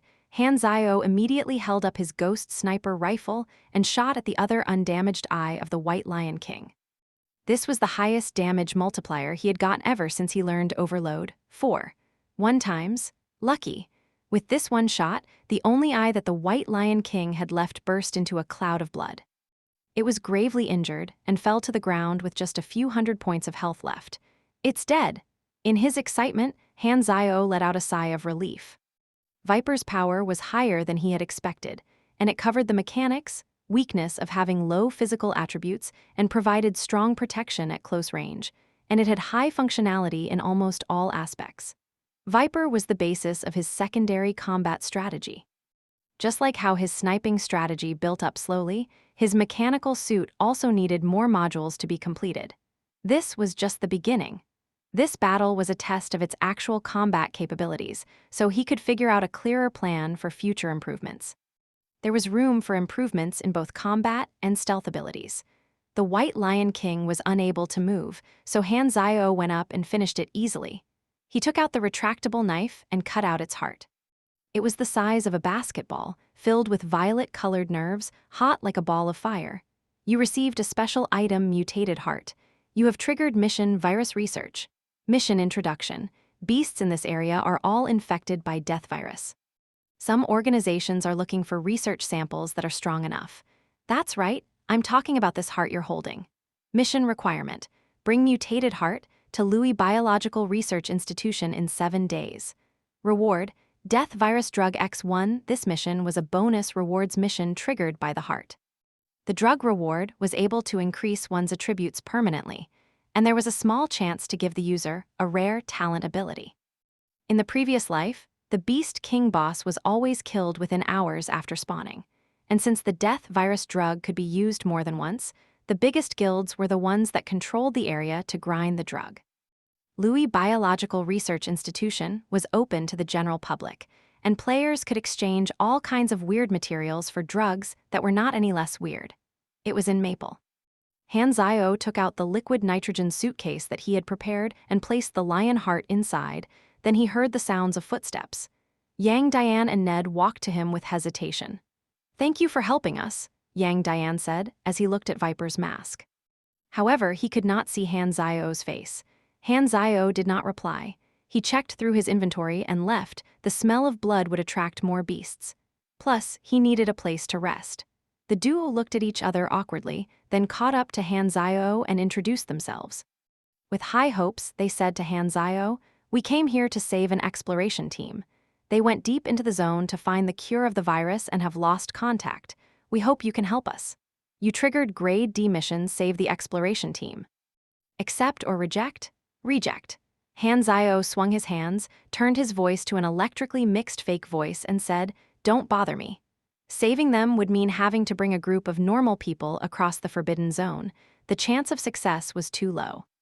Every second spent there would increase the level of danger. Hanzio's target was only the mutated heart, and it was completed. Thus, there was no need for him to waste his time in the zone. He did not want to just follow the missions blindly. "They are in danger because they wanted to solve the disaster. How can you not help?" Ned said anxiously. Hanzio turned on his hovering shoes and left without replying. It was clear what he meant at this moment. "Do whatever you want, but don't drag me into it." The duo watched with resignation as Hanzio left. Not everyone is kind like them, and they knew that, but they were still upset over losing such strong help. Hanzio left the Forbidden Zone and went back to the cargo plane that was parked far away. He took the mechanical suit off and let out a sigh of relief. Viper had amazing capabilities, and he was satisfied with the actual combat results. The plane took off for Maple to get in touch with Louis Biological Research Institution and exchange the heart for the drug. He also planned to do a threatening mission while he was there, and the contact for the Blood Pact Society was also in Maple. Hanzio looked at the brief mission introduction on his laptop. "My contact is a hitman? Wait a minute, this name looks familiar, Golden Fox. I might have seen it somewhere before." Hanzio raised his brows a little but did not bother much about it. Putting the matter aside, he opened the forum. His focus at the moment was players. Hanzio still had 2 novice villages in the Western continent that he had not visited. The new players there had already almost reached an average level of 10. By this time, they would have all started leaving the village to explore the map, but because of Hanzio, some players stayed to wait for his arrival. The feeling was great. His actions had affected the players in what they did, which was all because of the recent popularity and influence he had gained. Reading through the forums, some new posts had attracted his attention. They were mostly from players in the land of Andria, and the content was all complaining. Question: why is the Germinal organization coming to novice villages to capture us? I have been brainwashed, my faction is locked, and I have lost relationship points. Why is this happening? An NPC sliced me into pieces and asked about my origins. Me too. Is this part of the storyline? But I did not get any alerts on my interface. Some players recorded the process of Germinal organization capturing players in the novice villages. Fully armed soldiers placed handcuffs on players one by one, and some players resisted but were shot immediately by paralysis bullets. A group of cuffed players sat in the back of the car. Space was tight, and they could only see the outside world through windows covered by bars. These players were brought to the bases of Germinal organization one by one. Its bases were unlike the ones on the other 3 continents, which was very hidden. The bases of the headquarters in Andria were all humongous and had extremely tight defenses. The land of Andria was brown. If someone could see from a satellite vision, they would see the bases of the Germinal organization as black-colored areas spreading across the brown land, like virus spots. This forsaken land was filled with abundant radiation and dirt with depreciating signs of life. The Germinal organization took many old country facility ruins and inherited their facilities, including places that were once military sites. Inhuman incident has started. Hanzio's eye twinkled. He had experienced this incident before in the previous life. It had been the hottest topic at the time. Curiosity toward players from NPCs is the core attraction point of Galaxy. Players appearing was part of the storyline. Different planets had different approaches toward the players, and Planet Aquamarine was the first planet for this to happen. Before, as a player, he was basically rubbernecking and did not do anything. Now that he had a different perspective, he felt he could find out something else. I have made the Germinal organization lose all of their secondary bases, so the number of players joining them would be much fewer, and they have probably realized the damage that has caused. Just imagining how angry their leader would be made Han Zio happy. Han Zio turned on his laptop and browsed information through the dark net. The existence of players had already been noticed by many organizations. The natives of Planet Aquamarine were surprised by their arrival. The Six Nations might make a move very soon, which would delay the expedition war, but it would still be earlier than my previous life. Han Zio narrowed his eyes. The war occurring earlier give him both advantages and disadvantages. Advantages being the players have yet to grow strong enough, and when the Six Nations burst into an all-out war, their impact would be minimal, which reduced the accidental factors. With the power of the Six Nations, as long as the players did not interfere, they would totally crush the Germinal organization. Because of Han Zio's interference, the main storyline of the war between Six Nations and the Germinal organization would very soon enter the climax, before the players even had enough ability to join into the story. Chapter 178, Fermentation, Stardragon's Western Capital, Division 13 Headquarters. Gu Hui, the vice-chairman, and Division 13's leaders gathered in the secret meeting room. Gu Hui pressed a button on the table, and the doors and the windows shut entirely. All surveillance devices lost their functionalities. Gu Hui put on a serious look as he distributed the documents to everyone in the meeting. The documents had authorization stamps from the highest officials, which meant this information was highly confidential. It was the observation information of the Inhumans. 5 days ago, rumors about the existence of Inhumans started spreading through the darknet. After investigating, it has been confirmed to be true. The documents state it clearly. Inhumans have been appearing and spreading in every continent like a virus. They appeared out of nowhere, and their origins are unknown. From the information that we found on the darknet, the Inhumans have the following characteristics. Gu Hui stated the information that they had on the players, which was similar to what the Germinal organization had. They knew that the players disappeared instantly, would not die, and one other point. Through our observation, their average power is not high. The threat level is identified as low. If we don't suppress this phenomenon, it might spread like a disease and cause a disaster, one person said. Gu Hui nodded and said, "The highest officials have given us their commands. Contacting these Inhumans will now be our priority. What about the expedition? The supplies and our army have already been prepared. We can head to Andria anytime." The highest level superiors have already come to an agreement with the leaders of other countries to temporarily stop the expedition. We have to first understand the situation of this inhuman phenomenon. It has higher threat potential.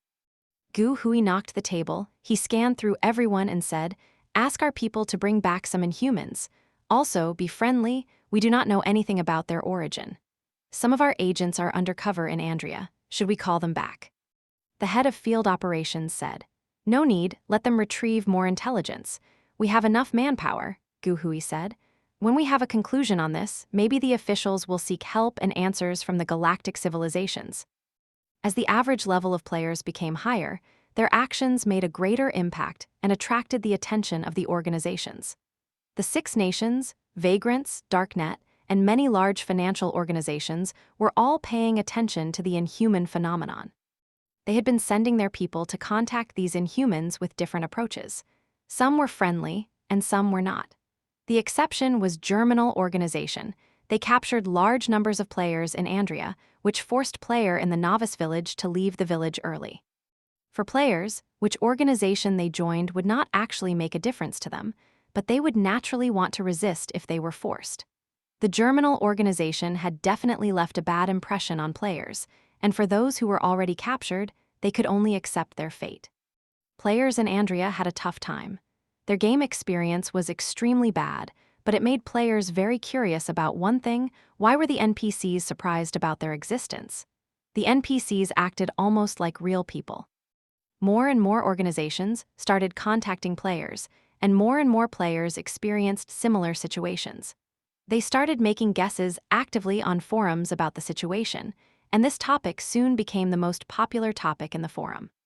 This only happened on planet Aquamarine and not any other planets, so a large number of players from other planets visited the planet Aquamarine site, which made it the most visited planet site of all the novice planets. There were hundreds of new posts every second. Its popularity was astonishingly high. All kinds of speculations surfaced. The seemingly most possible and accepted theory was the Electrolux theory, but the game developers did not give any response. Players could only make random guesses, some of which were quite out of the box. We actually went through reincarnation to conquer a new world for our gods, serial number A12651, reporting for duty. Bullshit, we're Earth's army to conquer alternative dimensions, and we have an honorable mission on our hands. 798 space feet from the Earth Association. Commander Blackie is waiting for deployment. Victory belongs to Earth? You're all wrong. The Earth is just an illusion. This is actually the reality.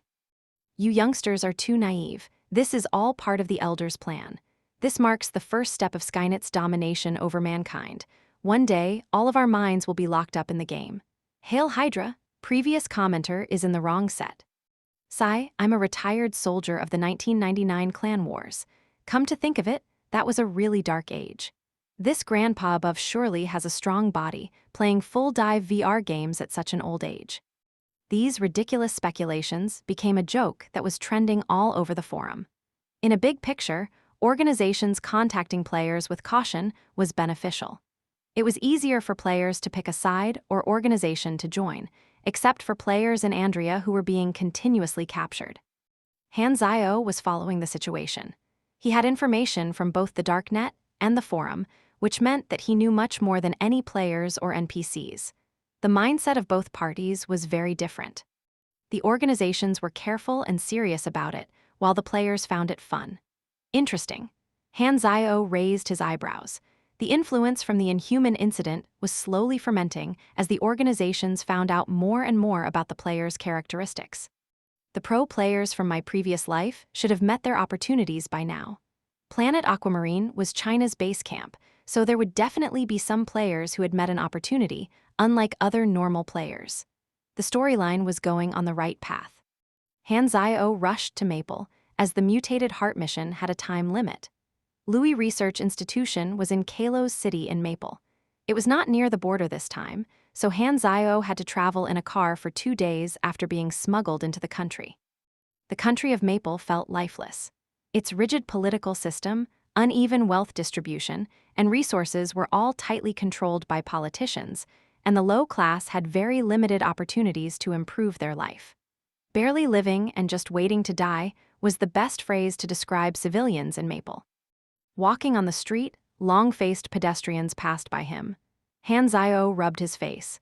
He felt that such a confident and handsome face did not fit in with the state of the people on the street. Hanzio changed his face again and even wore spectacles. He was sure that nobody could recognize him. Louis Research Institution building was very tall and silver, which fitted the technology theme. The people in the building were all wearing white coats, as if they were worried about others not knowing they were doing technological research. A receptionist walked to him with a well-mannered smile as soon as he walked in. Hi, do you require an introduction to the business scope of Louis Group companies? Hanzio raised the metal suitcase in his hands and said, I have a heart from a death virus-infected being. One of your researchers might be interested. Please wait a moment, I will inform a superior. The lady receptionist guided Hanzio to the sofa and left. Louis Research Institution accepted exterior research projects, so there were always customers who came to visit. Hanzio sat on the sofa and scanned the environment of the hall. It was built in the shape of a sphere, which made it look like a hotel hall. After some time, 2 people covered in bandages walked in. Hanzio raised his head as he smelled the odor of blood. It was the superhero dude he had met in the Forbidden Zone. These guys were saving some exploring team. Could it be that the team was from Louis Research Institution? Looks like they failed and are badly injured. Hanzio raised his brows but stayed put as they did not recognize him. Chapter 179. the research institution. Yang, Diane, and Ned were frustrated. The exploration team that they were trying to save belonged to Louis Research Institution, and it was Louis Research Institution that entrusted them with the rescue mission. After Han Zio left, they had rested for a while and started searching with caution. Eventually, they found the target at the valley that the exploration team had lost contact in.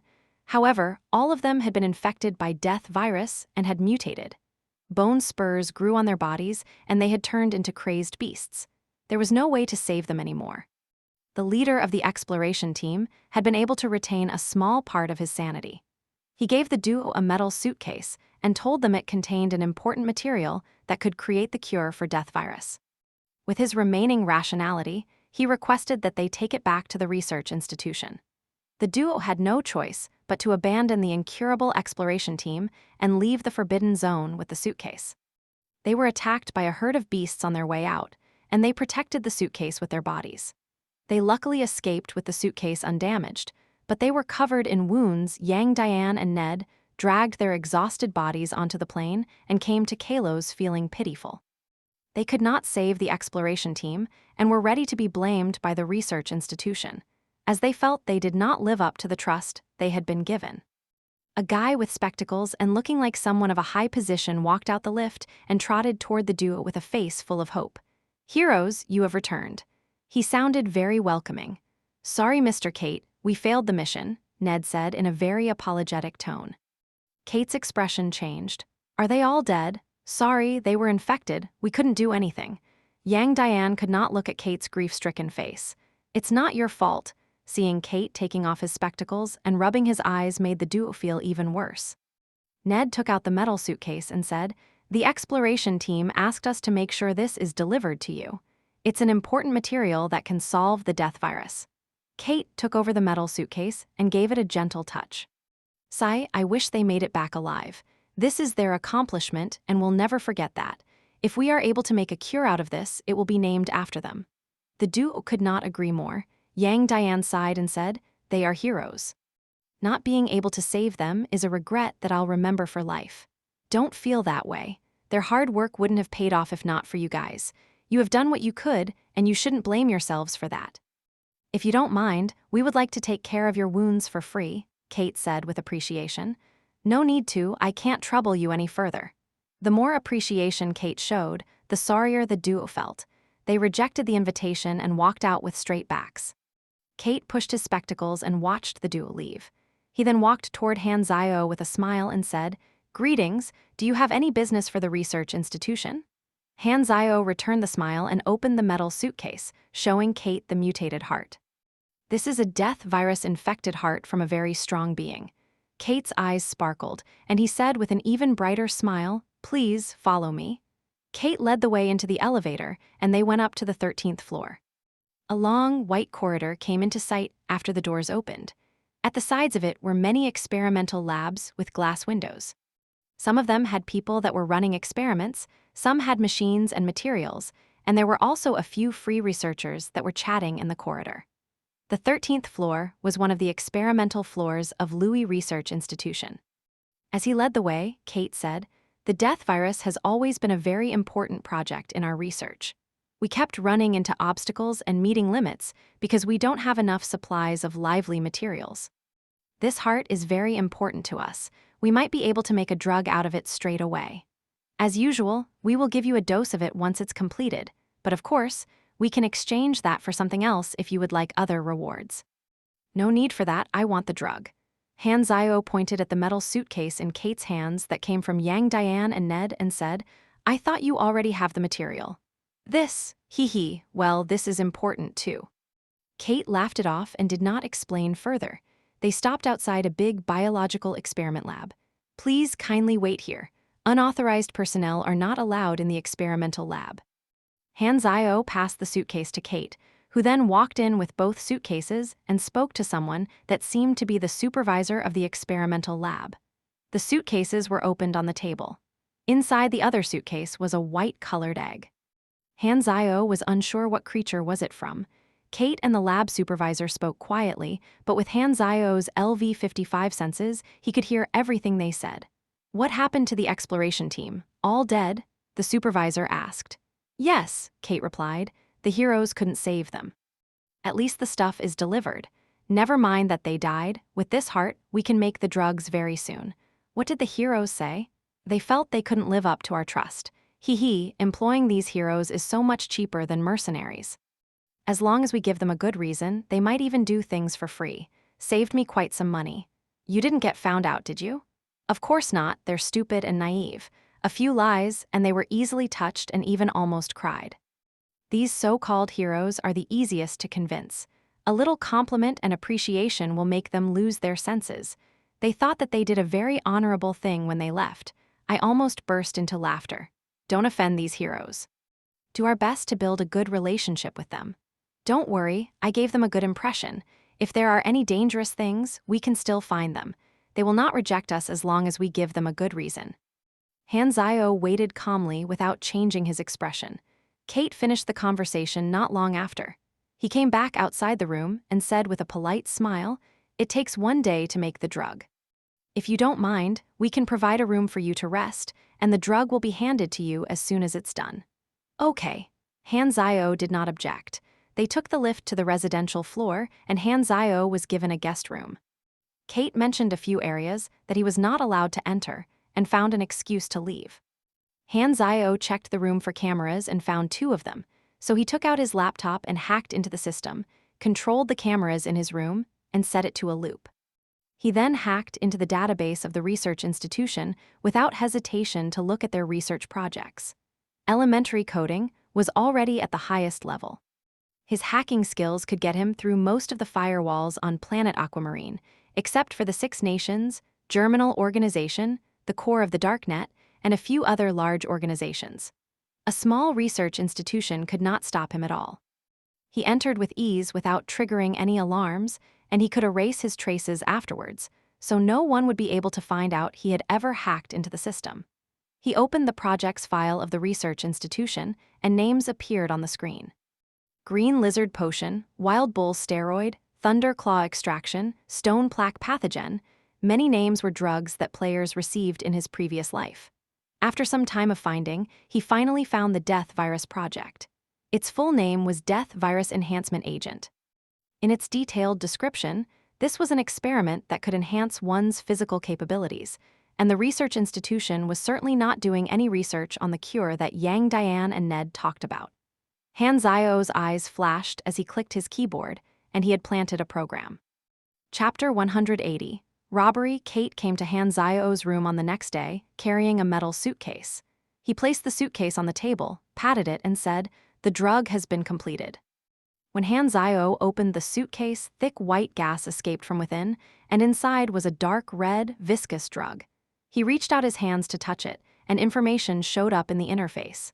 Death Virus Enhancement Agent, low concentration 3.5%, a drug made from some kind of gene mutation virus. Its essence can be used on human beings with high stability. Consumption effects, SDR +1, Dex +1, chance to awaken extraordinary physique. Remarks, although its color looks like the product of menstruation, worry not, its taste is also like. Only low concentration, they gave me the one with the lowest quality, Hanzio thought as he closed the suitcase. "I'm satisfied with this," he said with a smile. "We look forward to our next partnership," Kate replied politely. "No need to look forward. I want to buy more drugs. What do you have in stock?" "We only provide long-term bulk supplies to large organizations and customers with abilities. If it's a single customer, especially one with an unknown origin, I'm afraid it will be quite difficult. We hope you can understand. However, we can sell it in bulk to you if you can prove your ability to afford them in the long term." Kate expressed his difficulties just the right amount and made it look like he really wanted to agree but could not because of the rules and regulations. However, in the eyes of an experienced person like Hanzio, it was very obviously done on purpose, most likely to raise the price. Hanzio smiled mysteriously. He adjusted his collar and said, "Allow me to introduce myself officially. I'm an executive officer of Germinal Organization, Heisenberg." Kate was very surprised. Germinal Organization? Didn't they leave the Western continent? Is this so-called Heisenberg guy a secretly active executive officer, or is he lying? Forgive me for being so straightforward, but your identity is very suspicious.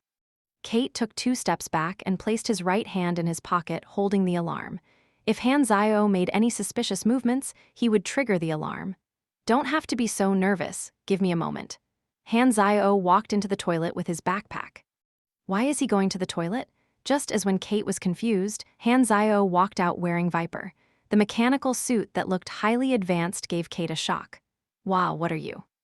Hanzio swung his arms around and said through the suit speaker, "This is the latest single-unit mechanical suit invented by the Germinal organization. If your eyes still work, you should be able to see the amount of advanced technology used in this. Even the official experimental lab of the Six Nations doesn't have this technology. You don't have to worry about me lying. This is a secret project of our organization, and it should suffice to prove my identity." Kate opened his mouth slightly. He felt something was off. But I am aware of your concerns. If you want to find a stamp of Germinal organization on the mechanical suit, I suggest you save the effort. Times are very tough for us, and it is very dangerous to have a high profile. I've been given full responsibility for this matter, so if you want to contact a higher-ranked official, forgive me for being so straightforward, but your position doesn't warrant that, Hanzio said in a serious tone. He almost believed it himself. Kate hesitated and said, "I need to discuss with the other high-ranked officials." He walked to the side and opened his laptop to contact the other high-ranked officials. They were all experiment lab supervisors, and they were surprised by Hanzio's origins. He can't prove it, not trustworthy. Do you want him to shout I'm part of the Germinal organization everywhere he goes?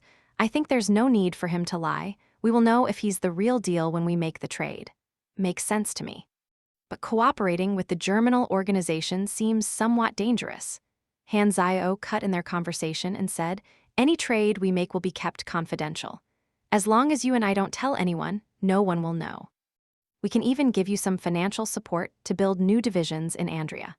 The eyes of all the high-ranked officials in the research lab turned bright. Andria was filled with radiation, and many genes mutated flora and fauna avoided by others were treasures to them. They had heard about the generosity of Germinal organization. In Maple, the government was corrupt, and they had just about had enough of it. It seemed like a rather good plan to change the environment. Even if they did not move their headquarters, opening a research division in Andria was a pretty good idea, too. Shall we try to make a deal? Bring him to the exhibition room. With the discussion coming to an end, Kate smiled and said, "We accept the trade, Heisenberg. Please follow me. I will show you our research results."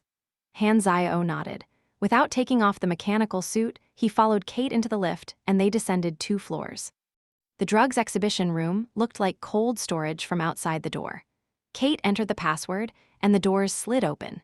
Inside was a dark, compounded room separated into 2 levels connected by a metal staircase. Showcases were laid out at the side of the walls, and inside them were drug tubes of various colors with tags describing their names and test results. All the drugs had finished products with different levels of concentration. "These are the products of our research institution. Which ones does your organization want?" Kate said with a smile. Hanzio acted like he was looking around and said, "Every one of them. Money is not a problem as long as you have enough in stock." Joy filled the faces for the high-ranked officials who were watching through the camera. This was a big order. Hanzio raised his eyebrows. "But I will have to verify their effects first." Kate opened the showcase's password lock, took out a drug, and passed it to Hanzio. Hanzio read the information on the interface. It was a temporary enhancement drug. Consuming it would grant a +3 endurance buff for 3 minutes. After making sure all the drugs in these showcases were real, Hanzio calmly said, "I will need a large quantity." Kate received commands through the headphones. He took out a laptop, opened the price page, and said with a smile, "We have enough inventory. After you have made the payment, these cute little things will be yours." Hanzio narrowed his eyes. "I will only make payment when I see the products with my own eyes. Don't have to worry, we are just a small organization, and we don't have the guts to go against a large organization like yours. We won't go back on our word, and we hope you understand our concerns. Anyway, I believe this is an insignificant amount of money for your organization," Kate said with a smile on his face. "Seems like this is as far as I can get by lying." Hanzio's eyes flashed. He had no intention of paying. He placed the gun against Kate's forehead before he could react and said, "This is my payment."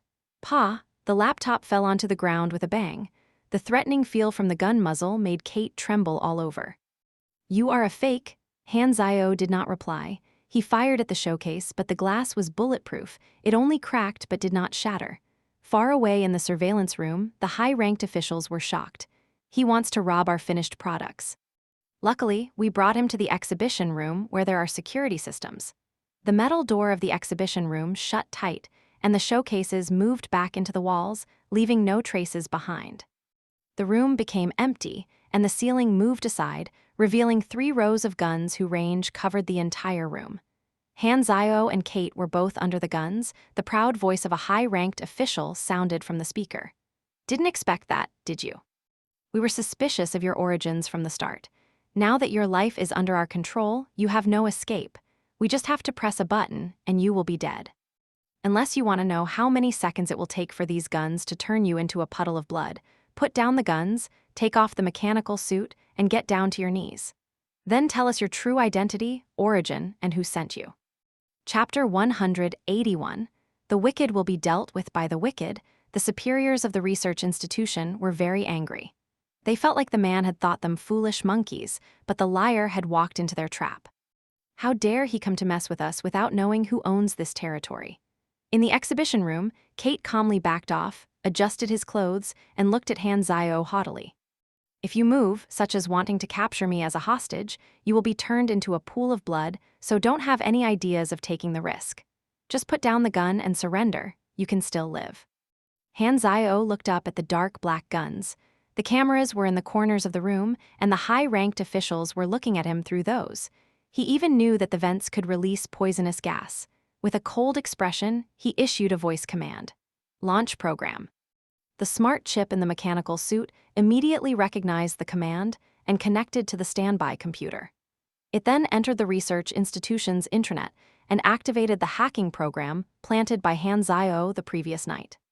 The research institution system fell like dominoes in the face of the hacking program. Without much effort, the entire authority system was overridden, and Han Zio gained control in a few seconds. This was not a last-minute simple hacking program that Han Zio had created. He had created many smart chips, and to prevent losing their control to someone else, he had also made some anti-attack programs as well as some invasive programs, but he had not had the chance to use them before. The tactical hologram screen showed the terrain map of the research institution. Han Zio issued another voice command. The walls of the exhibition room reopened, and the showcases appeared again. The guns on the ceilings slid back, and the doors opened.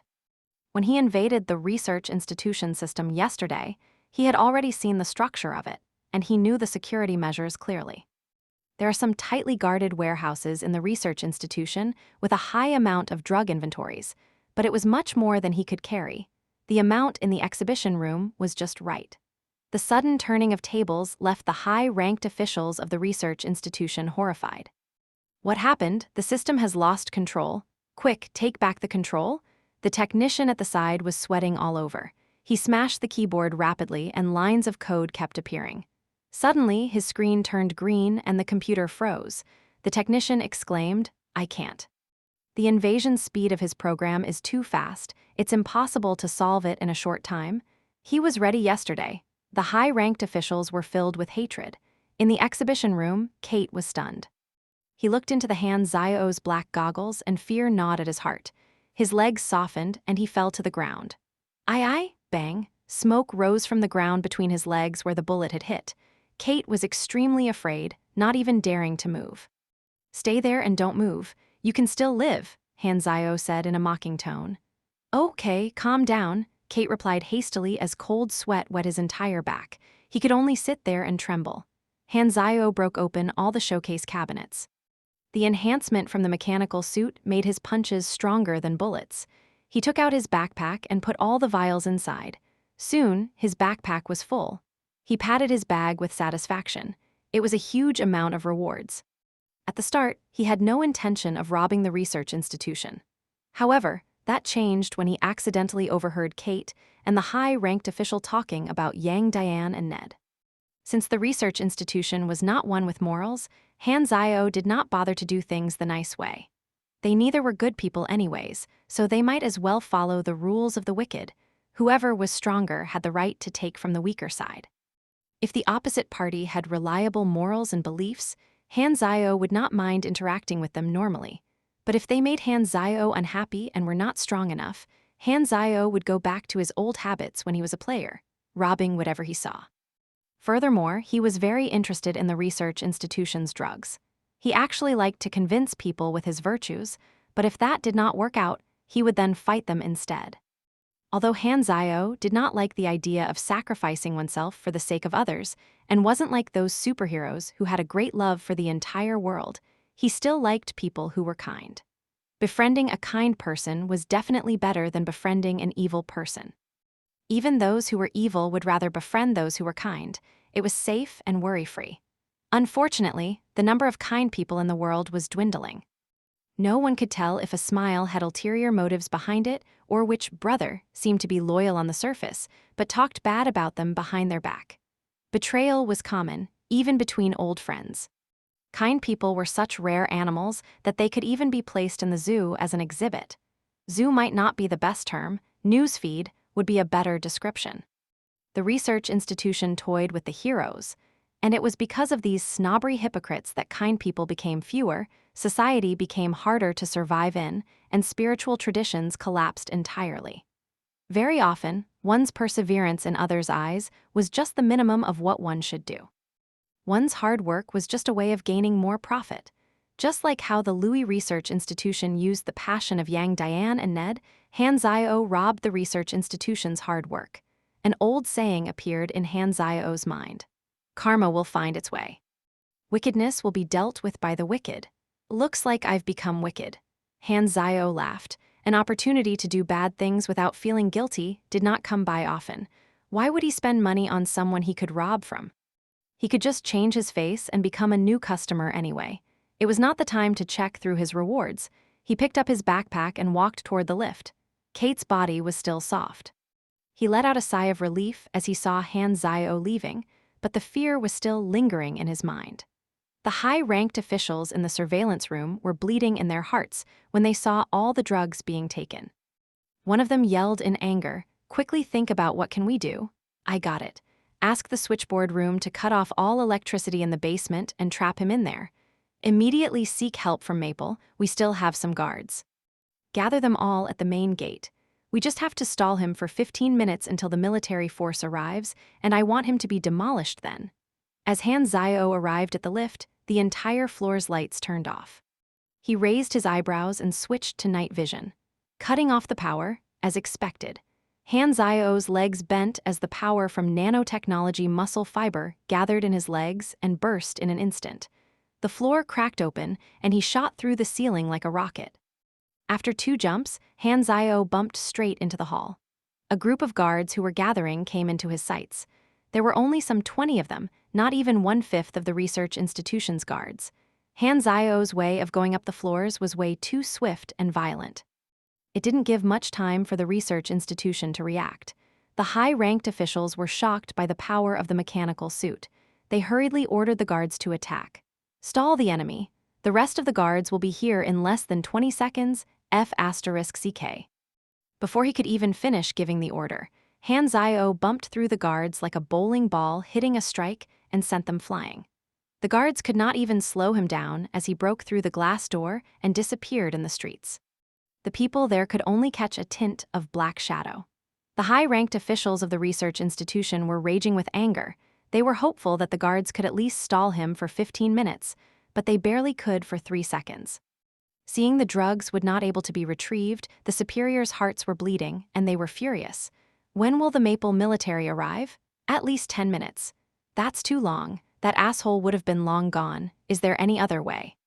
Kate had returned to normal and immediately said, "The superhero duo is still in the city. I will contact them now.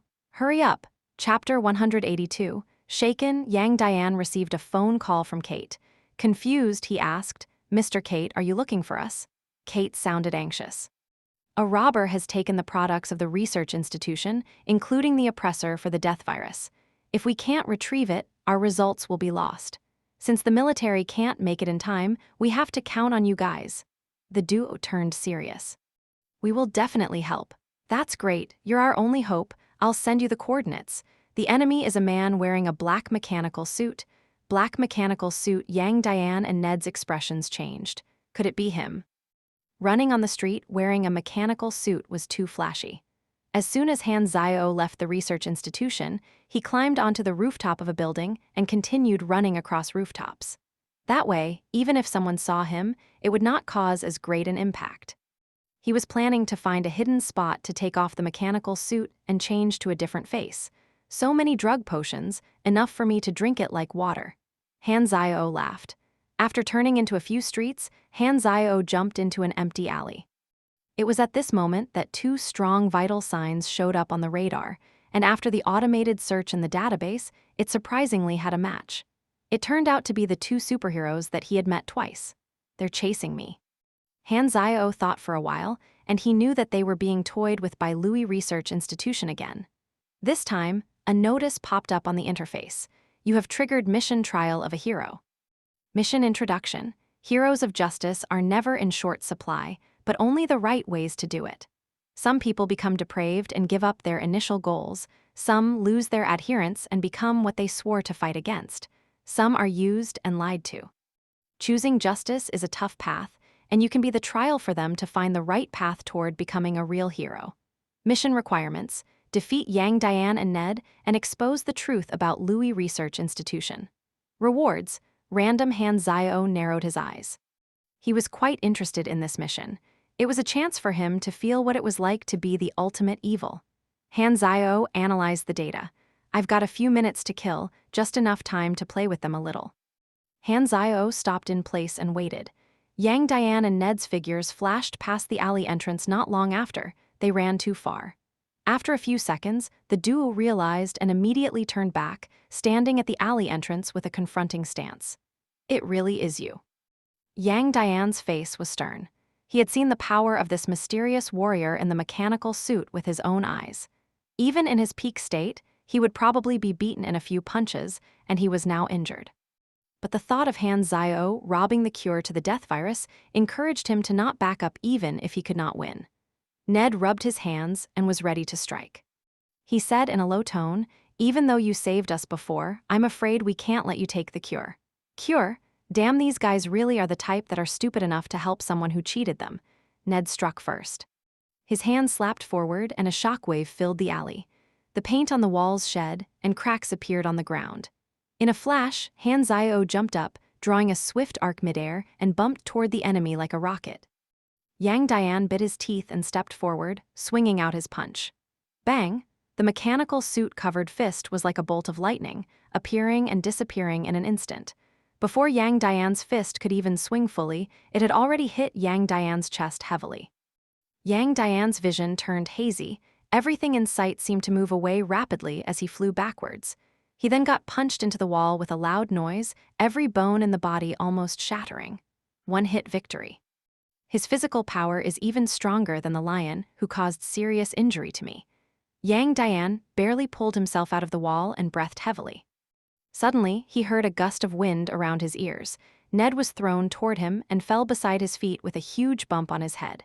He had been knocked dizzy by a simple headbutt from Han Zio. They could not even last 3 seconds. With absolutely zero chance to fight back, Yang Diane was filled with sadness and hatred. How are we supposed to stop the opponent like this? Helplessness penetrated their hearts. Han Zio looked at the timer as he saw the duo trying to get back up. He had given himself 5 minutes to deal with these two superheroes, but the situation had turned out to be much easier. He had taken less than 10 seconds to beat them completely. They were both superhumans at the level of 30-something. With Han Zio's strength, it was a piece of cake. Han Zio took a few steps forward. Just as he was going to say something, Yang Diane managed to struggle to his feet. With a face filled with unyielding and anger, he clenched his teeth and said, "You took away the cure for the death virus. Lots and lots of people will die because of that. I will stop you today even if it costs me my life." Han Zio stopped in place. He looked at Yang Diane with a mocking smile. Dying as a hero other than dead flowers, empty words, and a few hypocritical tears, what else can you get? Yang Dian clenched his teeth even harder. It doesn't matter how others look at me as long as I'm happy with what I'm doing. Suddenly, Yang Dian blinked. A large black hand enlarged in his sight and grabbed his head. He was smashed into a wall, shattering the stones. His head was bleeding. Yang Dian lay flat on the ground, his head spinning. He did not even have the strength to stand up. Han Zio took out his handgun and pressed it against Yang Dian's forehead. The black-colored muzzle brought Yang Dian back to his senses. He wanted to struggle, but Han Zio stepped on his legs, then slowly applied pressure to the trigger. Yang Dian's eyes widened. At this moment, regret uncontrollably flooded his mind. If I wasn't so meddlesome, I wouldn't die today. In front of an enemy that's this strong, even if I bet my life on it, I wouldn't be able to stop him for a bit. Coming here was just giving my life away. I shouldn't have accepted the request. I was too impulsive. The trigger reached its end.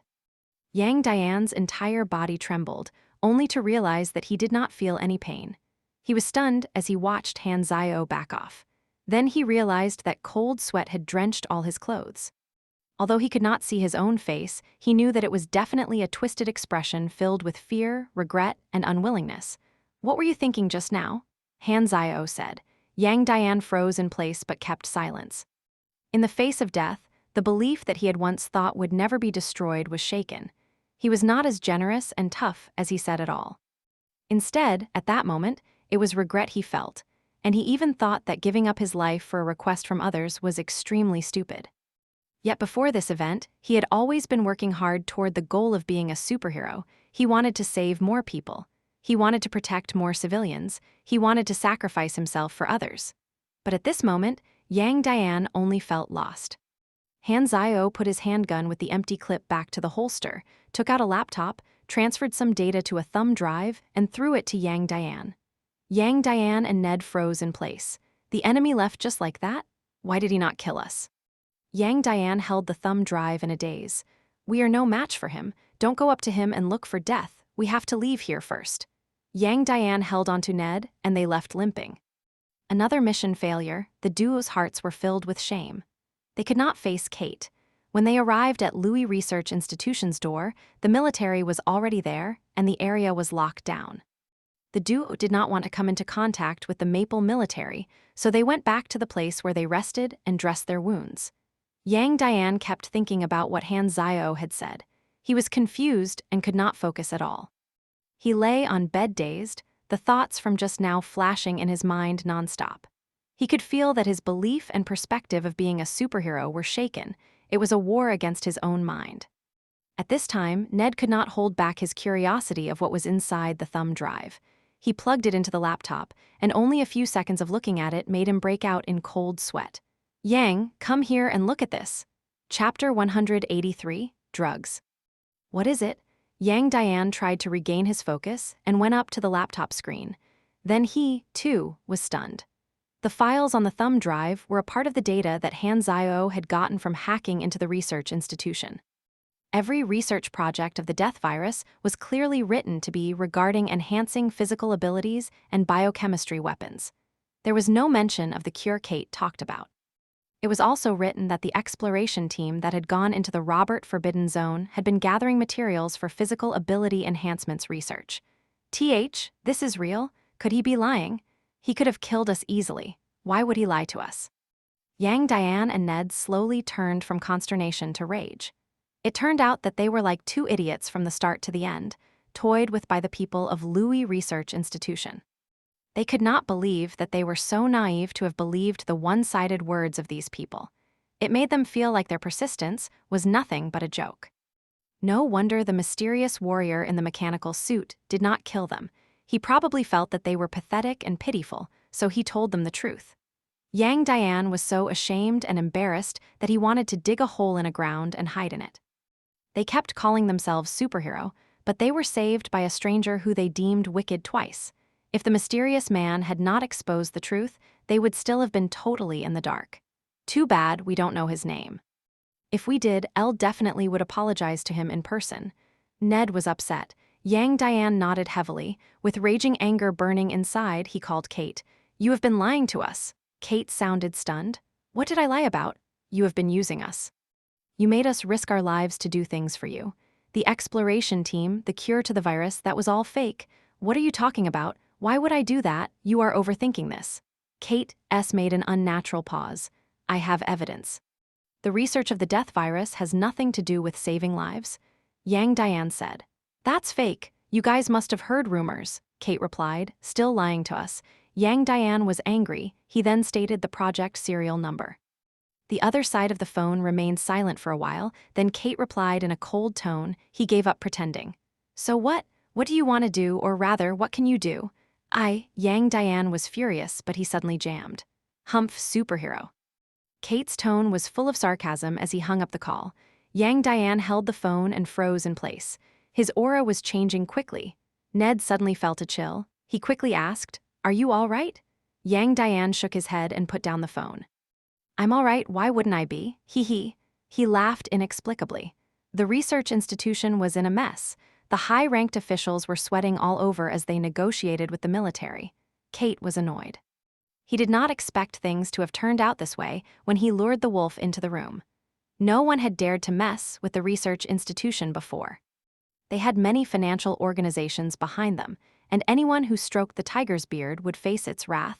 They would be chased down by organizations with no escape. After contacting the financial organizations backing them, the organizations were all understandably furious. He called himself Germinal Organization's Executive Officer Heisenberg, and he had a mechanical suit with extremely advanced technology. It was quite convincing. The Germinal Organization was like a mouse crossing the street. Everyone wanted to beat them.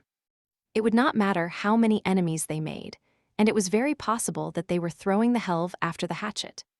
The financial organizations decided to not only let Western continent's intelligence organizations look thoroughly for this person, but they were also going to give money to the Six Nations expedition through military donations. The reason behind these financial organizations having such an exaggerated reaction was because there were drugs that the owners of these organizations urgently needed among the stolen stock. Therefore, they desperately needed it back even if it meant they had to spend more money. Kate was already annoyed enough. He did not even want to bother about the questioning from the two superheroes, and he did not care at all about them finding out the truth.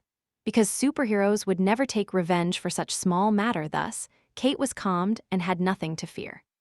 Han Zio had taken off the mechanical suit, changed his face, and mixed into the crowd. Trial of a hero completed, plus 40 Yang Diane's impression of you, plus 40 Ned's impression of you. Han Zio waited for some time, but there were no new notifications. That's it. What do I need the good impression from these two guys for? He had never even heard of these two guys before, so they were probably not anyone important. Han Zio was speechless. It was a reasonable reward, but he would have even preferred experience points over this. Never mind, it's just a small mission. The biggest rewards are these drugs.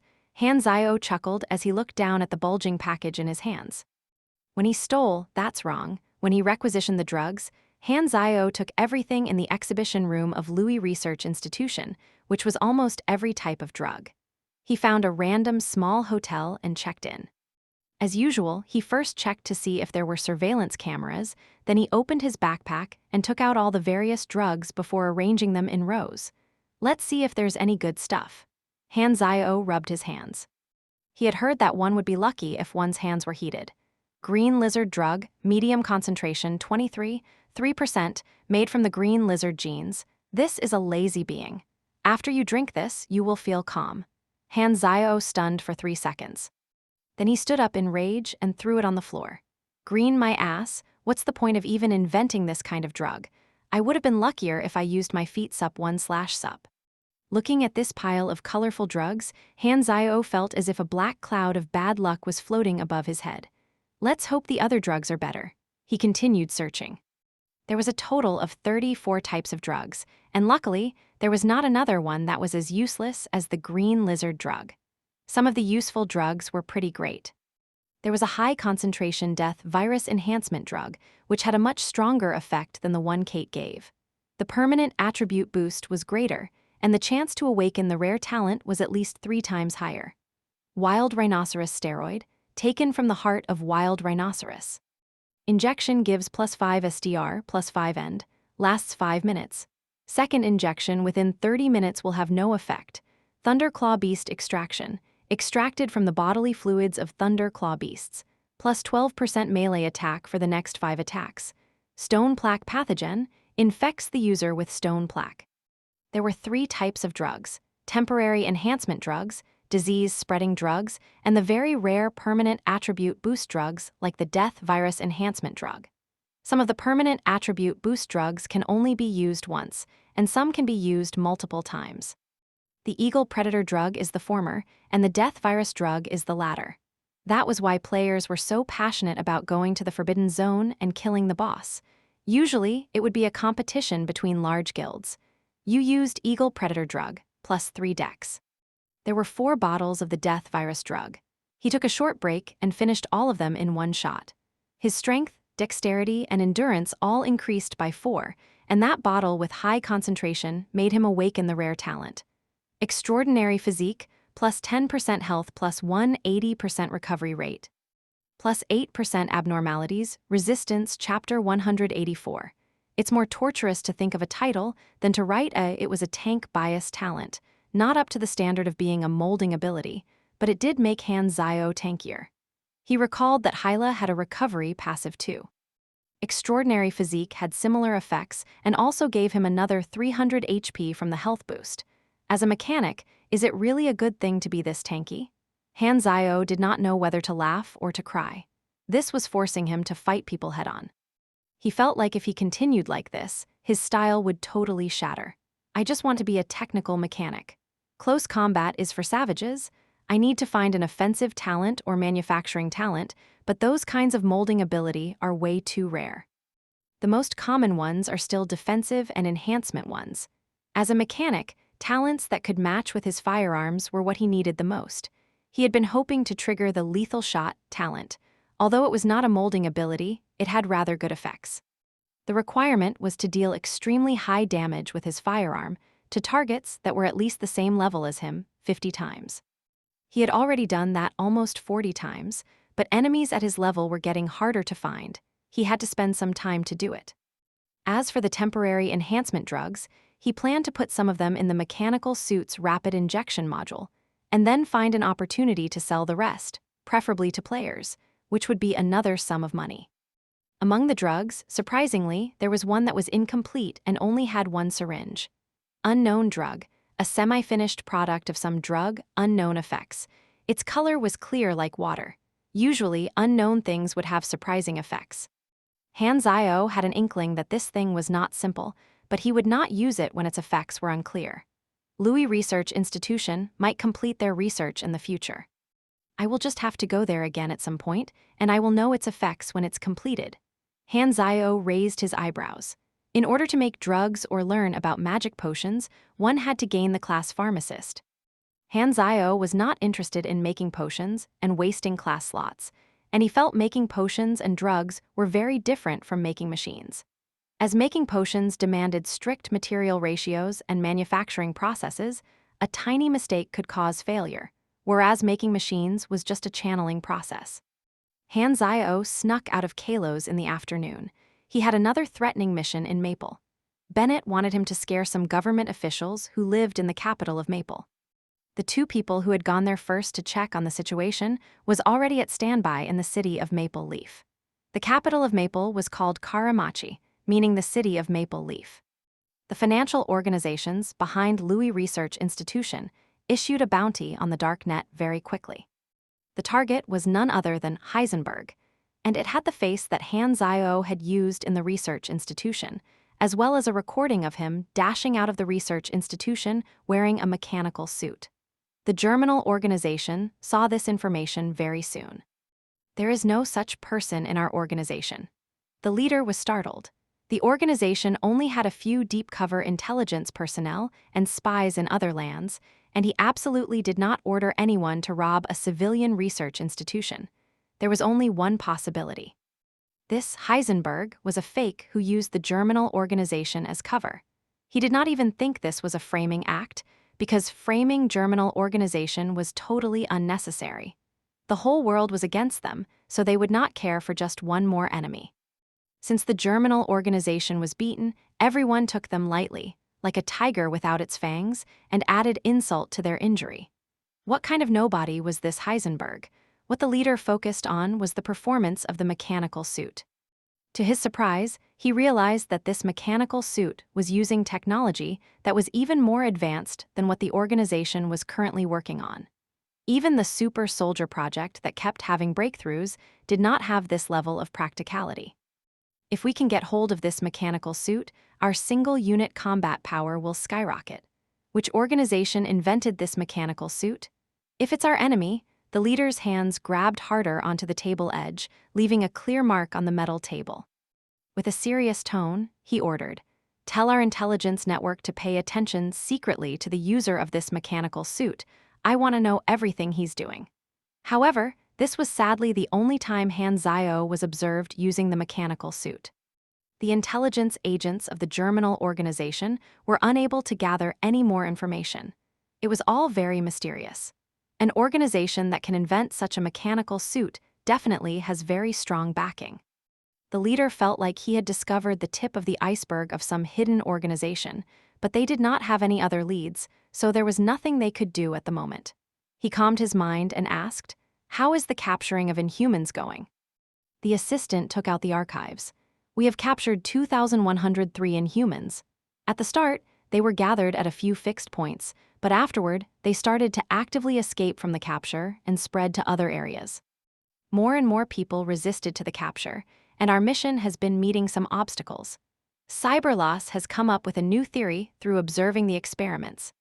Even if these Inhumans are not brainwashed, they will still accept all kinds of requests, and they act with a very clear objective. They do not have much common sense, they talk weirdly, and they seem to have some kind of special way of communication between each other. Some Inhumans knew each other. We are still investigating the causes of all that, but we have yet to gain any results. As Cyberloss put it, these Inhumans are like time travelers who came from the past. What is the stance of the Six Nations toward the Inhumans?" the leader asked. "Our intelligence network shows that the Six Nations have sent their own teams of people to contact the Inhumans. They had different attitudes anywhere from friendly to forceful." The leader nodded. After pondering a moment, he said, "They have stopped their war preparation, but it won't be stopped forever. Agents from every country have already infiltrated Andrea. Find them. I want their every move to be under our surveillance. I have a feeling that Inhumans will be the key for us in this war." Reflections on the sunglasses showed the exterior appearance of a luxurious villa. There were Secret Service agents in normal clothes patrolling around the area continuously. A white old man who looked like a beggar pushed his sunglasses up, touched the cap that covered his bald head, and then fidgeted with the mini earphone that was hidden under the cap in his ear. Duplex 4-floor villa. The manor door needs the interior system to be opened. 2 standard Secret Service teams patrolling outside the manor, 1 team inside, a total of 18 Secret Service agents. Leaves house 8 sharp every morning, travels in a bulletproof car. 2 teams follow for protection, has lunch at the interior restaurant of the government building. The same team follows along for protection. Hans spoke softly into the headset as he pushed his sunglasses. The target lives in Maple's political area. Patrolling police and sentries are packed along the roads. If you're doing it on the streets, you'd better be quick about it. The calmed voice of a woman, Vernina, was heard through the headset. Then let's do it on the streets. This reminds me of the old days. I must be mad, Hans said with discontent.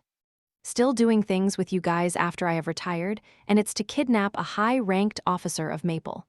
Damn it, Garion, why did you have to find me for this? Why didn't you ask Bennett? He's still fighting on the front lines. You had to look for this retired old man. Couldn't you let me enjoy a few years of leisure? Humph, you owe me a favor, and I don't like Bennett. He gave me 3 bullet holes 33 years ago. Another voice appeared in the headset. Garion was a rough man. His voice was like a cannon. Anyway, stop complaining like some woman. Have the days of doing nothing and planting vegetation softened your toughness? Gentlemen, don't forget there's a woman here, Vernina said calmly. I am already 60, and you are 1 year older than me. It's not normal for you to think about fighting and killing all day. Hans was speechless. Humph, I'm yet to hit 70. Is that old? Garion whined for a while and turned back to being serious. In 9 seconds, patrolling officers will appear from the corner. Be careful to stay hidden. Hans leaned forward, and his aura immediately turned unnoticeable. After 9 seconds, a patrolling police officer walked around the corner of the street and saw Hans. He walked forward and yelled, "Identification check." Hans took out the fake ID that looked exactly like a real one. The officer glanced through and returned it. "No lingering here. Move along." Hans moved his feet slowly like an old man, turned into the corner, then sped up. He said softly, "There are too many patrolling police officers and sentries here. To kidnap the target quietly without anyone noticing, it'll be best to do it at night. Come back here first. We will discuss the plan," Garion said with a heavy voice. Chapter 185. But not having a title is more torturous. It was gloomy and raining in the western continent. After a few days of taking the shaky civilian train, Han Zio finally arrived in the capital of Maple, the city of Maple Leaf. Maple's population density was low despite having a large area of land. Houses were cheap, and the average house size was rather big. Even those in the middle-income bracket were able to afford a villa. The civilians in the capital had a pretty high income. Every year, the government of Maple would chase the beggars and the poor to other cities, which resulted in Maple Leaf's environment being optimal, peaceful, and comfortable with sufficient greenery. Han Zio was smuggled in as usual. Following the map, he found a villa at the edge of Maple Leaf.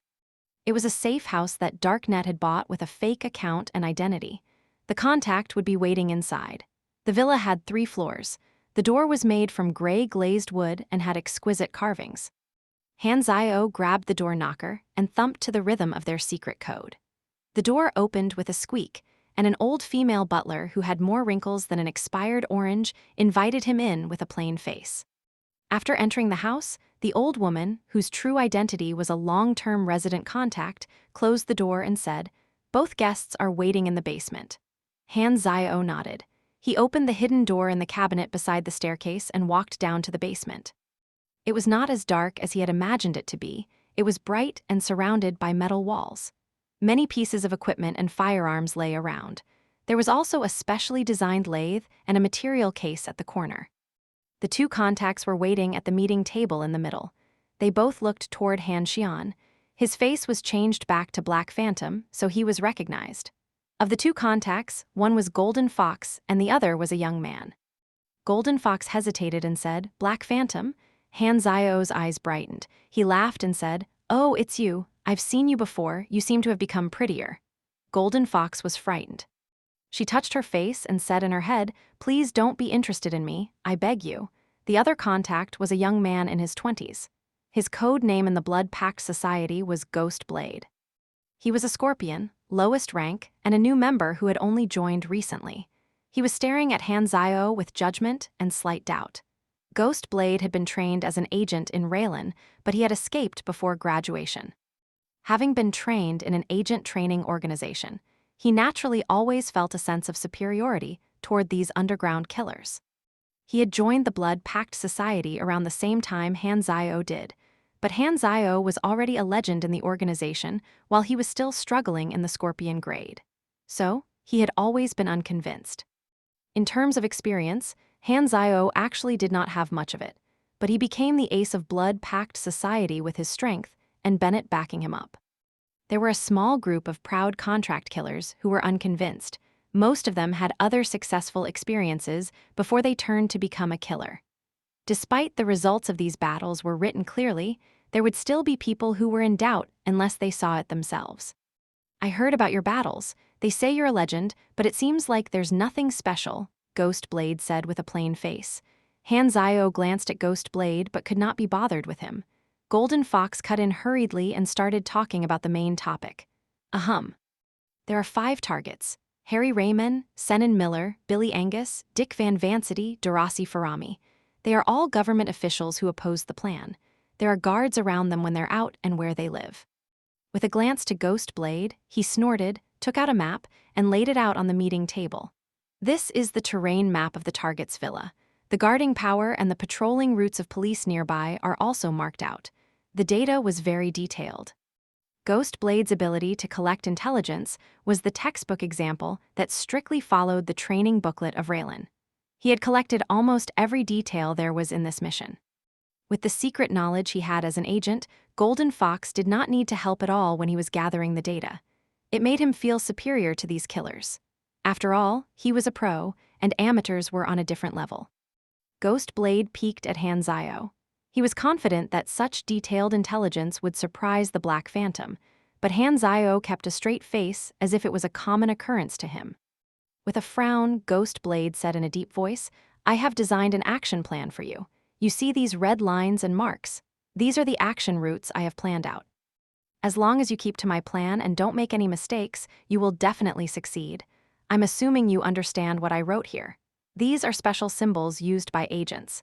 If you don't understand them, I can explain for you. No need, I will look at it myself." Han Zio knocked the table while reading through the intelligence carefully. He then asked, "What is the exact mission?" "To place these documents into the target's homes, somewhere obvious that ensures the target sees them. Inside, there are some pieces of evidence that have the ability to cause them harm.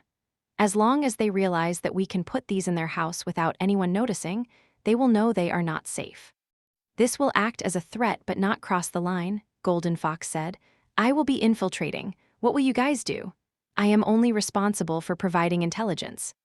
Carrying out the mission is your mission as an ace, so don't think about seeking my help," Ghost Blade snorted. Golden Fox gave Ghost Blade a stare before saying in a pleasing tone to Han Zio, "If you need me to back you up, I can do it." "Never mind, there's no need for that." Han Zio waved his hands. "It's a pretty easy mission. I can do it alone. It is indeed easy when you follow my plan." Ghost Blade nodded lightly. He had actually left out some intelligence in the data. It would not affect the mission, but it would give the person carrying out the mission some slight challenges. He wanted to test out Black Phantom. Although the latter was an ace of the organization, unless he could pass the test, Ghost Blade would still maintain a cold attitude toward Black Phantom. However, Han Zio looked at the plan and shook his head. "The plan is too complicated. I will do it my way." Ghost Blade was unhappy. "This plan was made from my careful and precise research of all the intelligence we have, and you came up with a better one within a few minutes of looking at it. This mission is not challenging at all for me," Han Zio said. "Quit messing around." Ghost Blade snorted with anger and walked away. He was very discontent that Black Phantom did not follow his plan. He was a professional, and his plan was perfect. Black Phantom had no idea of what he was looking at. "There will definitely be accidents if he doesn't follow my plan," Ghost Blade thought. He had some dark thoughts, and he even wanted to gloat at Black Phantom's failure. To him, not following his plan was basically screwing around. Black Phantom had better have meant what he said. "If he ends up using my plan, I will only look down on him." Han Zio looked at his watch. "I will act tonight. You guys just have to wait." The two contacts were not involved in the field action, and Han Zio did not need a supporting intelligence crew. Since it was just Han Zio acting alone, there was no need for a headset. He's only just arrived, and he is already going to act. How impulsive. Ghost Blade shook his head. He felt this mission was most likely going to fail. Not listening to suggestions from professionals would almost always result in failure. Night arrived in no time, but clouds covered the moon. Han Zio had changed into a black outfit. He hid whatever he was not going to need in the safe house. Then he made sure the circuits were working and reset the password to prevent anyone from opening it. He brought along the necessary equipment and left. At night, the streets of Maple were quiet. The night wind blew past the trees and made a calming sound as fragrance from the gardens at the side of the street filled the air. There were few pedestrians on the street. In fact, those pedestrians were mostly patrolling police, which hinted at the high-pressure policies within the country and the security not being as peaceful as it looked. Han Zio walked past quiet streets one after another and arrived at the political area of the city. Patrols on the street became more frequent, so he hid in the shadow of an alley, observed the situation, and waited patiently. About 10 minutes later, a patrolling police officer walked toward him. "This is B-3248. "We are clear," he said into the walkie-talkie and walked toward the alley entrance. Then, he unconsciously looked into the dark alley. A pair of arms reached out suddenly and dragged him into darkness. His yelling only lasted a mere second before it stopped. 1 minute later, Han Zio changed into the police uniform with the walkie-talkie at the side of his waist. His face had changed completely. The skin mask had scanned the policeman's face and imitated it perfectly. Chapter 186, Accident 1. Han Zio injected sleeping medicine into the police officer and hid him in a rubbish bin in the alley. He probably would not be discovered until the next morning. The strong sleeping medicine was not the normal kind one would find on the market, but a secret recipe made by Golden Fox. She claimed that it could make a 3-meter-tall elephant fall asleep in 10 seconds. As for why she used an elephant to experiment, Han Zio was confused too. Golden Fox had the intention of endearing herself to Han Zio by providing the sleeping medicine, but Han Zio had a feeling that the atmosphere between him and Golden Fox was very weird. Every time their eyes met, it felt like it ignited a spark in the air. Golden Fox would shrink backward like an injured little beast and turn to look at somewhere else, not daring to look Han Zio in the eye. If Han Zio did not remember giving Golden Fox a weird impression back when he was too bored, with Golden Fox acting like a young girl in love, he would have thought she wanted to do something inappropriate to him. However, he knew that she was actually afraid of him. Han Zio diluted the medicine so that it was not that strong. Normal people would wake up after about 10 hours. He had tested it himself and was notified that one with endurance higher than 45 would be immune to it. He had more than 80 and close to 90. The average endurance of a LV-55 mechanic is around 70. Han Zio did not exceed that by a large portion, but his health was more than 1/5 times of the same level mechanic. With molding ability, basic strength in life, and the recently awakened extraordinary physique, Han Zio's health was an astonishing amount of about 3,400. Together, with magnetically controlled retractable armor and Viper that only a mechanic would have, he was at the same standard as the same level boss. However, this was the capital of Maple. If he was to be too high profile, he would probably not end up well, so he decided to do an ordinary infiltration like Hitman 47. Wearing the police uniform, Han Zio swaggered toward the villa of the first target, Senan Miller. Trees and vegetation filled the garden on the side of the road, and branches sliced the light from street lamps into thin light curtains. Using Night Stalker's ability, Han Zio entered stealth. He walked around the villa and observed the cameras on the streets. Total of 3 surveillance cameras looking at 3 different directions of the villa. They rotate at the same speed automatically. Seems like there'll be a blind spot for a brief moment. Han Zio found the opportunity, but this was not written in the data. He wondered if Ghost Blade did not realize or did not write it on purpose. In order to sneak in, I'll first have to deal with the cameras. Every 5 minutes, the camera's field of sight will leave a 2-second blind spot, which made things much easier. There was no need to go through to trouble of accessing the circuits of the camera and invading the surveillance network. As long as he was fast enough to enter the villa, he could avoid getting caught by the cameras. Due to the surveillance of the city not being looked at every hour of the day, a patrolling officer going missing would not be noticed immediately unless it was seen by the surveillance monitor. He was not hoping to infiltrate perfectly without leaving any trace. All he wanted to do was complete the mission that night. There were Secret Service agents standing both inside and outside of the villa, detection devices at the door, and electrical railings on the wall. But other than that, it was no different from a normal residence. The agents outside were easy to deal with, he just needed to divert their attention. However, there were also people in the manor, and he could not identify their positions with his eyes. Han Zio had his ways, though. He put on a pair of sunglasses. They looked just like any normal sunglasses, but they actually had a portable version of the electromagnetic scanner. By clicking the mini switch on its side, the biological reaction inside the manor would appear as blurry human-shaped images, which was enough to identify their location. However, it was weird to wear a pair of sunglasses during the night. It reminded him of a scene in Kung Fu Hustle. The officials of Maple had guards around them all day, as if they were afraid of being attacked even on the streets, which was an indication of how much they were disliked by the civilians. Unlike the other 5 nations, which did not have this kind of measure, even the air in Maple felt pressurizing.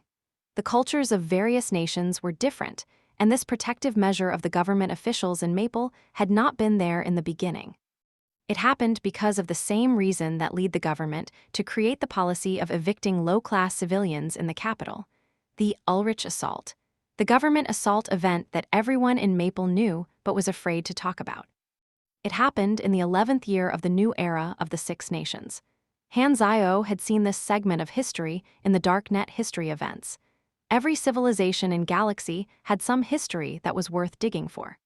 However, in the case of Maple, whether in his previous or current life, Han Zio did not know much about it. These thoughts flashed past as he was in the middle of the mission, then he continued to think about the infiltration plan. The Secret Service agents patrolling the villa had looked like they should not be messed with. Han Zio put down a spider detector and observed from a hidden corner. If he himself passed by the villa too many times, it would have raised suspicions. He found an opportunity very soon. The second, a blind spot appeared between the field of vision of the Secret Service agents and the cameras. He activated his electromagnetic hoverboots and slid over the wall without a sound, smoothly landing behind a tree in the manor. Although he controlled his movements as much as he could, the leaves still shook a little. A highly alert secret agent hiding below the tree notices the movement and immediately looked up. Han Zio had a plan the moment he jumped in. Without any hesitation, when the Secret Service agent was carefully looking up with squinting eyes, Han Zio moved like a phantom with his more than 100 points of dexterity and appeared from behind the tree.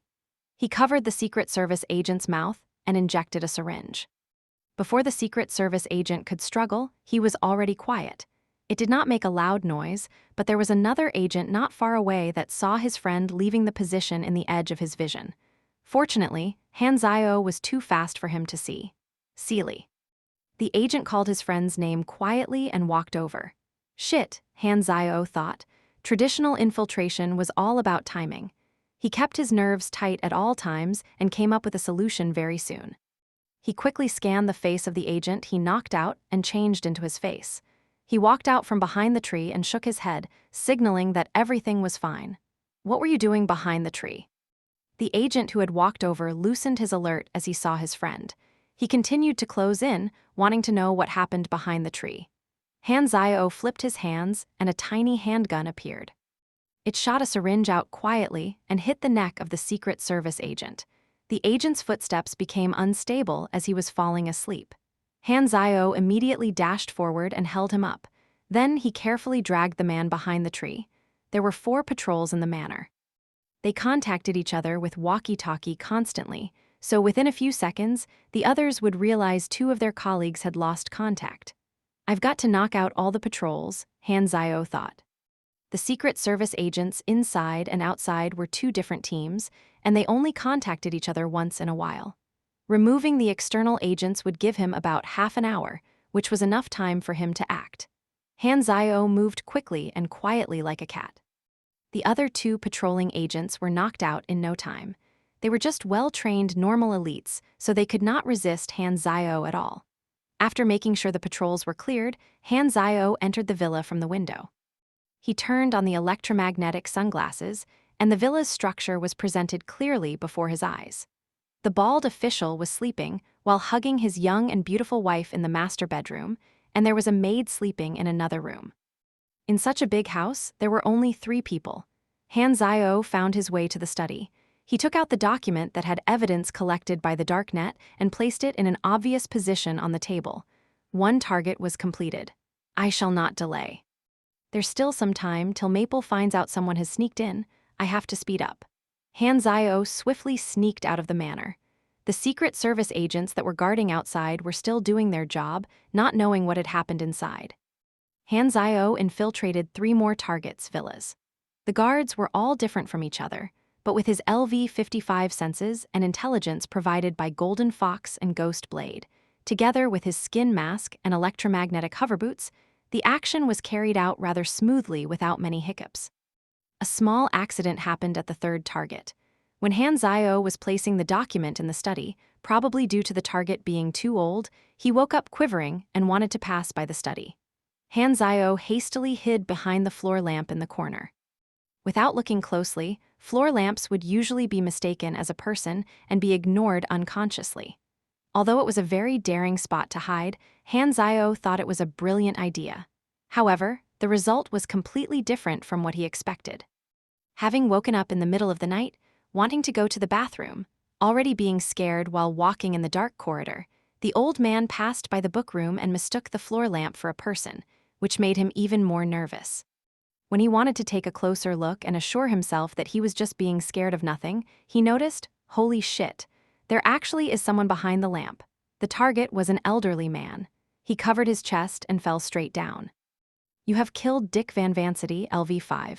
You have received 1 EXP. The target was scared to death, Fu *K. Seriously, Han Zio was completely stunned. I didn't kill anyone. You suffered from myocardial infarction. I'm innocent. Hey, Grandpa, wake up. You still have so much youth to look forward to. How can you die like this? Han Zio shook the old man's shoulders continuously, almost shattering his bones. Accidentally killed the target. What now?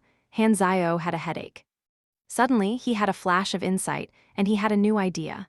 Wait a minute, the fundamental purpose of this mission is to reduce the number of officials that are opposing the project. If they all die, there will be nobody opposing. Achoo. Bennett, who was far away at southern continent, suddenly sneezed. He had a bad premonition. Flu. Chapter 187. Accident 2. One of the targets died, but the mission did not fail, which meant that killing was technically allowed. Such an immoral mission. Han Zio shook his head. He carried the dead body of the old man and put it into the cabinet. The longer it stays hidden, the better it is. He did not want to kill. The targets were all officials of a rather high rank, and killing them would cause a storm in Maple. Thus, there were no benefits, only risks. One official had died, but it was an accident. They could not count him responsible. Only one target was left, Dorasi Farami. He had the highest rank of all 5 targets. His manor was bigger, and the guarding power was stronger. Han Zio followed the same steps. He sneaked into the manor through the blind spot and hid in the shadows. None of the patrols could escape his sights. He sneaked behind an agent and injected a syringe into his neck. Then he dragged him further into the garden and changed into his clothes and face. He looked at his identification. The unlucky person this time was called Angustin. Dorasi's manor was rather huge. As Han Zio was going to enter through the window from the back of the villa's lights turned on. A command from a superior appeared from walkie-talkie. All units assemble. Escort the target to the government building. All the Secret Service agents gathered. Now Han Zio was stuck in a passive position. He replaced Angustin and had to continue playing the character if he did not want to get found out. Left with no choice, he followed the Secret Service team and assembled in front of the villa door. The team leader knocked the door and yelled, "Mr. Dorasi, knocked out agents have been found in other officials' mansions. The enemy infiltrated their homes. You're not safe here. Please follow us to the government building and take refuge." Han Zio realized it was about time for Maple to have reacted to the people that he knocked out in the previous mansions. Too bad, just a while more I would have completed the last one. Han Zio sighed. He had to change his plans because of the sudden change of situation. He hoped they would find out later about the old man who was shoved into the cabinet. The glazed wooden door opened with a squeak. An old man with a straight back in formal wear walked out the door. The wrinkles on his face were like knife scars with vicissitudes and coldness, and his white hair was combed neatly. Secret Service agents surrounded Dorasi as they walked toward the car parked at the door. There were 4 cars. The one that Dorasi would be sitting in was in the middle, guarded by the 3 other cars in a triangle shape. Han Zio sat in the car at the right rear. As they departed, Han Zio decided to stay put and observe since it was the best choice. I could sneak out in the middle of the trip and complete the last mission on the way.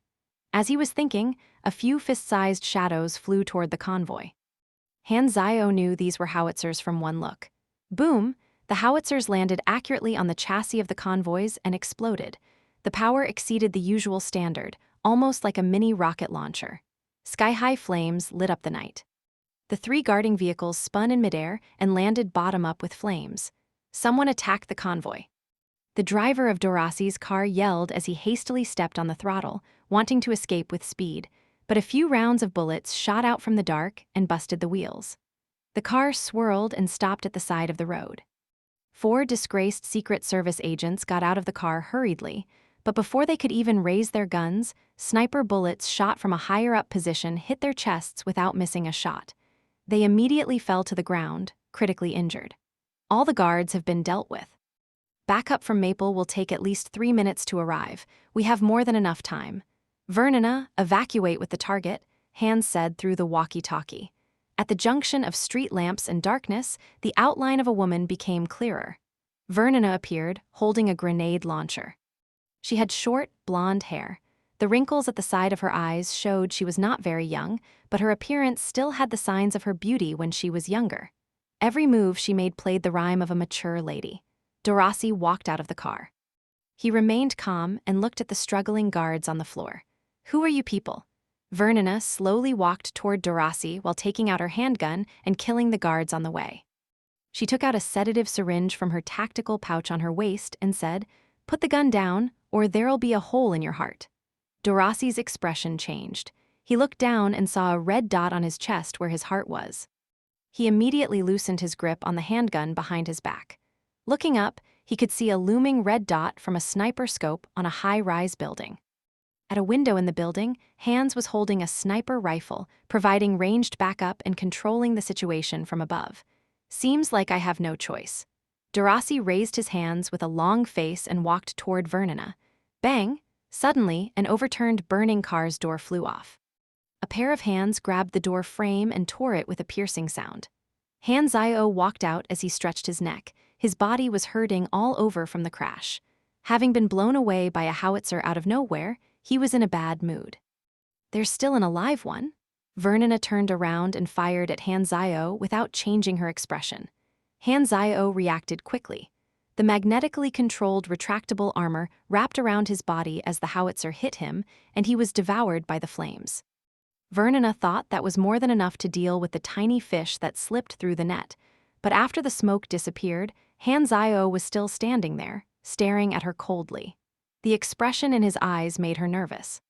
In her career of battling through the ages, she had fought all kinds of strong enemies and developed a sharp intuition that could quickly identify the strength of the enemy. She could tell from just one look that these were the eyes of a predator. Hanzio had a horrible expression on his face when saw the information on the interface. The enemy was called Vernina. She was an astonishing LV-60 cannon master, which was the limit of version 10, someone who was at the top of the pyramid on planet Aquamarine. This was the second person after Bennett on planet Aquamarine that was at the maximum level, but she didn't have as many molding abilities as Bennett. Vernina, the name sounds familiar, Hanzio thought. For such a high-level person to attack an official of Maple, there was definitely some hidden agenda. Hanzio was involved by accident, but he did not want to be meddlesome, so he admitted his unluckiness. Just as Hanzio turned around, wanting to leave the place with his hoverboots, Vernina fired again. Clunk! A howitzer hit Hanzio at the back of his head and exploded on the armor, pushing him forward. Hanzio stopped in place immediately. The next monument, the armor wrapped around his entire body. Hanzio turned around and dashed toward Vernina. He pulled out the retractable knife and dished out a quick stab. The electromagnetic hoverboots were at full power, so the speed of his dash was like a bullet. Vernina hastily held up her grenade launcher as a shield. Screech! The dark black blade penetrated the grenade launcher. It cut the complicated mechanical structure inside and pierced into Vernina's abdomen, causing blood to drip onto the ground. Hanzio's hands let go of the blade, and he launched his fist toward Vernina's temple. She hastily raised her arms to block. As the fist and her arm clashed, she felt an irresistible force of strength that hit her head across her bones. She then felt pain on her lower abdomen as Hanzio kicked it. "You forced me to do this." Hanzio gnashed his teeth. "I don't want to bother with you, and now you're taking it for granted." After taking a few ruthless shots, he was furious. Having been hit 2 times consecutively, Vernina was extremely shocked. She had thought that this agent was just a fish that slipped through the next, but it turned out to be an enormous shark. She was a legend in the old era, and now she was suppressed by an enemy that she had never heard about. The opponent seemed to have the intention of escaping a few moments ago and looked like he did not want to be involved, but was pissed off by her 2 shots. Vernina was filled with regret. A slip of the hand had resulted in a confrontation with such a strong enemy, but it was not her fault. The intelligence showed that the guards of Dorasi were all normal civilians, so she never could have guessed that one of them had been replaced with Hanzio. She was truly unlucky. He's not pugilist and not in a spur either. He's a mechanic. Vernina was stunned, and she distanced herself hurriedly. Firearms were extremely powerful in her hands. Even Mag from before would have to admit his defeat. Hanzio did not intend to engage in a shootout. He did not bring sniper for this mission, only 2 berserk eagles and some small machines. Thus, he chose close-range combat by using hoverboots to close their difference in swiftness and then suppress the opponent with his strength. The dexterity of Vernina was high, but Han Zio had an advantage in strength. Also, flighting Vernina at a close range would make the sniper cautious and hesitant to shoot. Chapter 188, Enemies Everywhere, the interface shows that Han's was LV-62. Han Zio realized that things were more complicated than he had initially thought. Two people at the maximum level in version 1.0 appearing at the same time definitely meant something significant. It might trigger a hidden storyline. Furthermore, these two people's names sounded familiar, but Han Zio could not remember at the time. Han Zio just wanted to focus on the mission from Bennett and make sure to complete it without any interference, but he was dragged into this matter, and being hit without fighting back was not his style. Han Zio dragged the battle to a close-range fight. Although Vernina was a cannon master, the level of her agent, subclass, was very high, which meant she was not completely vulnerable in close combat. They exchanged blows again and again. Han Zio was at an advantage because of his strength. He would never hold back because of the opponent's identity, gender, or age, so Vernina was at quite a disadvantage. Both of their physical abilities exceeded normal people. A swing of their hands was more than enough to break apart bricks and penetrate through iron plates. The environment around them was destroyed, and the ground became full of pits. There was even an overturned car that Han Zio had kicked away toward the tree. It was a mess. Dorasi stood by the side, not daring to escape because of the sniper. Dorasi felt stupid. He had no idea there was such a strong superhuman hiding in his guards. Was this a secret arrangement of the secret services? But such a strong person would have been more than enough to even protect the highest-ranked officials. Since when had he been treated even better than them for now? Dorasi could only hope that this strong hidden person would be able to defeat the attackers, so he was extremely nervous. Han Zio was like gangrene. Vernina could not distance herself away at all, and she became more anxious as time passed. This agent is way too strong. Their backup will arrive soon. I'm stalled, Hans, quickly help me. He is too close to you, and you're moving at a very high speed. There's a 50% chance I will hit you instead, Hans said. Vernina felt troubled. It was originally an easy mission, but with Han Zio appearing, all the plans were ruined. The intelligence clearly showed Dorasi's guards to be normal people. Where did this guy jump out of? Hans quickly came to a decision. Retreat! It was at this time that the police sirens sounded. Police vehicles and the Special Operations Unit closed in at high speed, and the sound of rotors appeared in the sky. 2 helicopters were circling above. The place was surrounded from every direction, and they had locked onto the 2 people that were fighting each other. The emergency backup team had arrived. It had only been 3 to 4 minutes since Dorasi was attacked. They surely lived up to their team name. Vernina clenched her teeth and used her back to take 2 punches from Han Zio, moved with the force from the punches, and dashed into the encirclement while enduring piercing pain in her organs. The people of Maple fired continuously. She was very agile, so she avoided the attacks by repeatedly sidestepping and found a safe route within the concentrated barrage. Even when she was hit, it only caused her single-digit damage. The damage from normal people using normal firearms posed next to no threat to her. As Han Zio saw Vernina was about to escape the encirclement, he snatched a heavy sniper from one of the Special Operations soldiers, activated Flaming Will, and hit Vernina's shoulder. Blood splashed. Her footsteps stumbled, then she sped up again and disappeared in the darkness, leaving blood stains on the ground. The majority of the team chased in their vehicles.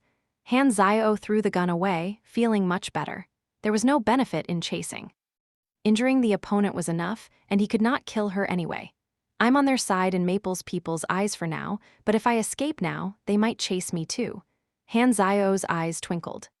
He decided to stay in place and find the opportunity to escape when the police officers were not paying attention. More troops arrived, and they started cleaning up the place. Dorasi was surrounded and taken care of by a doctor. From the conversation between the police, Han Zio knew that both Vernina and Hans had escaped, which was expected. As he was leaning on a car, resting, a high-ranked officer walked in front of him and said in a low voice, "I'm Colonel Danny.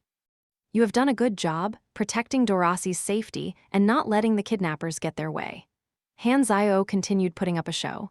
He acted calm and said, "It's my job to do so." Danny looked at the street that was filled with pits, and slight shock appeared on his face. Angustin joined the army 11 years ago, trained as a special unit soldier for 3 years, took part in 2 military missions, kicked out of the special unit due to disciplinary issues, and joined the secret services to protect government officials. Your history is very common, never showed the strength of a superhuman, he said. Hanzio shrugged and said, people are constantly changing. Colonel Danny frowned. This was a very serious issue. This Angustin had been hiding his real strength. His motive was very suspicious and had to be checked thoroughly, but right now was not a good time. Then, Dorasi came forward. Good job, you saved me. I will let your superiors know about this and reward you for it. Dorasi knew that he had to keep a humble attitude after seeing Hanzio's strength. Such a strong superhuman was not like any other normal soldier he could just command around. Hanzio secretly observed Dorasi, thinking, what secret does this old government official have that interest 2 people that are LV-60? After Dorasi showed his appreciation, he looked at Colonel Danny with a straight face and said, what was the identity of the attackers? We are still checking. Oh, they have found it. Colonel Danny took the laptop from his assistant, but he was stunned with only one look. Vernina, former Raylan agent, currently decommissioned. She was once very active in the battlefields of the old era, was one of the shining legends of that era. She carried out more than 100 highly dangerous missions, including assassinations, protection details, infiltrations, subverting governments, and so on. Today was her first appearance in decades, and her threat level is determined to be the highest. If it had something to do with legendary characters of the old era, then it would more or less have some connection to Bennett. Oh, I remember now. Hanzio had a flash of light in his mind. He now remembered where Vernina and Hans had appeared. It was in the middle of version 1 when players came into contact with these 2 names. They appeared in a form of something more like an Easter egg. In the biggest refugee camp created by Bennett in Hanzio's previous life, there was a small hill that had 3 graves on it. 2 of them belonged to these 2 people. When players came into contact with them, they were already dead. Bennett would sometimes stop in front of the 3 graves, and if someone were to ask him about it, he would sigh and say he had buried his friends and comrades, all respectable people. Players only knew these 3 people were old friends of Bennett from what he said, and nothing else. Some players had tried triggering a mission, but it did not result in anything. Apparently, it was just an Easter egg. But now, the 2 people in the grave were still alive. Hanzio was certain there must be a hidden storyline. 2 of the strongest people at LV-60 from the same era of Bennett, why were they against a Maple government official? In the original storyline, how and what did they die for? Who killed them? Colonel Danny looked up at Hanzio with suspicion. This person that he had never heard before had chased away a legend of an era. He was stronger than he had thought. There was such a scary guy hidden in Secret Service, and the military had not noticed. We'll have to investigate thoroughly, Colonel Danny thought. With such thoughts in his mind, Colonel Danny commanded the people to clean the battlefield, and within a short moment, Hanzio disappeared from under his nose. Hanzio activated Night Stalker's abilities as the attention of the people around him was diverted by cleaning up the battlefield. He walked to the corner and immediately changed his face and escaped. His level was much higher than everyone there, so as soon as he activated stealth mode, he was undetectable unless he lingered right in front of someone for a very long time. As soon as Colonel Danny had realized this, he quickly asked the people around him, but nobody saw Angustin leaving. He stood still in shock. With just a slight dip in attention, the person had disappeared. He commanded his people to search the nearby areas, which of course lead to no result. Not long after Colonel Danny was confused, someone found the real Angustin lying in the garden of Dorasi's mansion.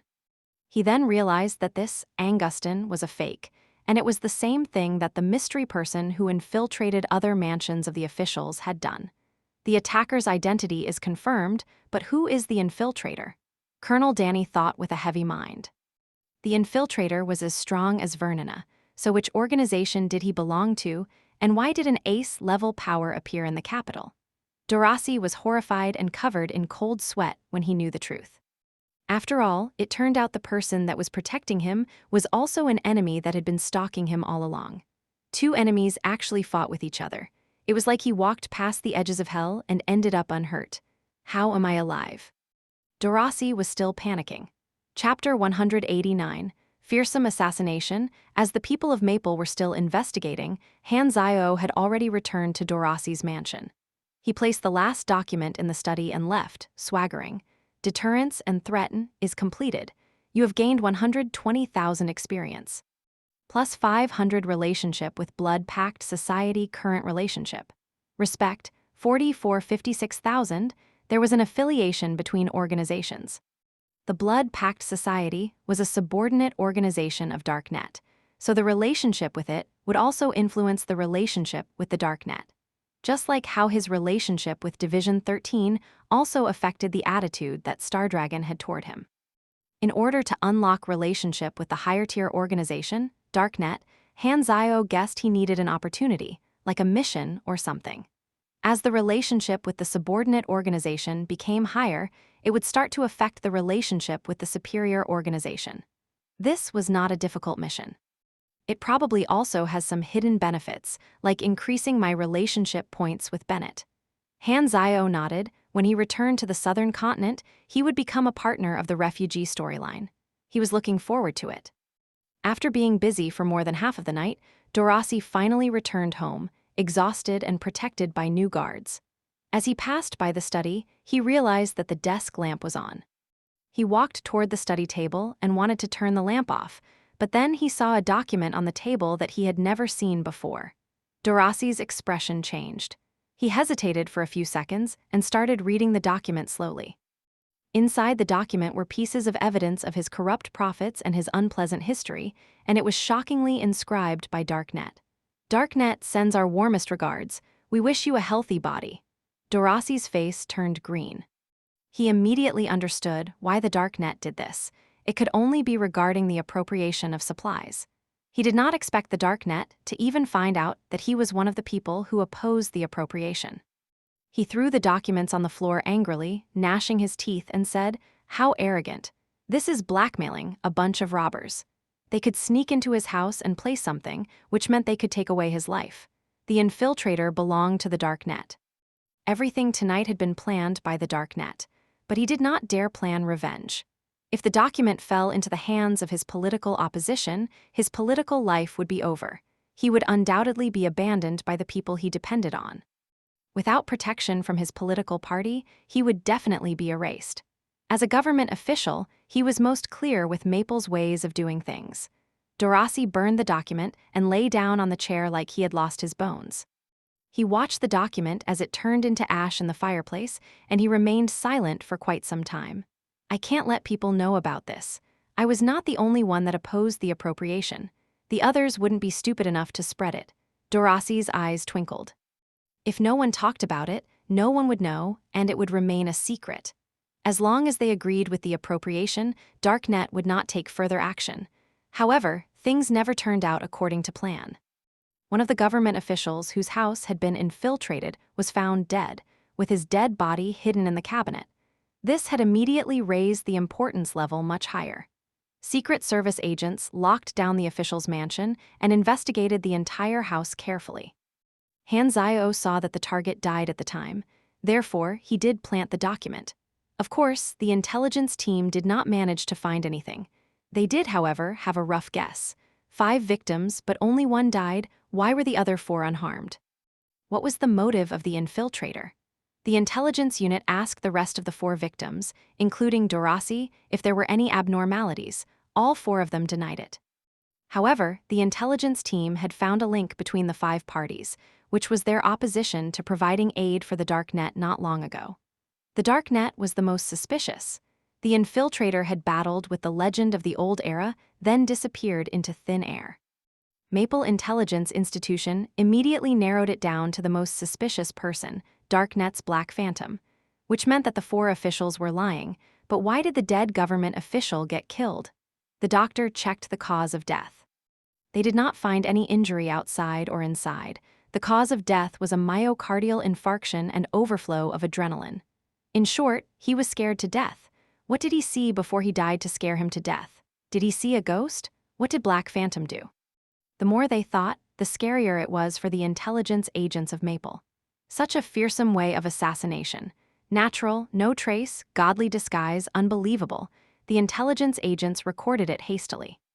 The toughness of Black Phantom was known by everyone in the underworld. It was almost impossible to find him.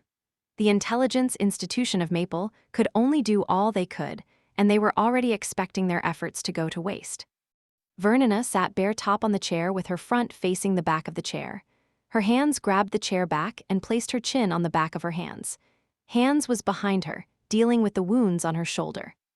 To the side were cotton balls drenched with blood. Ding Dong Hands finally took out the bullet that was stuck in the muscles and threw it into the metal plate. The pain made Vernina frown a little. She sighed and said, "Such a shame. Can't believe I failed such an easy mission." Hands continued sewing the wounds without facing up and said, "Garion's information had errors, it's all his fault." Garion threw the laptop on the table as he heard what Hands said. The screen showed the files on the Secret Service agents around Dorasi. "Bullshit, this is intelligence I got from the database of Maple through very difficult and tiresome hacking. That strong opponent is called Angustin. Look clearly at his history. He is a totally normal person." Who would have thought he was hiding so deeply? Vernina put on a white cardigan and tied her golden hair up. "With this failure, it won't be so easy to kidnap the target next time. That Angustin is not easy to deal with." Garion looked at the laptop. He suddenly turned happy and said, "Wait, I have new information. The person we fought was a fake. He did not belong to Maple at all." "Who was it?" Hands was surprised. "Seems like it's from the Darknet," Garion said as he typed on the keyboard and hacked for intelligence. "Darknet? Only Bennett and 2 other old guys are that strong, but it wasn't them. There's new blood in Darknet. It has been quite some time since I paid attention to the data from the underground." Vernina was slightly shocked. She touched her shoulder and said, "He also left a bullet hole in me. He is really not easily messed with." "We have no conflict of interest with him. We just met him unluckily," Garion said, "and we met a strong one. Bennett has found a treasure. The fastest way is to ask." Hands took out his phone, selecting Bennett's number. The call went through. "Hands. Didn't expect you to call me. Didn't you retire already?" Bennett's voice appeared. "Garion said that there was something important that he needed my help for, and I owed him a favor. Never mind that. I have something to ask you. Did you send someone to Maple?" Hands then explained what had happened. Bennett didn't know to laugh or to cry. "Such a coincidence. I don't know whether it's him being lucky or you guys being unlucky. Who is he?" Bennett stopped talking for a second, then laughed and said, "Are you looking for trouble? I suggest you don't mess with him. He might kill you."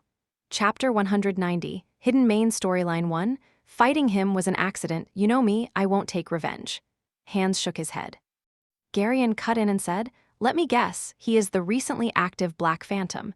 He's the only newbie worth mentioning in your organization."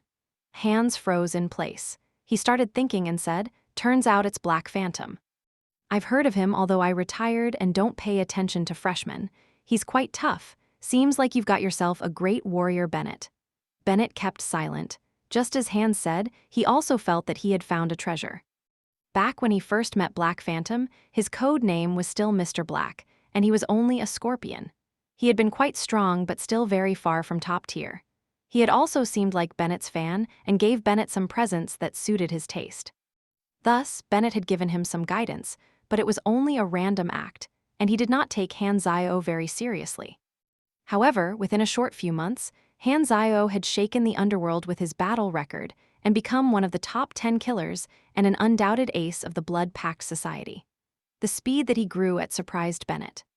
Although they had not battled with each other, Bennett could feel the strength difference between him and Hanzio decreasing at a very fast rate. With Black Phantom's potential, sooner or later, he would become someone that could share the responsibilities with him so that he did not have to do everything alone. Black Phantom's partnership with the Darknet was at the honeymoon stage, so Bennett paid a lot of attention to it. "Since he's one of your people, I want him to help us do something," Hands said. Bennett rejected and said, "Black Phantom is not my subordinate and I cannot command him. The most I can do is help you ask, but it still depends on his response." Hands pondered and said, "All right, I would like to talk to him myself." "That can be done." The call ended. "You want to let a stranger join us?" Vernina said with surprise. "Although he's strong, we know nothing about him. He's very strong." "What's bad about having another person assist us? We don't need to keep what we're doing a secret anyway." Garion was the initiator of the mission, and he completely agreed with what Hans wanted to do. We're digging for a big secret, and 3 of us is not enough. I have been collecting intelligence for many years and have finally found some leads. I need to know no matter what. One day, you'll die of your curiosity, Hans said with a heavy heart. As the sun began to rise, Hanzio returned to the Darknet's safe house.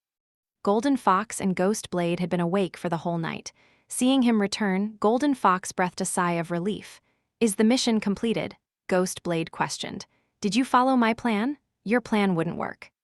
Hanzio shook his head and briefly described the challenges he faced during the infiltration. Ghost Blade's intelligence had missed out some details, and these were very important details. After what Hanzio said, Ghost Blade noticed there were errors and flaws to the intelligence that he had collected, despite him thinking it was as detailed as it could be. He felt shamed as Hanzio pointed out the details that he had missed. Ghost Blade had originally been very confident of his precise plan, but he realized that following the plan would not have been enough to deal with the sudden changes of situation. Yet Hanzio improvised on the spot and completed the mission seemingly with ease like it was nothing. The difference made Ghost Blade feel defeated and embarrassed, but he realized that Hanzio had no intention of blaming or insulting him. Rather, he did not seem to care about what he was thinking at all. Ghost Blade was completely ignored. Plus, having been slapped in the face by reality, he felt even more embarrassed. Whether it's taunting or respecting, he doesn't care about what I think, Ghost Blade thought with discontent. It felt like he was provoking someone, but that someone treated him like air and completely ignored him. It was like punching a cotton ball. Furthermore, with their difference in position and strength, he felt his actions were even more laughable. Being ignored felt horrible for Ghost Blade. It was like he was just an extra, and he felt like something was clogging his heart. Although Hanzio did not know about the change of attitude from Ghost Blade, he was able to guess it. It was probably nothing more than arrogance and doubts, then getting slapped by reality and feeling embarrassed. Hanzio's heart was completely unaffected. Everyone's mind was different. Whether it was childish or crazy, everyone would have thoughts that were way out of line. But as long as they did not act on it, it would forever be a secret. Therefore, the great Hanzio did not care about the thoughts and emotions of others. That would be more meaningless than a pair of spectacles without lenses. Whether Ghost Blade doubted or respected him, it would not affect his emotions even for a little bit. There was nothing that described this characteristic of his better than the phrase, doing things his own way. This was the legendary calming aura. Golden Fox licked her bright, tender lips, and her emotions were complicated. The first time she saw Black Phantom was in the Manor defending mission a few months ago. Black Phantom had just been a scorpion back then. His rank had been even lower than hers. But in a few months, she was still in the same place, while Black Phantom had climbed up in a short time to be an ace of the Blood Pact Society, as well as made a connection with the superiors of Darknet. Golden Fox envied Black Phantom's position, but she knew she did not have what it took. If she could sacrifice her body to have Black Phantom back her up, she would definitely do it, but it was too bad that Hanzio had no interest in her. She could understand it. What was wrong with men being weird? Not bothering with the puzzled Golden Fox, Hanzio opened the safe and took out the equipment that he had previously placed inside. There was no need to stay in Maple now that the mission was done. As he was getting ready to leave, his phone rang. It was Bennett. Hanzio picked up the phone. I have completed your request. There were some small accidents along the way, but I was overall stable. I knew you wouldn't fail. I have something else for you, Bennett said. The enemy you met in the middle of the mission was actually my friend. You might have heard of them before, Hans and Vernina. They are from my era. Hanzio acted surprised. Oh, what a coincidence. It's surprising that you didn't lose. You were much weaker when I first met you, Bennett said in awe. The speed you're improving at has surpassed my knowledge. Are you calling just to compliment me? Hanzio said. Go on, don't stop. I can still endure it. With twitching lips, Bennett took a deep breath and calmed his emotions. Hans has asked me to tell you that he wants your help. Regarding the conflict earlier, it was just a misunderstanding. Wants my help? Hanzio's eyes twinkled. He realized that this was a mission that came to him without him looking for it. Or to put in a more direct way, he had met the requirements of triggering this storyline. He had legendary points and sufficient relationship with the Darknet, and he was friends with Bennett while his level was high enough. Therefore, the hidden storyline had come to him. Legendary points and relationships with organizations had their benefits. Sometimes, NPCs would come looking for the player and task them with a mission. These missions were usually more difficult than usual, but they also rewarded generously. Missions coming to the players and players looking to trigger missions everywhere were treated very differently, just like the difference between seeking help from others and others seeking help from you. Therefore, players favored attributes like legendary points that could give them a very good gaming experience. I could help them, but I need to know the details. Hanzio thought for a second and added, since they are your friends, they are my friends too. Don't worry about that small conflict. This sentence made Bennett feel very good. He laughed in a very reserved way, but he could not hide the fact that he was feeling comfortable all over. Since Hanzio had given him so much respect, he would return the favor. Count it as me owing you a favor. Hee hee. Seems like I owe you quite a few favors already. Chapter 191, Hidden Main Storyline 2, there's no rush to return the favor. Just don't forget about it, Hanzio joked. Every time Bennett owed him a favor, their relationship points would increase. Being in good relationship with one of the main characters on the planet would definitely be quite beneficial. Triggering a hidden storyline without actively looking for it was clearly one of the benefits it had brought. Bennett's relationship network was very wide, so one could go through Bennett to get in contact with many others, most of them being strong ones with missions that had a chance to be triggered. After waiting for a while, Bennett transferred Han's call. Kachin. They both kept silent after the call was connected. They could only hear the sound of each other breathing. In the end, Hans spoke first. I'm Hans, we have met last night. Bennett had told me, heard you need my help. What's it about? Hanzio got straight to the point. It's regarding a secret that was buried in history. We have found some traces of it, and I want to find out about this secret. Hanzio was very confused. He had no idea what secret he was talking about. However, a notification showed up on the interface. Hanzio could not move his eyes away from it the moment he saw it. He was completely shocked. You have triggered Planet Aquamarine's Hidden Main Storyline Grade A Mission New Era Origin. Remarks: this mission will cause unknown and irreversible effects to some events and organizations. Please consider carefully before choosing to accept or reject. Hanzio's eye immediately widened. A main storyline mission that no one ever triggered. There were 3 main storylines in Planet Aquamarine. 2 of them were the war between the Six Nations and Germinal Organization and the creation of the refugee camp, and another hidden main storyline was triggered by the players, but it was not it. He had completely no recollection of it, which meant this mission had not been triggered by the players in his previous life. Hidden main storylines were a special type of mission. They needed an opportunity to be triggered, and they would impact the other main storylines and change the plot in one way or another. Hanzio had played through many versions in his previous life, and he had read about hidden main storylines on the forum before. Without exception, they all impacted the main storyline missions of their civilization or planet in a profound way. The first time Hans and the guys appeared before the players, they were already dead. No wonder no one triggered it. Hanzio suddenly realized how dangerous this mission was. Even 2 people at the maximum level for Planet Aquamarine had died. It would probably be much more difficult than he thought. Hanzio's Grade A mission against Germinal Organization Fall of the Germinal was a branch of the main storyline mission. Players in different organizations would receive different main storyline missions. For the Six Nations, it would of course be to destroy the Germinal Organization, but for Germinal Organization, it was the other way around. However, Hanzio's mission was special because he did not belong to any organization but was Germinal Organization's enemy. Thus, the requirements and details were different, but the main goal was the same. However, he knew nothing about this hidden main storyline mission. Origin. Does it mean to dig into the history of the planet? In that case, which event's origin is this? The unknown was feared, yet people were curious about it. Hanzio felt an itch in his bones. It was the feeling of excitement and anticipation. He was an extremely long-term player that loved to dig the important factors in Galaxy, and this was a secret that no player had found out about. Except, you have accepted New Era Origin, +10 relationship with Hans, Vernina, Garion, and Jiang Yuan. Hanzio noticed something. He knew that Jiang Yuan was the last person buried in the grave, but who was this Garyan? Talk to Hans. Listen to his introduction. The mission requirement at the moment was only this. Han Zio was used to it. It was something like an opening cinematic. It has something to do with us attempting to kidnap Dorasi last night. He took part in a secret plan some years back, and this secret plan of Maple is one of the leads. There are many secrets in the nation of Maple.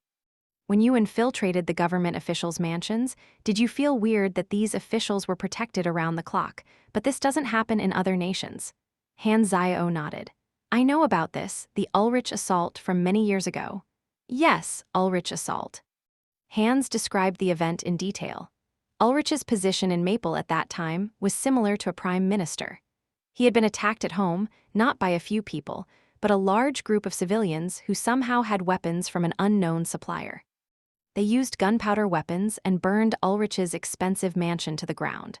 Ulrich, his wife, and their 3 children aged around 10 years old were brutally slaughtered by the attackers. The entire process was recorded and uploaded online. It shocked the nation and even the entire world. The reason for this was that Ulrich approved a policy that was basically to remove power and citizen benefits from the civilians and to use it as an investment of a ridiculous project, which was actually a way for Ulrich to put money into his own pocket. Corruption of the government officials in Maple was known throughout the world, but before the War of the Old Era had broken out, Maple had been known for their gentle government. They were normal and not a strong nation. When the Old Era War broke out, the government implemented policies that were very pressurizing for the civilians. Most people showed understanding and accepted the policies under pressure, and some even actively contributed. The government officials of Maple had tasted the delicious fruit of evil. After the war ended, because of the pressure from the nation losing power after the war, they did not go back to the old easygoing policies. Instead, they continued to pressure the civilians with tax and labor, which was used to recover the nation's power. Conflicts within the country became worse as time passed by, the gentle society environment disappeared and never returned. People who were not living the life they wanted were like a spring that was pressed to its limit. The policy Ulrich approved was the last straw. Then, half an hour after Ulrich was attacked, the special force received a command to kill everyone who took part in the attack. They showed no mercy. The nation was shocked, and this signified as the opening of the change of times in Maple. If this had happened before the Old Era War, it would have been a scandal that could cause the complete downfall of the government. But in the new era, where power was left unchecked, the other 5 nations had no intention of getting involved. It was already difficult for everyone just to protect themselves after the war. Organizations that protected human rights and power alliances no longer existed. The structure of the world changed. The balance was broken. Economies were close to collapsing. Resources and military power became the only standard to measure a nation's power. Maple felt that the civilians' feelings did not matter anymore, so they did not serve the citizens like before. In their eyes, it was time for the citizens to serve the nation. The old era was over. With everything being destroyed and waiting to be rebuilt, it was a chance to reshape the country, so they chose a radical way of doing it. The assault that shocked the nation also alerted the government officials of Maple. They decided to retrieve the weapons from the civilians. The government officials had never been this united before. They approved 24 strict policies with high efficiencies within 2 days. The 24-hour protection of the officials was the most basic policy, and there were even insane ones that graded civilians, which led to rotten meat being evicted from the big cities every so often, rotten meat being citizens deemed worthless. Thus, the effects of the assault went down a weird path. The Maple government announced that the attackers were not ordinary citizens. There was a reactionary group in the nation who planned the attack. Their weapons were the best evidence. The Maple government listed dozens of lame pieces of evidence. With the justifying excuse of capturing the reactionary group, they started to use force to take back the power that they had given to the civilians, pressure the reactionary group, deal with anyone who might be a threat to the nation, then lock the information down. They wanted to turn civilians into a completely controlled labor force. Chapter 192, Hidden Main Storyline 3. The way Maple dealt with what came after the assault became the biggest scandal of that year. But with strong military power, they completed the reshaping of their country and built a nation with a completely different style. People were classified as a pyramid, except there were close to no ladders between classes. The citizens saw no hope in life, they were just waiting to die. Those with power were not born with it. Under high pressure, a real reactionary group had formed, but it was not the cold weapon era anymore. The standard of weapons that the nation had was like a wall that could never be scaled. If there was no external interference, it was almost impossible for anyone to overturn and take over the government, and Maple regularly removed people who posed threat to the nation. Thus, the citizens had turned from being terrified to being numb. The assaults were started by a few violent citizens venting their rage, and it ended in more citizens bearing with the consequences, which perfectly described the case of hitting a rock with an egg. It caused the society of Maple to be reconstructed. It became a dictatorship, and the ones on the top had complete control. The root of a gentle government changing was war. The high pressure from the war caused the government to collapse under stress, and they had no choice but to direct the pressure to its citizens, which then got out of hand.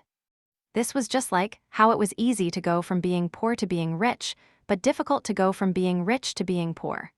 AB citizens were the cornerstone of a country.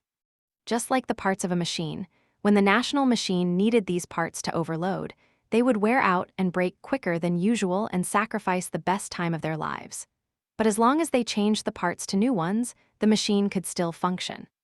The broken parts were replaceable, and the parts that were thrown away became vessels of an era. Han Zio was interested. He quite liked the history and stories of civilizations. After Hans finished, Han Zio contemplated for a while and asked, "What does this have to do with the secret you talked about?" What I wanted to say is that the war had changed a lot of things. I have been through that darkest and most chaotic age. Many were controlled by ideas, missions, and honor, and turned into a tool for killing while still thinking they were doing an honorable thing. Only a few woke up from this, such as Bennett. He became a hero, but an era that needs a hero is never a good era. The end of the war was filled with dirty conspiracies that were buried as secrets, and we want these secrets to resurface. Han Zio raised his eyebrows. And what benefit does this bring you? Nothing, but the people of this world have the right to know what they went through, and not let these conspiracies stay hidden to become a secret that never gets unveiled. I don't think the original construct of society would shatter within a night just because we got in touch with galactic civilizations, and I don't believe a so-called internal conflict would cause wars. There has to be someone behind all of it. Every country has its secrets. It's nothing unusual, Han Zio said. Hans smiled and said, "Since we have come to the new era, the world should also look different. The rules are changing. Why follow the old logic? Also, I owed a favor to someone who has a very strong desire to gain knowledge." He suggested this mission, and I joined in. From his tone, seems like they are anarchists. They died in my previous life. This mission seems rather complicated. Han Zio stopped asking questions. He considered for a while and decided to join them. No matter what reason they were doing this for, this was a very rare hidden mission, so it would be a waste to reject it. Hans requested to meet up. They were both in the same city, so with Hans leading the way, Han Zio soon found their safe house. They met and started observing each other. Han Zio looked past Hans and Vernina, then stopped at Garion. He was most curious about this person. As he was observing the trio, they were looking at him. So, this was the legendary Black Phantom. "You are pretty strong," Vernina said with a calm tone. "Although we just met today, I owe you a favor for coming to help," Hans said. "Plenty of people who owed me favors, welcome to the party. What do I need to do?" Han Zio asked. The three people looked at each other. Garion took out a deck of documents and said, "The evidence is within the intelligence of the past few years. I spent a long time finding a lead. It is very cumbersome, so we need to divide our labor." As Han Zio browsed the documents, his expression finally changed. New Era, Origin, this mission is a series of chain missions. You can complete the targets below. Ending of the Survivor. In the Blade City of Raylan, find a guy called Old Devon and get the incomplete copy of Sully No. 485 document. The Key of Misplacement. In the capital ruins of the West Mountain Nation, within the southern continent, coordinates, find a misplaced important item attachment, item appearance. This was the end result of West Mountain Nation's last research before they were destroyed. Sealed past, Control the warlord Verna of the Verna colony on the western continent. Coordinates. His father was a high-ranked military officer of a dead country. There are hidden clues. Follow Verna and find the secret. Mysterious prisoner. Decades ago, an intelligence agent of Stardragon was imprisoned by a country. That country is already dead, but the intelligence agent was kept in a secret prison that had no guards. No one has found him. Find him or his relics. Coordinates of the ruin. Same type of person. A loner who has secluded himself in the wilderness has some very important information. Intelligence shows that he appeared near the Tribute Valley in the western continent. Be careful, he is not a normal person. He was active on the battlefield of the old era. It is recommended you engage the contact with friendliness, Jiang Yuan. This is the first round of the mission. As long as one of the missions are completed, the mission can be concluded. The amount and completion status of the missions will determine the mission requirements of the next round. Reward S of the first round, 350,000 experience. Bonus rewards given as per evaluation of the missions. Han Zio raised his brows. The freedom of this kind of mission was very high, similar to the series missions of an organization, but this main storyline was clearly more cumbersome, and it was a chain mission. The completion status of the previous round would affect the mission requirements of the next round. This mission is extremely open. Every round has different clues that will lead to different endings. Usually, the more targets are completed, the better it is, and the higher the evaluation will be. Han Zio had completed this type of mission before, so he knew that there were many possibilities. It was like walking a maze. In order to find the exit, one had to gain as much information as one could, and with the ending of Han's and the others, this mission posed very high risks. The rewards of the mission did not bring shame to main storylines. Just the basic reward of the first round was already 350,000 experience, and the bonus rewards were very likely to be items, abilities, or talents. But the mission was too cumbersome. The location spanned across 3 continents, so it would cost him a huge amount of time. No wonder it was an A-grade mission. Han Zio tightened his brows, feeling a little distressed. I will try it. No matter what, he needed to accept it first. Garion nodded. I will count on you for these missions. The 3 of us have other missions. Hans and the rest were all very strong characters from the old era, so their mission was definitely not simple. Han Zio decided to let the Darknet help keep an eye on it. After getting the mission requirements, Han Zio left the safe house. So, is he trustworthy? Vernina asked. Hans shook his head and then nodded. We don't know much about him. Let's see what he will do for now. The documents I gave him have real and fake information, Garion said. It was only 1/10 of the clues I had, so it will be best if he can complete them. If he has other thoughts, we won't lose anything. It is just some unconfirmed intelligence anyway. He is a friend of Bennett, so he should be trustworthy.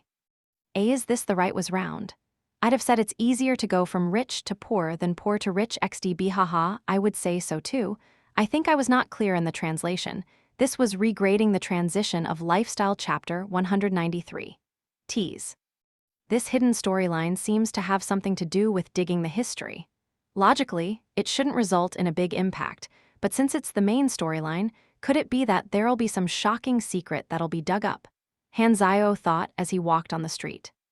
No matter what secrets there were, it was not his mission, and there were enough chances for him to explore it. But of course, the rewards were the most important part. Since the mission in Maple was completed, Han Zio left that very day.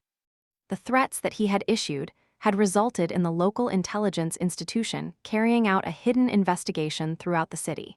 But because of the godly assassination of a government official, the investigation was very thorough.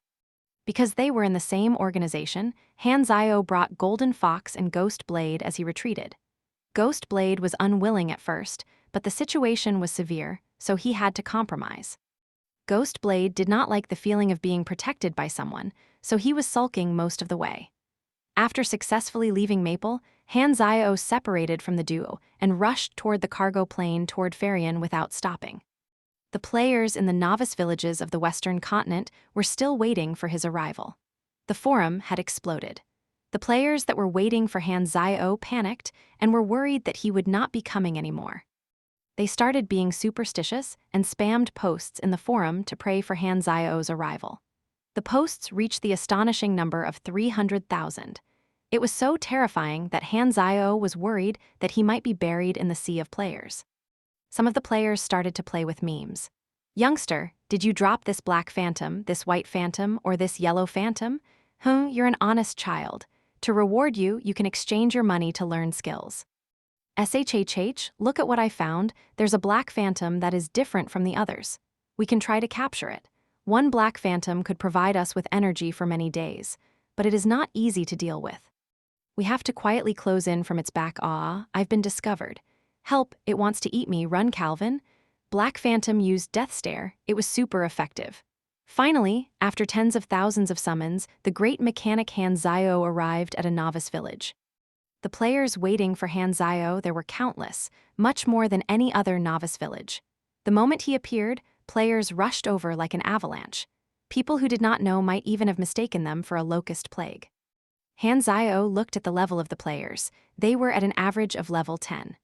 The hundreds of top-level players on the forum have already reached LV 18. Maple Moon was one of them. With the help of the great mechanic Han, she had been the biggest winner of the prize pool.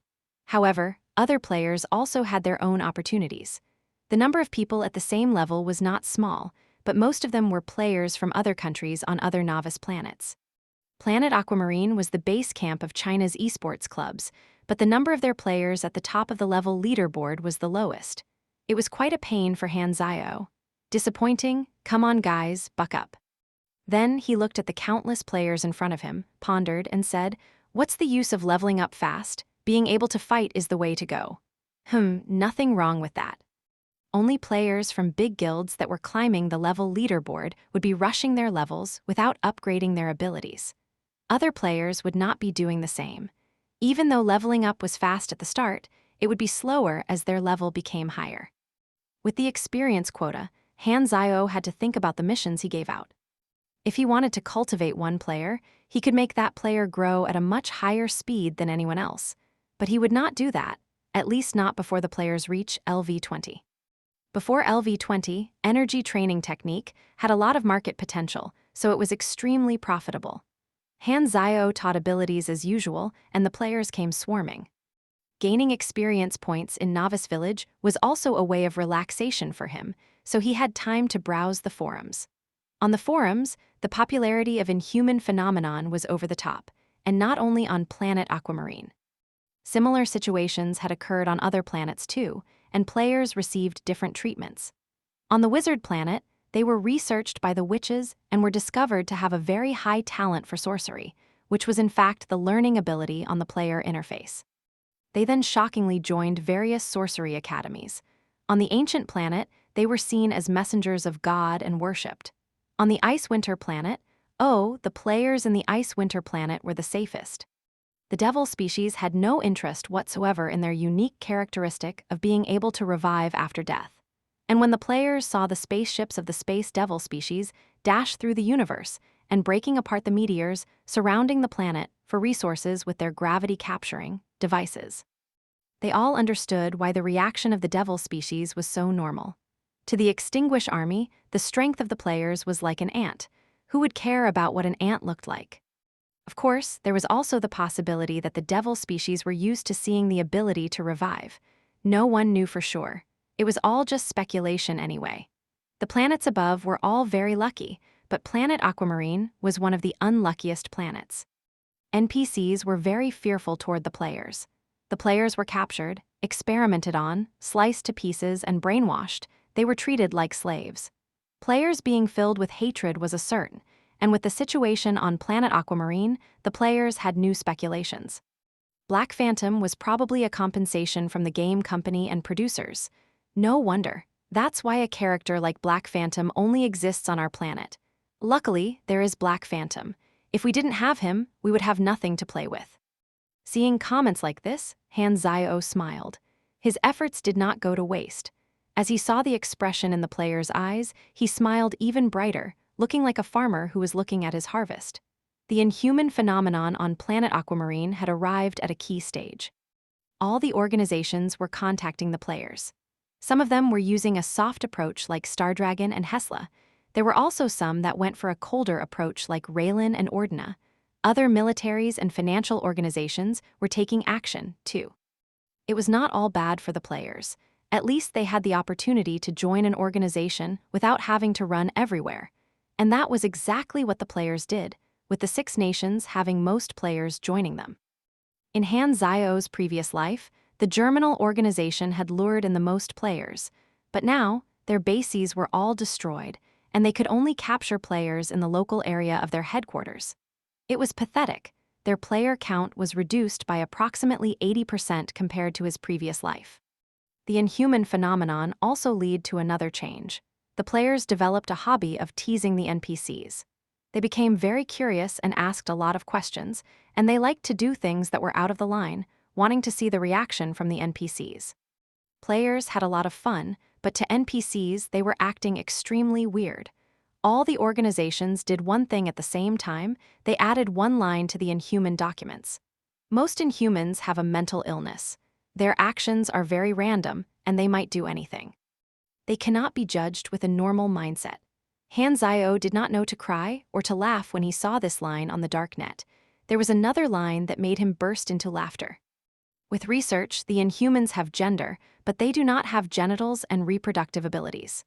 The game did not allow players to get naked, and from the NPCs' perspective, it was like their underwear was part of their body, which was very incomprehensible. Han Zio was laughing uncontrollably. He could imagine how the organizations found out about this, unable to reproduce, which meant that Inhumans were not a new species. Of course, there was a possibility that their way of reproducing was different from what the people on planet Aquamarine knew about. There were also all kinds of speculations about the Inhumans on the darknet, with various emotions like terror, nervousness, and many others. Han Zio noticed the once abandoned religion seemed to have rejuvenated. They claimed Inhumans to be messengers sent by God to save the world. Some players had the thought of teasing Black Phantom.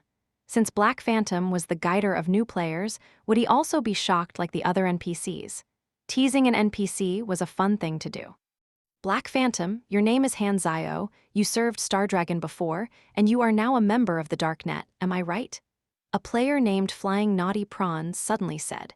He had seen the video from Bun Hit Dog and had an interesting idea. He wanted to expose Black Phantom's identity right in front of him and see what would happen. There was no way for Black Phantom to know that his identity was exposed. When he saw a stranger stating his true identity, would he be shocked and lose his cool? Flying Naughty Prawn was staring at Han Zio while snickering. Chapter 194. If you are going to scam people, scam them for as much as you can. The rubbernecking crowd all looked at Flying Naughty Prawn with respect. This guy really is a courageous warrior who lives for trouble. Then they all stepped back simultaneously. They stood further back so that they would not be splashed by the blood. Han Zio knew where Flying Naughty Prawn had gotten the information from. This was an impact of Bun Hit Dog's video. To expose some information and increase the curiosity of the players toward his identity, and to increase his fame, this had gone through his consent. The tiny amount of information exposed was of no importance to Han Zio. The players were not like the NPCs who had a large intelligence network. Without the key information, it was completely useless to know his real name. Instead, the more viral the video became, the stronger his impact grew. Therefore, Han Zio had guessed long ago that there would be players who would ask him directly, so he calmly replied with a then kept silent. Flying Naughty Prawn was confused. It did not go as he imagined. How is Black Phantom so calm now that his identity has been exposed? Does Black Phantom not care about strangers knowing his identity at all? Or is Black Phantom's identity actually not a secret at all in areas that players don't know about? This plan didn't work at all. Flying Naughty Prawn was very discouraged. Black Phantom was too steady. It was like he did not have a weakness and could not be teased at all. The crowd looked at each other, becoming even more curious. What kind of person was he? Flying Naughty Prawn did not give up. He continued to look for trouble and asked again, I want to join the Germinal organization. Do you know how can I do that? Everyone knew that Black Phantom was against the Germinal organization. Thus, he asked that on purpose. Are you provoking me, youngster? Han Zio immediately deducted 3 relationship points as punishment. Flying Naughty Prawn's face turned green. Isn't this reaction too straightforward? That was completely unexpected. Han Zio suddenly had a new idea. With the influence he had on players, maybe he could guide them on choosing a side to join. So he paused and said, "A war is going to break out. The 6 nations will come together for an expedition. The Germinal organization will certainly lose. If you want to commit suicide, do as you wish. If you want to join the dark net, I can write a referral letter for you. If you want to join the Germinal organization, get out of my face." The crowd got excited. Black Phantom had finally given a different reaction, and he had even said information that none of them knew. They started chatting with each other. Expedition? The 6 nations and Germinal organization are going to war. He knows much more than we do. His judgment is definitely reliable. Then joining the Germinal organization would be quite a loss. The players created a commotion. Only players in Andrea had joined the Germinal organization. Han Zio's words would very soon be sent to the forums, and those who were planning to join the Germinal organization might also change their mind. He did not want to give up on any chances to harm the Germinal organization. He had not bothered them for a while, and they seemed to be having a rather peaceful time. Unacceptable. Players noticed a keyword in Han Zio's words. He said the Darknet. That's a hidden organization, isn't it? Can he really help us join the Darknet? Han Zio smiled, opened up the store interface, and added a new item. Referral letter unlocks the Blood Pact Society. Remarks: the Blood Pact Society is a subordinate hitman organization under the Darknet. Price: 250,000 aquamarine dollars, 250,000. The crowd was stunned. This was a sky-high price for them. Nobody could afford it. Originally, to join the Blood Pact Society, there needed to be a few rounds of mission tests, but Han Zio had gotten rid of all that. With his relationship with the Darknet, introducing some players into the organization was a piece of cake. A few months ago, when Han Zio bought the Blood Pact Society certificate from Antonio, it had cost 200,000. He had used that as a basis and increased the price by 25%. He felt it was a reasonable price since inflation also needed to be considered. With such a high price, normal players would not be able to afford, but Han Zio was not planning to sell a large quantity. He was targeting the pro players from esports clubs who could afford the price with the backing of their guild. Pro players were the ones who were most willing to become stronger by any means necessary. This strategy would attract pro players, which was beneficial for him in expanding his group of spare tires. Of course, most importantly, it was to earn money. It's not enough to only have inexpensive and high-quality normal items. There also needs to be a few luxury items with a sky-high price to enrich my store structure, Han Zio thought. 250,000 aquamarine dollars was a price that none of the guilds could afford at the time, but they were rich and could use real money to purchase aquamarine dollars from other players. Now, let's see how many guilds will realize the benefits of joining a hidden new organization. He was now Fisherman Han, waiting for people who were willing to bite the bait. Unbelievable, the most expensive item by far. Black Phantom, Germinal organization will certainly lose. Posts with such titles appeared in the forums of Planet Aquamarine, and it immediately attracted players' attention. When they saw the sky-high price of 250,000 for the referral letter, they were all shocked, speechless. Wow, is this organization made of gold?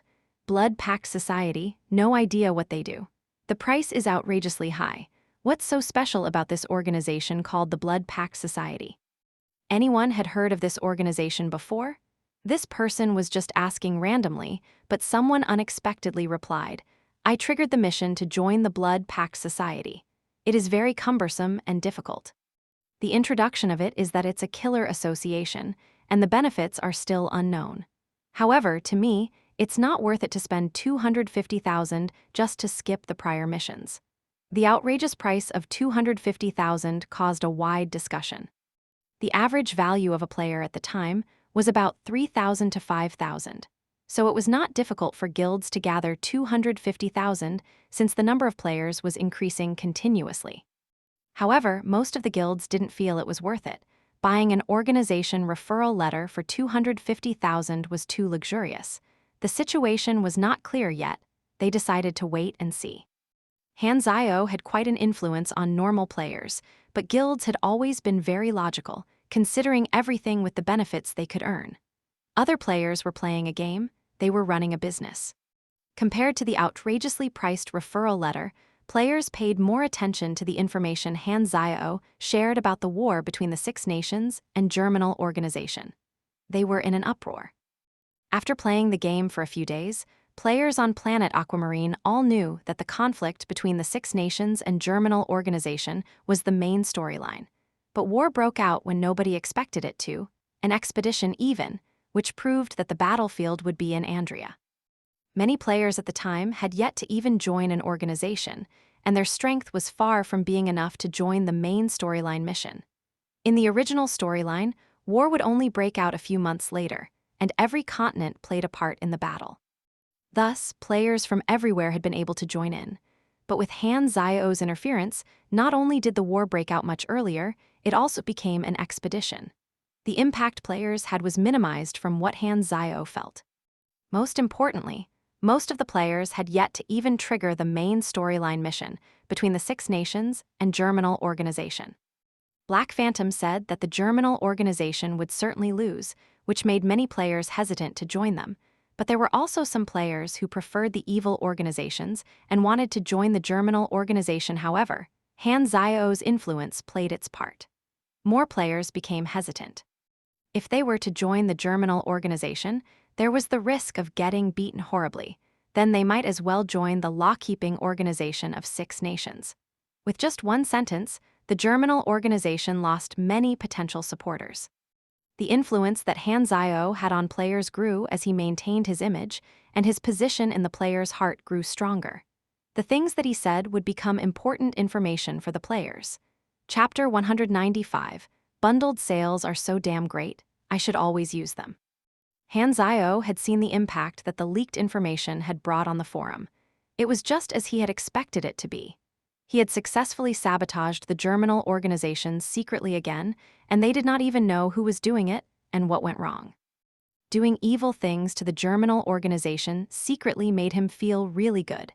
However, the referral letter was not popular. Han Zhao was somewhat surprised, but after he contemplated for a while, he realized the reason behind it. It was because of the current financial situation of the players. Although guilds could come up with 250,000, it was quite a risk for them. If the referral letter did not have a good effect, it would slow their progress down by a huge portion. The price that he had set for the time being was too high, and the risk of buying the referral letter would only decrease when the average asset level of the players increased. At that time, there would be guilds that would try buying it. At this price, the first person to eat the crab will take too long to appear. Han Zhao bit his nails and started pondering. The best solution was to lower the price. That's impossible. Not going to happen. I could use some sales strategy, giving out other benefits together with the referral letter. The first thing Han Zhao thought of was giving relationship points as a reward, such as when someone bought a referral letter, he would give some relationship points. Relationship points were the prior requirements of buying high-level equipment in his store. It was all part of the profit chain. But on second thought, giving relationship points would not be a very good idea. They were maxed at 100 points, so he had to treasure them. The relationship points that he gave to normal players were 10 at most. He did not want the players to get them so easily. If he used them with the referral letter, 1 or 2 points would be too few and unattractive, but giving too many would be disadvantageous to him as well. What about giving bonus equipment? The moment this thought came up, it was rejected by him. He had to be a qualified businessman, so he should never have such good morals. He had fused some blueprints recently, but he had not built any of them, so he could not sell those either. And in terms of drugs, it was not a good time to sell them. Some drugs that gave enhancements based on percentage would have a much bigger market once the players reach a higher level. The pro players who had to compete in matches would be his target consumers. As he was wavering, a surprise notification appeared on the interface. Source of Stone Plague, completed. Requirement 1, find the source of the plague. Completed. Requirement 2, suppress the spread of the plague. Completed. Requirement 3, cure all the people who are infected. Incomplete. You received 60,000 experience, plus 400 relationship with the Black Pine Colony. Han Zhao stood in place with surprise. This mission was what he had given to Frenzied Sword and Bunhit Dog. They had completed it. It seems I chose well. Han Zhao laughed. Their level was around 15, so this mission would have been quite difficult for them. Although they did not complete it perfectly, it was already a pleasant surprise. Since Han Zio had not been involved in this mission at all from the beginning, the rewards dropped from the sky. Wait a minute. Han Zio's eyes sparkled. He was inspired and had another idea of promoting the referral letter. Nice one, frenzied sword. Han Zio laughed. It was just the right time for the mission to be completed. It had inspired him at a crucial moment. At this time, the players in the novice village were learning energy training technique, one by one, and were swaying at the price of the referral letter. The flow of time carried everyone forward. The truth of the past has been buried and forgotten by the people who never stopped, Han Zio suddenly yelled. I need a number of trustworthy people to help me with some things. As he was speaking, he distributed the 5 hidden main storyline missions from New Era, Origin that he had just received into new missions. Ending of the Survivor, the Key of Misplacement, Sealed Past, Mysterious Prisoner, and Same Type of Person. New Era, Origin was too cumbersome, and it would waste a lot of time if Han Zio did them himself. Furthermore, it was only the first round. Han Zio decided to distribute the targets of the missions and let the players do it. This way, he could save time and get the rewards without doing much. The success of Frenzied Sword proved the idea, and he found out that he could still get the rewards even if the players completed the mission. Just like the evil capitalists who used benefits to attract others to work for them, but still ended up earning the most. Furthermore, Han Zio stated clearly that this was a main storyline mission, which would increase his status among the players again. An NPC that gives out main storyline missions. Damn, he has got to be someone important, was what Han Zio expected the players to think. The players saw the mission and froze in place. Then they became overjoyed. Main storyline mission? God, this is another main storyline. The rewards are plenty. Quick, accept the mission. However, the players noticed that the mission was in gray color, which meant that it could not be accepted. Why can't I accept the mission? Why the confusion was solved within a short period. They soon realized that the missions had a prior requirement, buying the referral letter. That's too greedy. The players turned furious. How are they going to play 250,000? Who the hell could afford that? Seeing the expression of the players, Han Zio smiled secretly. Because of the quota, his main storyline mission could only be given to a limited number of players. Thus, he had to target the elites, so he had decided to attract the pro players. Pro players had large guilds behind them, and it was perfect for promoting the referral letter and making bundle sales. You want the main storyline mission? Okay, buy my referral letter. Don't want to spend money? Then why do you deserve to become stronger? Pro players were willing to grow through any means. They would never give up the main storyline missions. Another reason Han Zio was doing this was that there was a chance for the normal players to fail the mission, which would result in him also failing the missions. However, pro players had higher skills on average, and they had guilds behind them who would help them with the mission. Clearly, they were more reliable. Those that were rare were those that were treasured. He also added another important line in the mission introduction, which was that there was a chance to earn Black Phantom's favor. This was an obvious hint that accepting the mission might trigger his hidden storyline. Frenzied Sword, Bun-Hit Dog, and Maple Moon were not attractive enough as examples. Very few highly skilled players came. Maybe it was because they felt triggering hidden storyline required luck, therefore, they did not take it seriously. Han Zio decided to go for a strong approach, to let the highly skilled players see that there was a way with a higher chance to trigger Black Phantom's hidden storyline. This is a good strategy. It's killing too many birds with one stone. Han Zio was satisfied. Even this won't attract you, I doubt that. The forum had a chat room function. At this time, there was a room with a password that had people joining in continuously, and the notifications kept popping up. Jade Green Sky entered the chat room. Jupiter entered the chat room. Morning Snow Twilight Frost entered the chat room. Your Mom Collapses When I Cry entered the chat room. About a dozen people entered the chat room. They were all chairpeople of famous guilds in China, and they formed a circle themselves. Is everyone here? Mountain Rain, the chairman of Drizzling Rivers Guild, spoke first. Nope, Your Mom Collapses When I Cry said. The chairman of Nine Gates Guild, 3 times 3 equals 9, asked, Where's Old Chi? Did anyone invite him? Never mind, he spams all the time. We would never get things done with him joining in, Cowherd Star, the chairman of Chrysanthemum Guild, said. Who opened the chat room? What serious matter are we talking about? Jupiter asked. Jade Green Sky cut in and said, Yo, isn't this the rich house of esports? I heard you have not been running your God Squad well recently. Lousy chairman. When you step down, I will light firecrackers in front of your club doors to celebrate. At Jupiter, Foo asterisk K off, Jupiter snapped back. Morning Snow Twilight Frost sent a funny smiley face. At Mountain Rain, Rainy Kim of your thunderstorm has been quite active lately and always goes on TV shows. Can you help me ask for a signature? Your mom collapses when I cry asked. 1 for 3,000, no negotiating, Mountain Rain answered. Damn, are you robbing me? Can you have some morals? Cowherd Star cut in and said, My signature is free, do you want it? Go away, your signature is not even worth enough to be used as toilet paper. I could consider if it's from Lady Yao Yao. At 7 colors of a peptichorde, sup 1/sup, stop insinuating, she's not even here. Cowherd Star was upset. Morning Snow Twilight Frost sent a funny smiley face. Stop talking nonsense, let's talk about the matter, I'm very busy, Jupiter said. You're basically a mascot, Jade Green Sky sneered. Go away. Okay guys, I will pull us back to the topic, Mountain Rain declared. You guys have all seen the posts in the forums about the main storyline missions from Black Phantom. Yes, we saw it, what are you saying? We should come up with the money together. Then we let the pro players accept the main storyline missions from Black Phantom. You want to share the risk, but only one person can accept each mission. No, what I mean is that the pro players can form a team to complete it.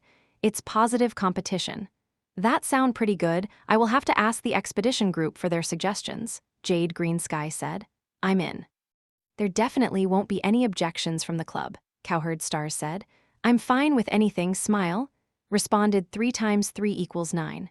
Haha, I remember the pro players of Guild of Gods is all in Southern Continent. They can't meet Black Phantom. You can't play with us at Jupiter. Quickly kick him, he's a spy here to collect intelligence, Jade Green Sky mocked. You motherfoo, Jupiter has left the chat room. Morning Snow Twilight Frost sent a funny smiley face. Google is suggesting that this should be Pentacord, is that right? Chapter 196, it's the Tanabata Festival tomorrow. I'm upset. Han Zio was about done with harvesting the players in this novice village.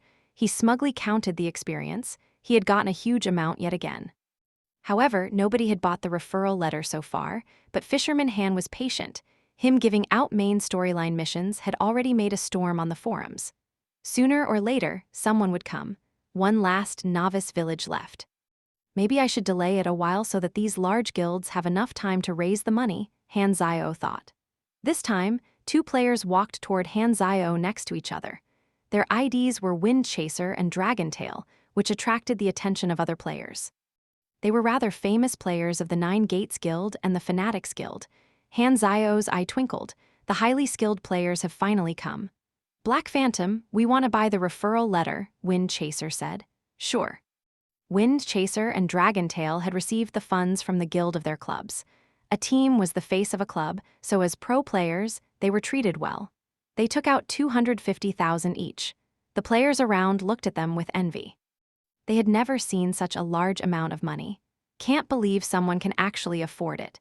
Large guilds are really rich. No wonder pro players are stronger than us. If I had such resources, I would be able to go pro too. You think just anyone can be signed by a club? If we rob their money, we'll be crazy rich. Don't be stupid. Putting aside the fact that pro player would completely skunk you, even if you succeeded, the guild will chase you everywhere, or maybe Blank Phantom will kill you first. The crowd talked among themselves. He received 500,000 in one shot, then wrote the referral letters on the spot and gave them to the 2 pro players. He told them the location of a darknet stronghold in the Western Continent and said, "Take my letter there, and you can join the Blood-Pact Society." He paused and then said, "Seems like I can trust you. I have some tasks here. Would you like to help me?" "That's what I've been waiting for." Dragon Tail immediately accepted the mission. He wanted to accept one after another, but was notified that only one mission could be accepted.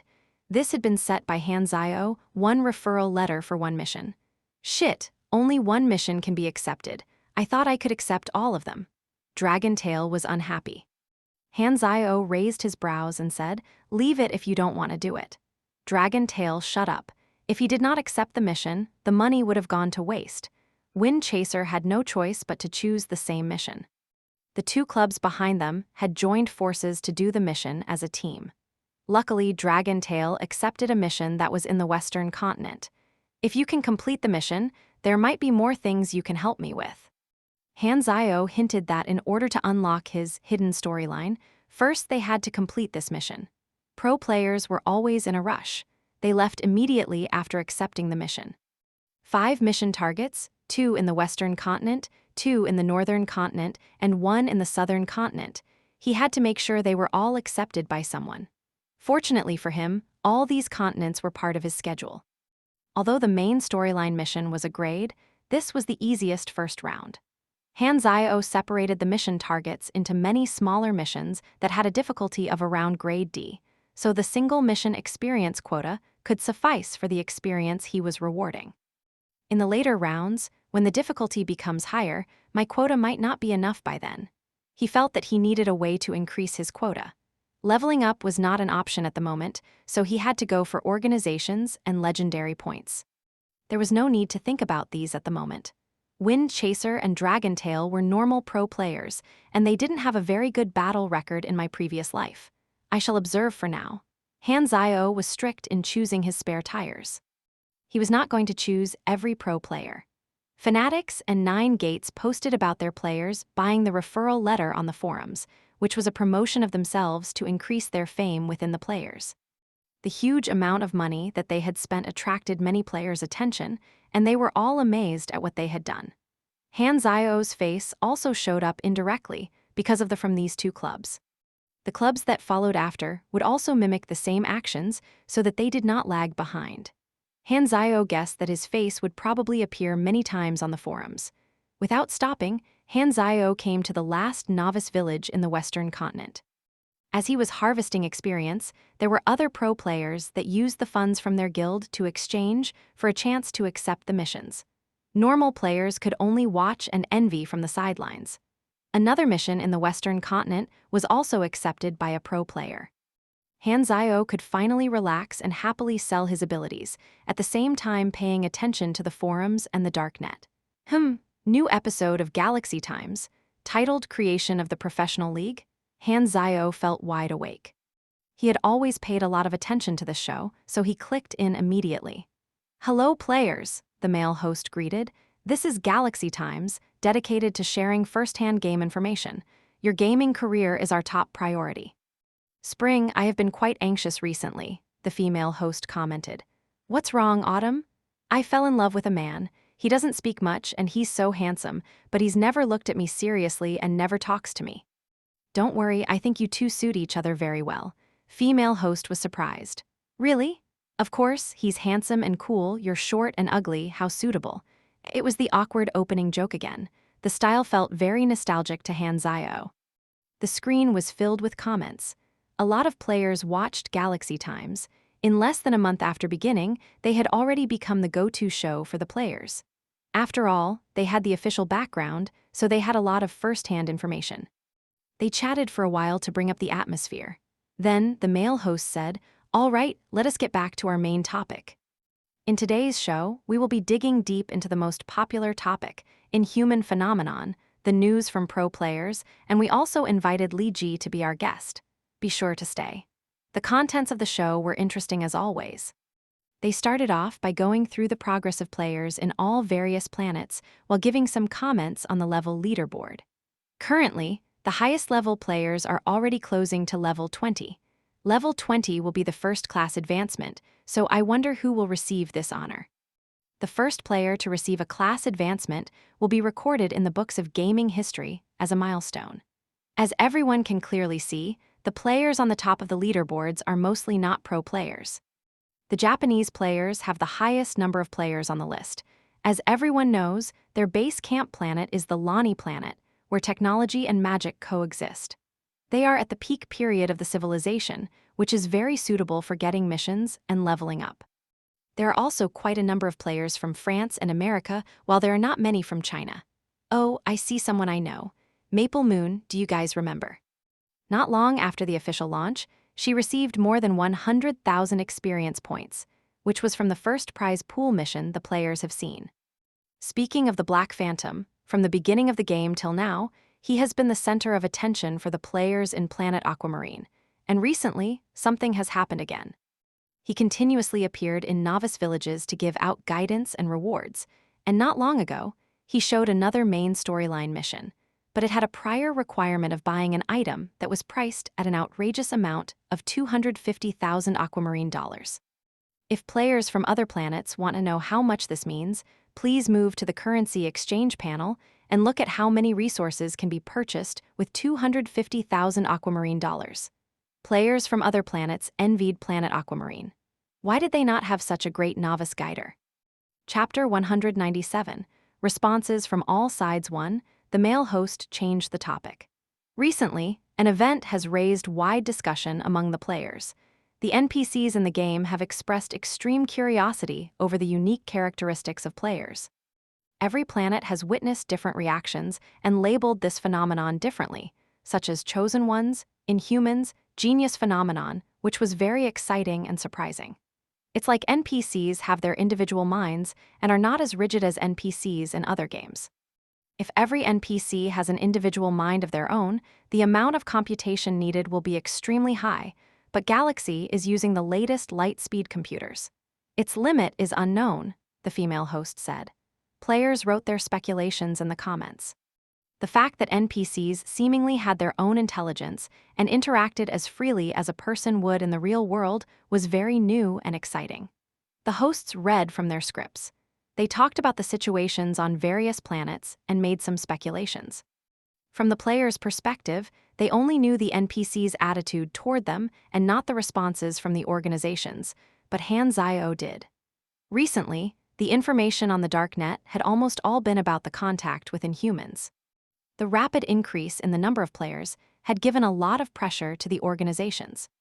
All the organizations agreed that, if the number of Inhumans grew continuously without a limit, it would bring endless potential dangers and subversively impact the current social construct, but they could not find a way to suppress that growth at all. Luckily, Inhumans were weak and easy to control. The organizations in Planet Aquamarine had yet to notice that the strength of players was growing at a very fast pace. Before they were LV-20, their power was still in the category of normal humans. Han Zio shook his head. When the level of the players is high, these organizations are going to be really shocked. The topic of the Inhuman phenomenon had ended. The male host said, "We have invited Li Ji to join us today. Good to see you, Li Ji." Li Ji, the god-tier player that ranked second in China, sat between the hosts with a smile on his face. Galaxy Times frequently invited highly skilled players for an interview and discussion, so the female host asked Li Ji what his view on the Inhuman phenomenon was. "I think this is part of the game's plot, to give the players a feeling that it is real. When I was playing, I kept having the misconceptions that I was in a real world, and I think that is what the developers want us to experience. As a unique character in a real world, everything that occurs required improvisation, and there will almost never be any repeated events. It's all new and exciting. I have high hopes for what Galaxy can achieve in the future." Talking about the future of the game, the male host said, "Our channel has received first-hand news that the International Esports Association has confirmed that they will be hosting the first ever Pro League, and they have also informed the countries to host competitions. What is your view on this?" "I would say that it means I have yet to lose my job." Li Ji laughed. "On a serious note, strong esports clubs have all stepped into Galaxy. They will definitely be preparing for it, and I think it will be a great fight. Hopefully, I can lead China to a good result." The comments exploded again. The players were very excited about the creation of pro leagues. It was going to be a big event. There were also other comments like, "Li Ji is so handsome," and "Love you, hubby," that came from the female fans. The competition has been established, and pro players will have to quickly prepare for it. Do you have any advice or tips that you can share with us? Li Ji thought for a while and said, "We pro players have to distribute the experience points logically in our abilities in a way that suits our strengths best. Therefore, we stick to a steady pace and won't rush our levels so that we can familiarize ourselves with the controls in every level and improve our skills, which is why there are almost no pro players in the level leaderboards. Oh, there are a few from Japan. Well, as you know, they like to show off," he mocked lightly. We pro players will grab every opportunity to become stronger. Black Phantom in our planet Aquamarine has become very famous recently. I think I'm going to try my luck too, but that's if he returns to the southern continent. Li Ji sighed. The rest of the show was mostly chit-chat. After he watched finish the show, Han Zio thought pro leagues are going to start soon. All the clubs will be preparing themselves and not wasting any time. My customers should be increasing.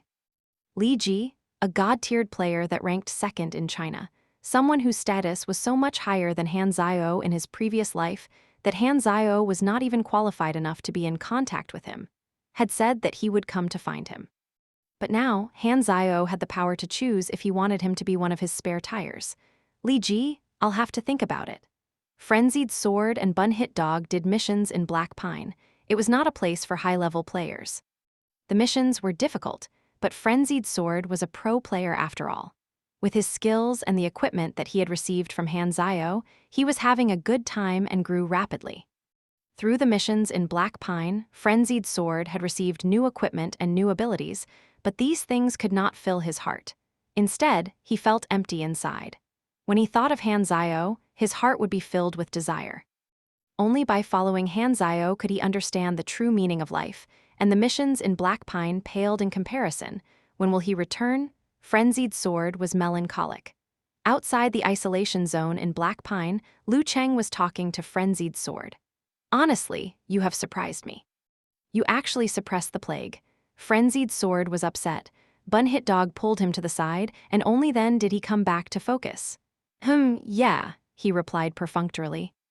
In the beginning, when Black Phantom had left the two of them to deal with the plague, Liu Cheng did not take it seriously at all, but not long after, he realized that these two people really could be of huge help.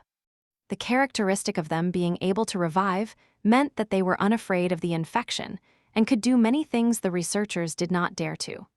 The plague in the colony stopped spreading with the help from the duo, and the lightly infected patients were already cured. The number of people in the isolation zone had visibly reduced. Liu Cheng has always been surprised by the characteristics of inhumans. He had told the people of Green Valley Ville to research these homeless wanderers. He contacted his friends from other organizations and knew that the Inhumans phenomenon was happening everywhere in the world. As the Inhumans area of activity started to grow, even the Six Nations could not keep the secret from the civilians. As the level of players increased, players from novice villages started to explore the map slowly. Many left Green Valley Ville, and some of them came to Black Pine. Liu Cheng did as Han Zio taught him to, which was to treat the Inhumans like mercenaries. He noticed that Han Zio had surprisingly pointed him down the right path. Rewards? Bun Hit Dog reminded the distracted Liu Cheng. Frenzied Sword glared at Bun Hit Dog. During the mission, he had done almost everything. Bun Hit Dog had just spent the whole time recording from the side like a boss, and yet he had the guts to ask for rewards. Liu Cheng laughed and told his subordinates to pass the agreed rewards to the duo. Frenzied Sword carefully read the details of the pieces of equipment that he had received. With the creation of the Pro League, he had felt more pressure, so he improved on his skills as much as he could during his free time. But Bun Hit Dog did not care. He browsed through the forums, then suddenly he said, "There's news about Black Phantom. He can give out main storyline missions. How come he never brought it up to us?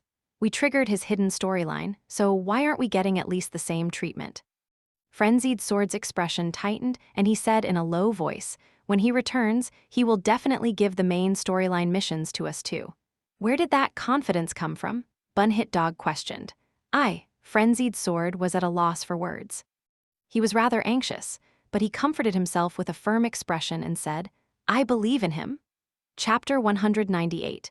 Responses from all sides too. In a military base in Stardragon, many players crowded around as if attending a mini fair on a bright, sunny day. Stardragon's approach toward the players was gentle. They held many internal meetings and tried to command the players. They realized that other than some Inhumans being mentally ill, they were capable of normal communication. They decided to put the players together as a special division and made them serve the military. This military base was specially created for the players. Commanders from Stardragon gave out missions, and many players were opening stalls and grouping up. The whole area seemed to be prospering. Impacted by Han Zio, many players chose to join the Star Dragon, including Maple Moon. Fighting and killing was not Maple Moon's style. She liked to collect materials and build machines, then sell them to other players. Many players liked coming to her for supplies and repairs, so Maple Moon could easily find a team when doing her missions. Maple Moon was just a casual player. The time that she spent online was less than other players. Plus, she preferred to enjoy the game more than doing missions all the time, so she wasted a lot of time by doing that. Even so, with the prize pool rewards that she had received from Han Zio, she still surpassed most of the players and became one of the players on the level leaderboard. Maple Moon looked at her experience bar and excitement showed on her face. Almost level 20. I will be able to find Black Phantom very soon. A piercing cold wind blew across the wasteland with thin snow. Together with the ground, they created a view filled with gray and white. In a wasteland on the northern continent, a player with an animal skin coat slowing trekked across in the cold wind. On the horizon behind him was the novice village that he had left from. With blood scabs on his fists, 7 dead frost wolf bodies lay 100 meters behind him. Frost wolves were a common predator in the northern continent.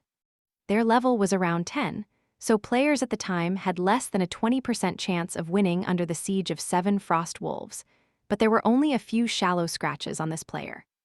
The ID above the player's head was Hao Tian, which was clearly an old ID. Hao Tian, a famous pro player, a pillar of the Long Sky Club, and a veteran in the pro scene, had used this ID for many years. There were many esports clubs in China, but only a few were considered top tier, such as Guild of Gods, Long Sky, Dynasty, Fried Eggplants with Fish.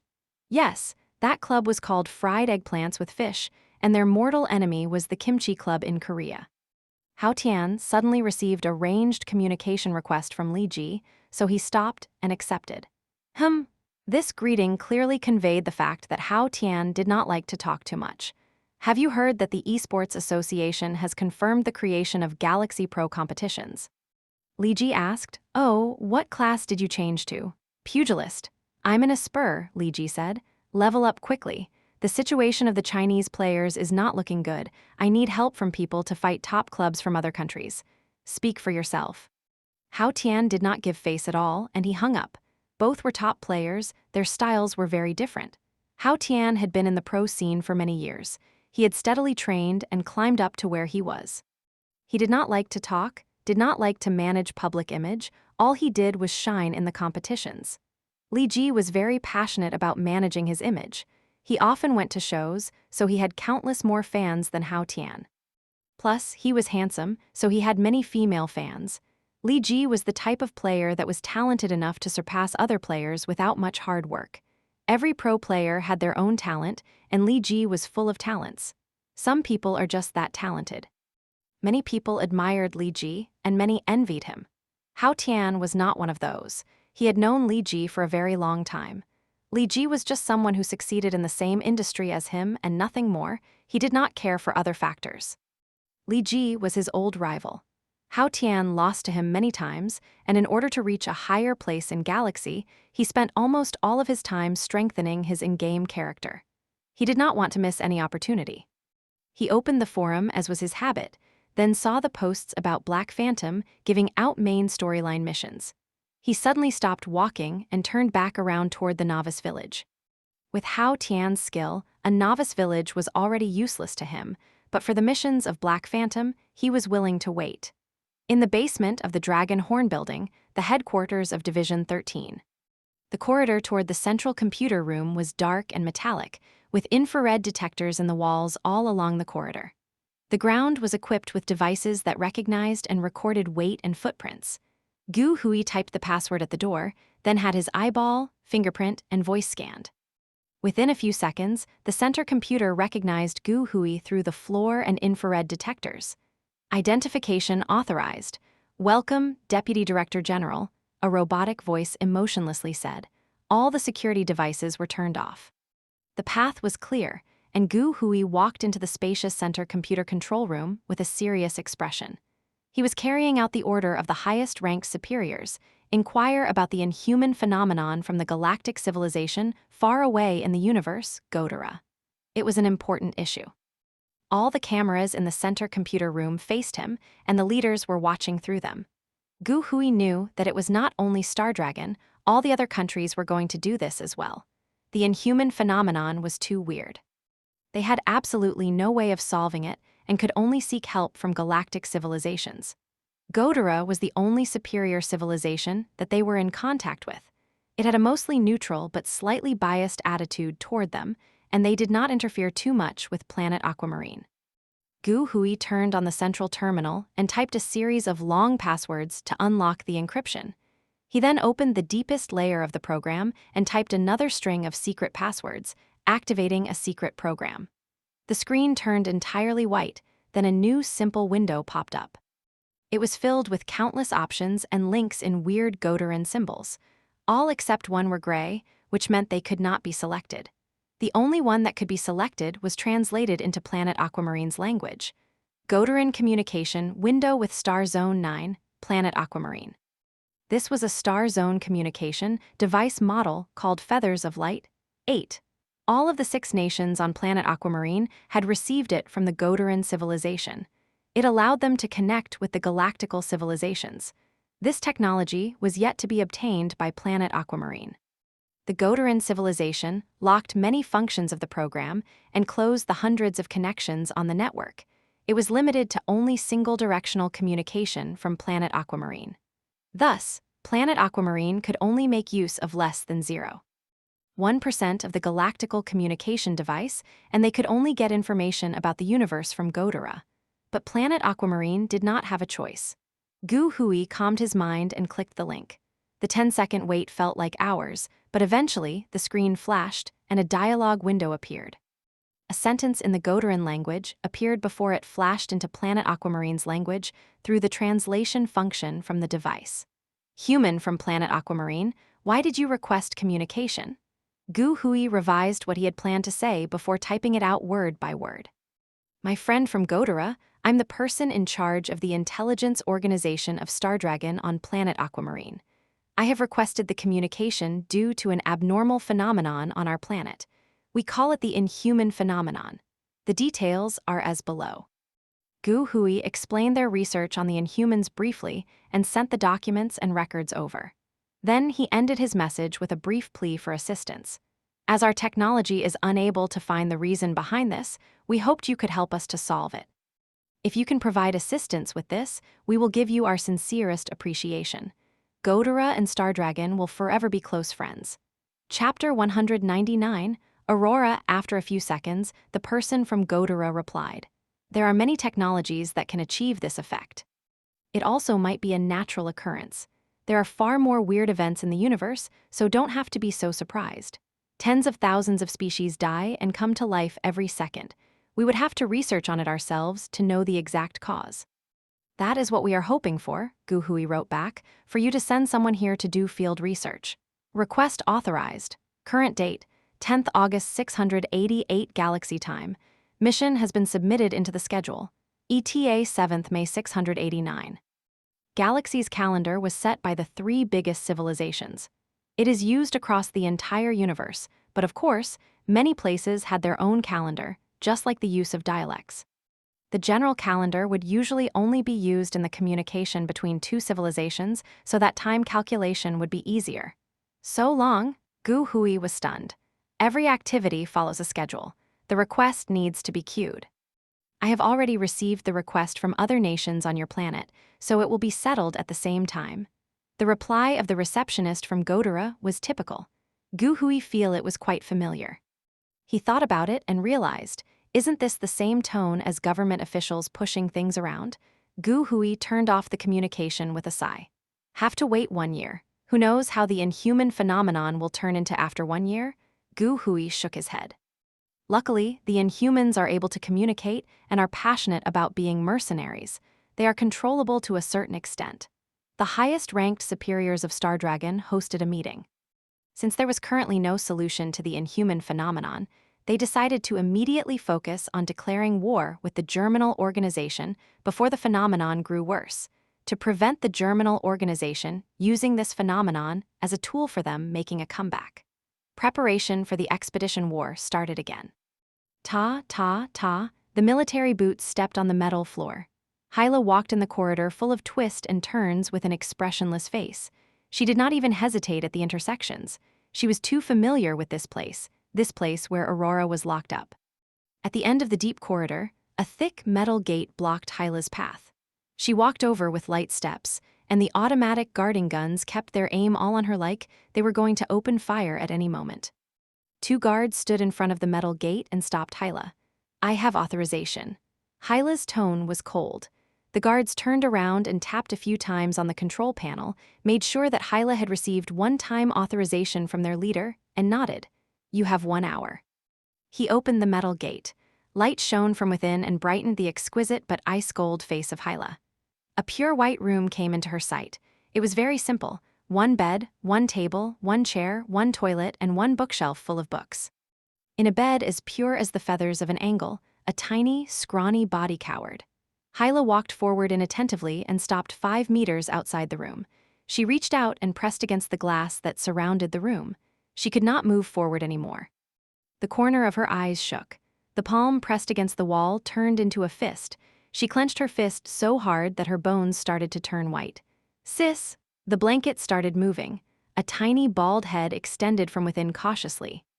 Her face was pale, like she was suffering from malnutrition and had not gotten enough sunlight for a very long time. Her eyes were flashing with surprise as she saw Hyla. Aurora lifted the blanket and stumbled toward the glass. Her steps were weak and powerless. She was only as tall as Hyla's shoulders and so skinny that she looked like she only had her skeleton left. The exposed arms from her patient suit were full of needle scars. Aurora pounced toward the glass with happiness. She put both of her hands on the glass and said, "You've come to see me." Hyla hastily extended her hands and pressed against Aurora's palms across the glass. She endured the lump in her throat and softly asked, "Recently, have you been all right?" The people in white lab coats have not come as often. The last injection was 13 days ago already. Aurora's large eyes blinked, and she showed a faint smile. Hyla smiled reluctantly. She looked at the needle scars on Aurora's body, and it felt like her heart was being stabbed rapidly. She knew why they drew blood from her fewer times. It was because Aurora recovered slower. Every time her blood and bone marrow was extracted, she needed more time to recover. Her ability allowed her to feel one's life force. The life force of Aurora, which had once been as bright as the sun, was now a candlelight that might extinguish any time. Her life force was withering. Aurora sat down and hugged her knees. "Tell me stories, elder sister." "I want to hear the last one that you didn't finish." Hyla sat down too and leaned on the glass. "Where did we stop at last time?" she whispered. Aurora tilted her head and thought about it. The uncle called Zero escaped from the base. "What happened next? Did Sis fight with him?" After a moment's thought, Hyla continued the story with a soft and gentle tone. In the office of the leader of the germinal organization, a row of superiors stood in front of the desk and reported the various situations in the organization. The leader sat straight and tight. No one knew what the expression behind the mask was. His black gloves covered hands overlapped each other under his nose. "The inhuman phenomenon has attracted the attention of the Six Nations, but it won't last for long. At least the Inhumans made some time for us to recover. Be prepared, the enemy may invade Andrea anytime," he said. The officers nodded in assent. The leader looked around and asked, "Where's Cyberloss?" "There have been breakthroughs in a few projects recently. He's busy." The leader stood up suddenly and left with large steps. Electrolux was so touched that he was tearing up. After a month-long ordeal, he was finally released. It had not been easy. Although he was trapped in prison, he had been paying attention to the forums, and he knew that the germinal organization had captured other players as well. After he was released, he was sent to join a special unit consisting of players. It was called the Inhuman Unit. It was all the unlucky players whose organization was locked due to being brainwashed. Although he was far behind on levels, Electrolux was confident that with his Esper ability that had a great potential, as long as he leveled up, he would definitely be stronger than other players. A non-Chinese on-planet aquamarine player like this was not uncommon. Some casual players did not care which planet was whose base camp. They only chose novice planets to their likings. Every novice planet had casual players from various countries. It was Cyberloss' idea to put the brainwashed Inhumans into one unit, and it had been accepted by the leader, who felt that undead inhumans had a strategic value in war. The leader had assigned a battle instructor to specifically design training and actual combat plans for the inhumans. At this time, Cyberloss was in another research lab. He stood in front of a specially designed sealed pod. The research personnel on the side were steadily adjusting the devices. There was a test subject in the pod, and a scream filled with madness and agony could be heard from within. After some time, the inside of the sealed pod quieted down. Its gate opened, and what was inside could be seen. It was a man fully armed with all kinds of exoskeleton mechanical parts that were connected into his bones. His skin had all changed into a soft, stretchable metal. With his bald head and machinery everywhere, his body size had grown a considerable amount. He looked like a beast. This guy was none other than the first test subject of the Super Soldier Project. Number 1, Chapter 200, More than 100 million. How do you feel? Number 1 opened his eyes. His eyes had been modified too. They flashed red light, and his field of sight could zoom in and out like a camera lens. He looked down at his palms covered in metallic skin, and as he moved his fingers around, a hideous smile appeared on his face. Never been better. With a buzz from the exoskeleton, he punched at the metal wall and created a pit. His hideous smile expanded and turned into a maniacal laugh. Finally, after enduring endless pain, he had gained transcendent power. He enjoyed the surge of confidence. No. One realized that with this power, the Zero that had once killed him was nothing more than a weakling. They were not on the same level anymore. Zero, don't get killed by anyone else before I find you. Number 1's eyes were vicious as he talked to himself. You're mine. Cyberloss walked out of the experiment lab to report to the leader. As the schedule has been brought forward, the experiment has yet to reach a mature stage. Number 1 was the only one that could endure and finish all the modifications. I did not think that he could endure all that torture, Cyberloss said. He was killed by Zero. Hatred turned his will indestructible, the leader said indifferently. About Zero, Cyberloss narrowed his eyes. If he really has the power to predict the future, we have to get rid of him before the war. Otherwise, all of our strategic deployments and planning will be exposed. He's like a rat in the sewers, hiding too deep. The leader fiddled with his fingers before coming to a decision. Activate Destiny's Child, find his position. Cyberloss smiled. He had always been very interested in the Destiny's Child. The duo walked in the twisted corridor and passed locked gates that each required higher authority than the last. Elite teams of guards patrolled the corridor in synchronized footsteps. The secret room was deeply hidden. The leader walked to the gate and entered the password. Next was the fingerprint scanner.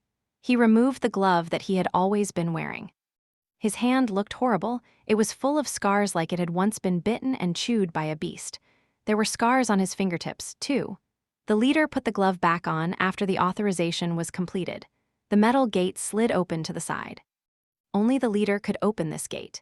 Inside was a hibernation pod with a man wearing a metal muzzle in it, and the nutritional liquid injections were all that was keeping his body alive. The leader controlled the hibernation pod to inject a drug that would wake the person inside.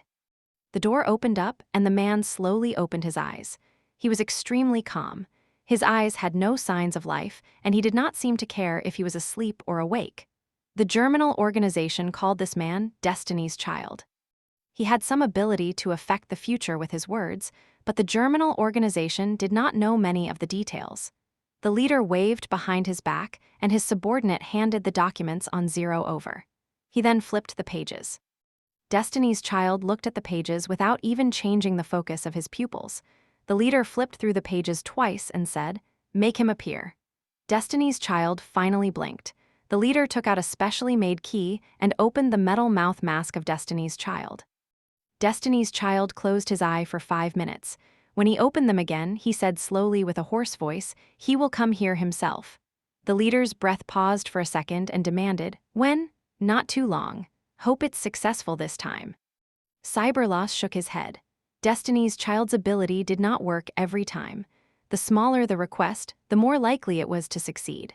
The leader put the metal mask back on Destiny's Child and pushed him back into the hibernation pod. The guards outside, careful, extended their heads and looked at each other with confusion. Why were the leader and Cyberloss talking into the air with themselves? After staying in the last novice village in the Western continent for 3 days, Han Zio left hurriedly in a plane. His next stop was the northern continent, which would be a long trip. The average level of players was getting close to 20, so Han Zio had to speed up on his schedule. Stars filled the night sky outside the window. The plane flew stably in the clouds with its preset route. The stars glowed in the clear eyes of Han Zio. Every time Han Zio looked at the night sky and the bright stars in it, he thought of the countless civilizations and opportunities that existed in the universe. Han Zio was very aware of this, and every time he thought of it, he was filled with ambition. A man's journey belongs to the sea of stars. He had already built his base on planet Aquamarine. This was the starting point. The more he accumulated here, the more confident he would be. Han Zio opened the interface and counted his earnings. In the more than 10 days that he had stayed in the Western continent, he had robbed a large number of drugs, one of which had an unknown effect, but could potentially be a very valuable semi-finished drug. He had also built many relationships with Dion, two superheroes that he had no idea of what use they would provide, Hans and others. Furthermore, he had managed to trigger the hidden main storyline. He also built the mechanical suit, Viper. Viper could increase both his strength and dexterity drastically, which made up for the mechanics' weaknesses in these two attributes in the early stages. In Han Zio's mind, Viper was his second battle plan, and it was only a prototype. He needed to continuously add more modules to it so as to enhance his combat abilities. Sniping was for assassination, kiting, and stealth. Viper was for head-on combat, and he actually already had a few modification ideas for it. His largest earnings were the experience and money from the 4 novice villages. Energy training technique sold very well just as he expected, and it had brought him an outrageous and unbelievable amount of rewards. 120 million EXP. Those who could afford energy training technique were the players who were rather ahead. Not everyone could afford it. The class change knowledge and basic skills were selling at a low profit margin, but the number of people who bought it was the highest. He already had 20 million EXP saved up. Thus, the accumulated experience on the interface totaled to 140 million. Han Zio felt content as he looked at the long string of zeros. Even for the players at his level, this amount of experience was beyond their imagination. Some players could not even get as much experience during the whole version 1.0. Nice! Han Zio was overjoyed. He would not have to worry about experience points for a long time. As long as he settled the 2 biggest obstacles, changing class and upgrading tier, his level would increase tremendously, and he could even splurge on upgrading his skills. It would be easy for him to max the levels of all his abilities except for blueprints, and most importantly, he could infuse blueprints in bulk and build up his inventory. Experience points were not the only thing. He had also earned 3,600,000 aquarium dollars by selling energy training technique, and he had sold 5 referral letters, which totaled to $4,850,000. His wallet was packed. Worth it! Han Zio rubbed his palms. He could not wait to open the interface. Excluding blueprints, the abilities he had yet to reach max level were Accurate Shooting LV, 3 Special Combat LV, 1 Stealth LV, 1 Steady Aim LV, 1 Night Attack LV, 1 Medium Enhancement LV, 4 Energy Magnetic Enhancement LV, 1 Meticulous Repairs LV, 1 and the Amazing Pickpocketing LV, 1. Without even looking at the experience points they needed, he maxed the level of each of those abilities. That's the feeling of being rich. Your accurate shooting and sniping are both at LV. 5. You learned field controlling vision. Your grappling and special combat are both at LV. 5. You learned lethal critical hits. You have received talent proficient combat. You have received talent proficient shooting. You have received talent bat habit.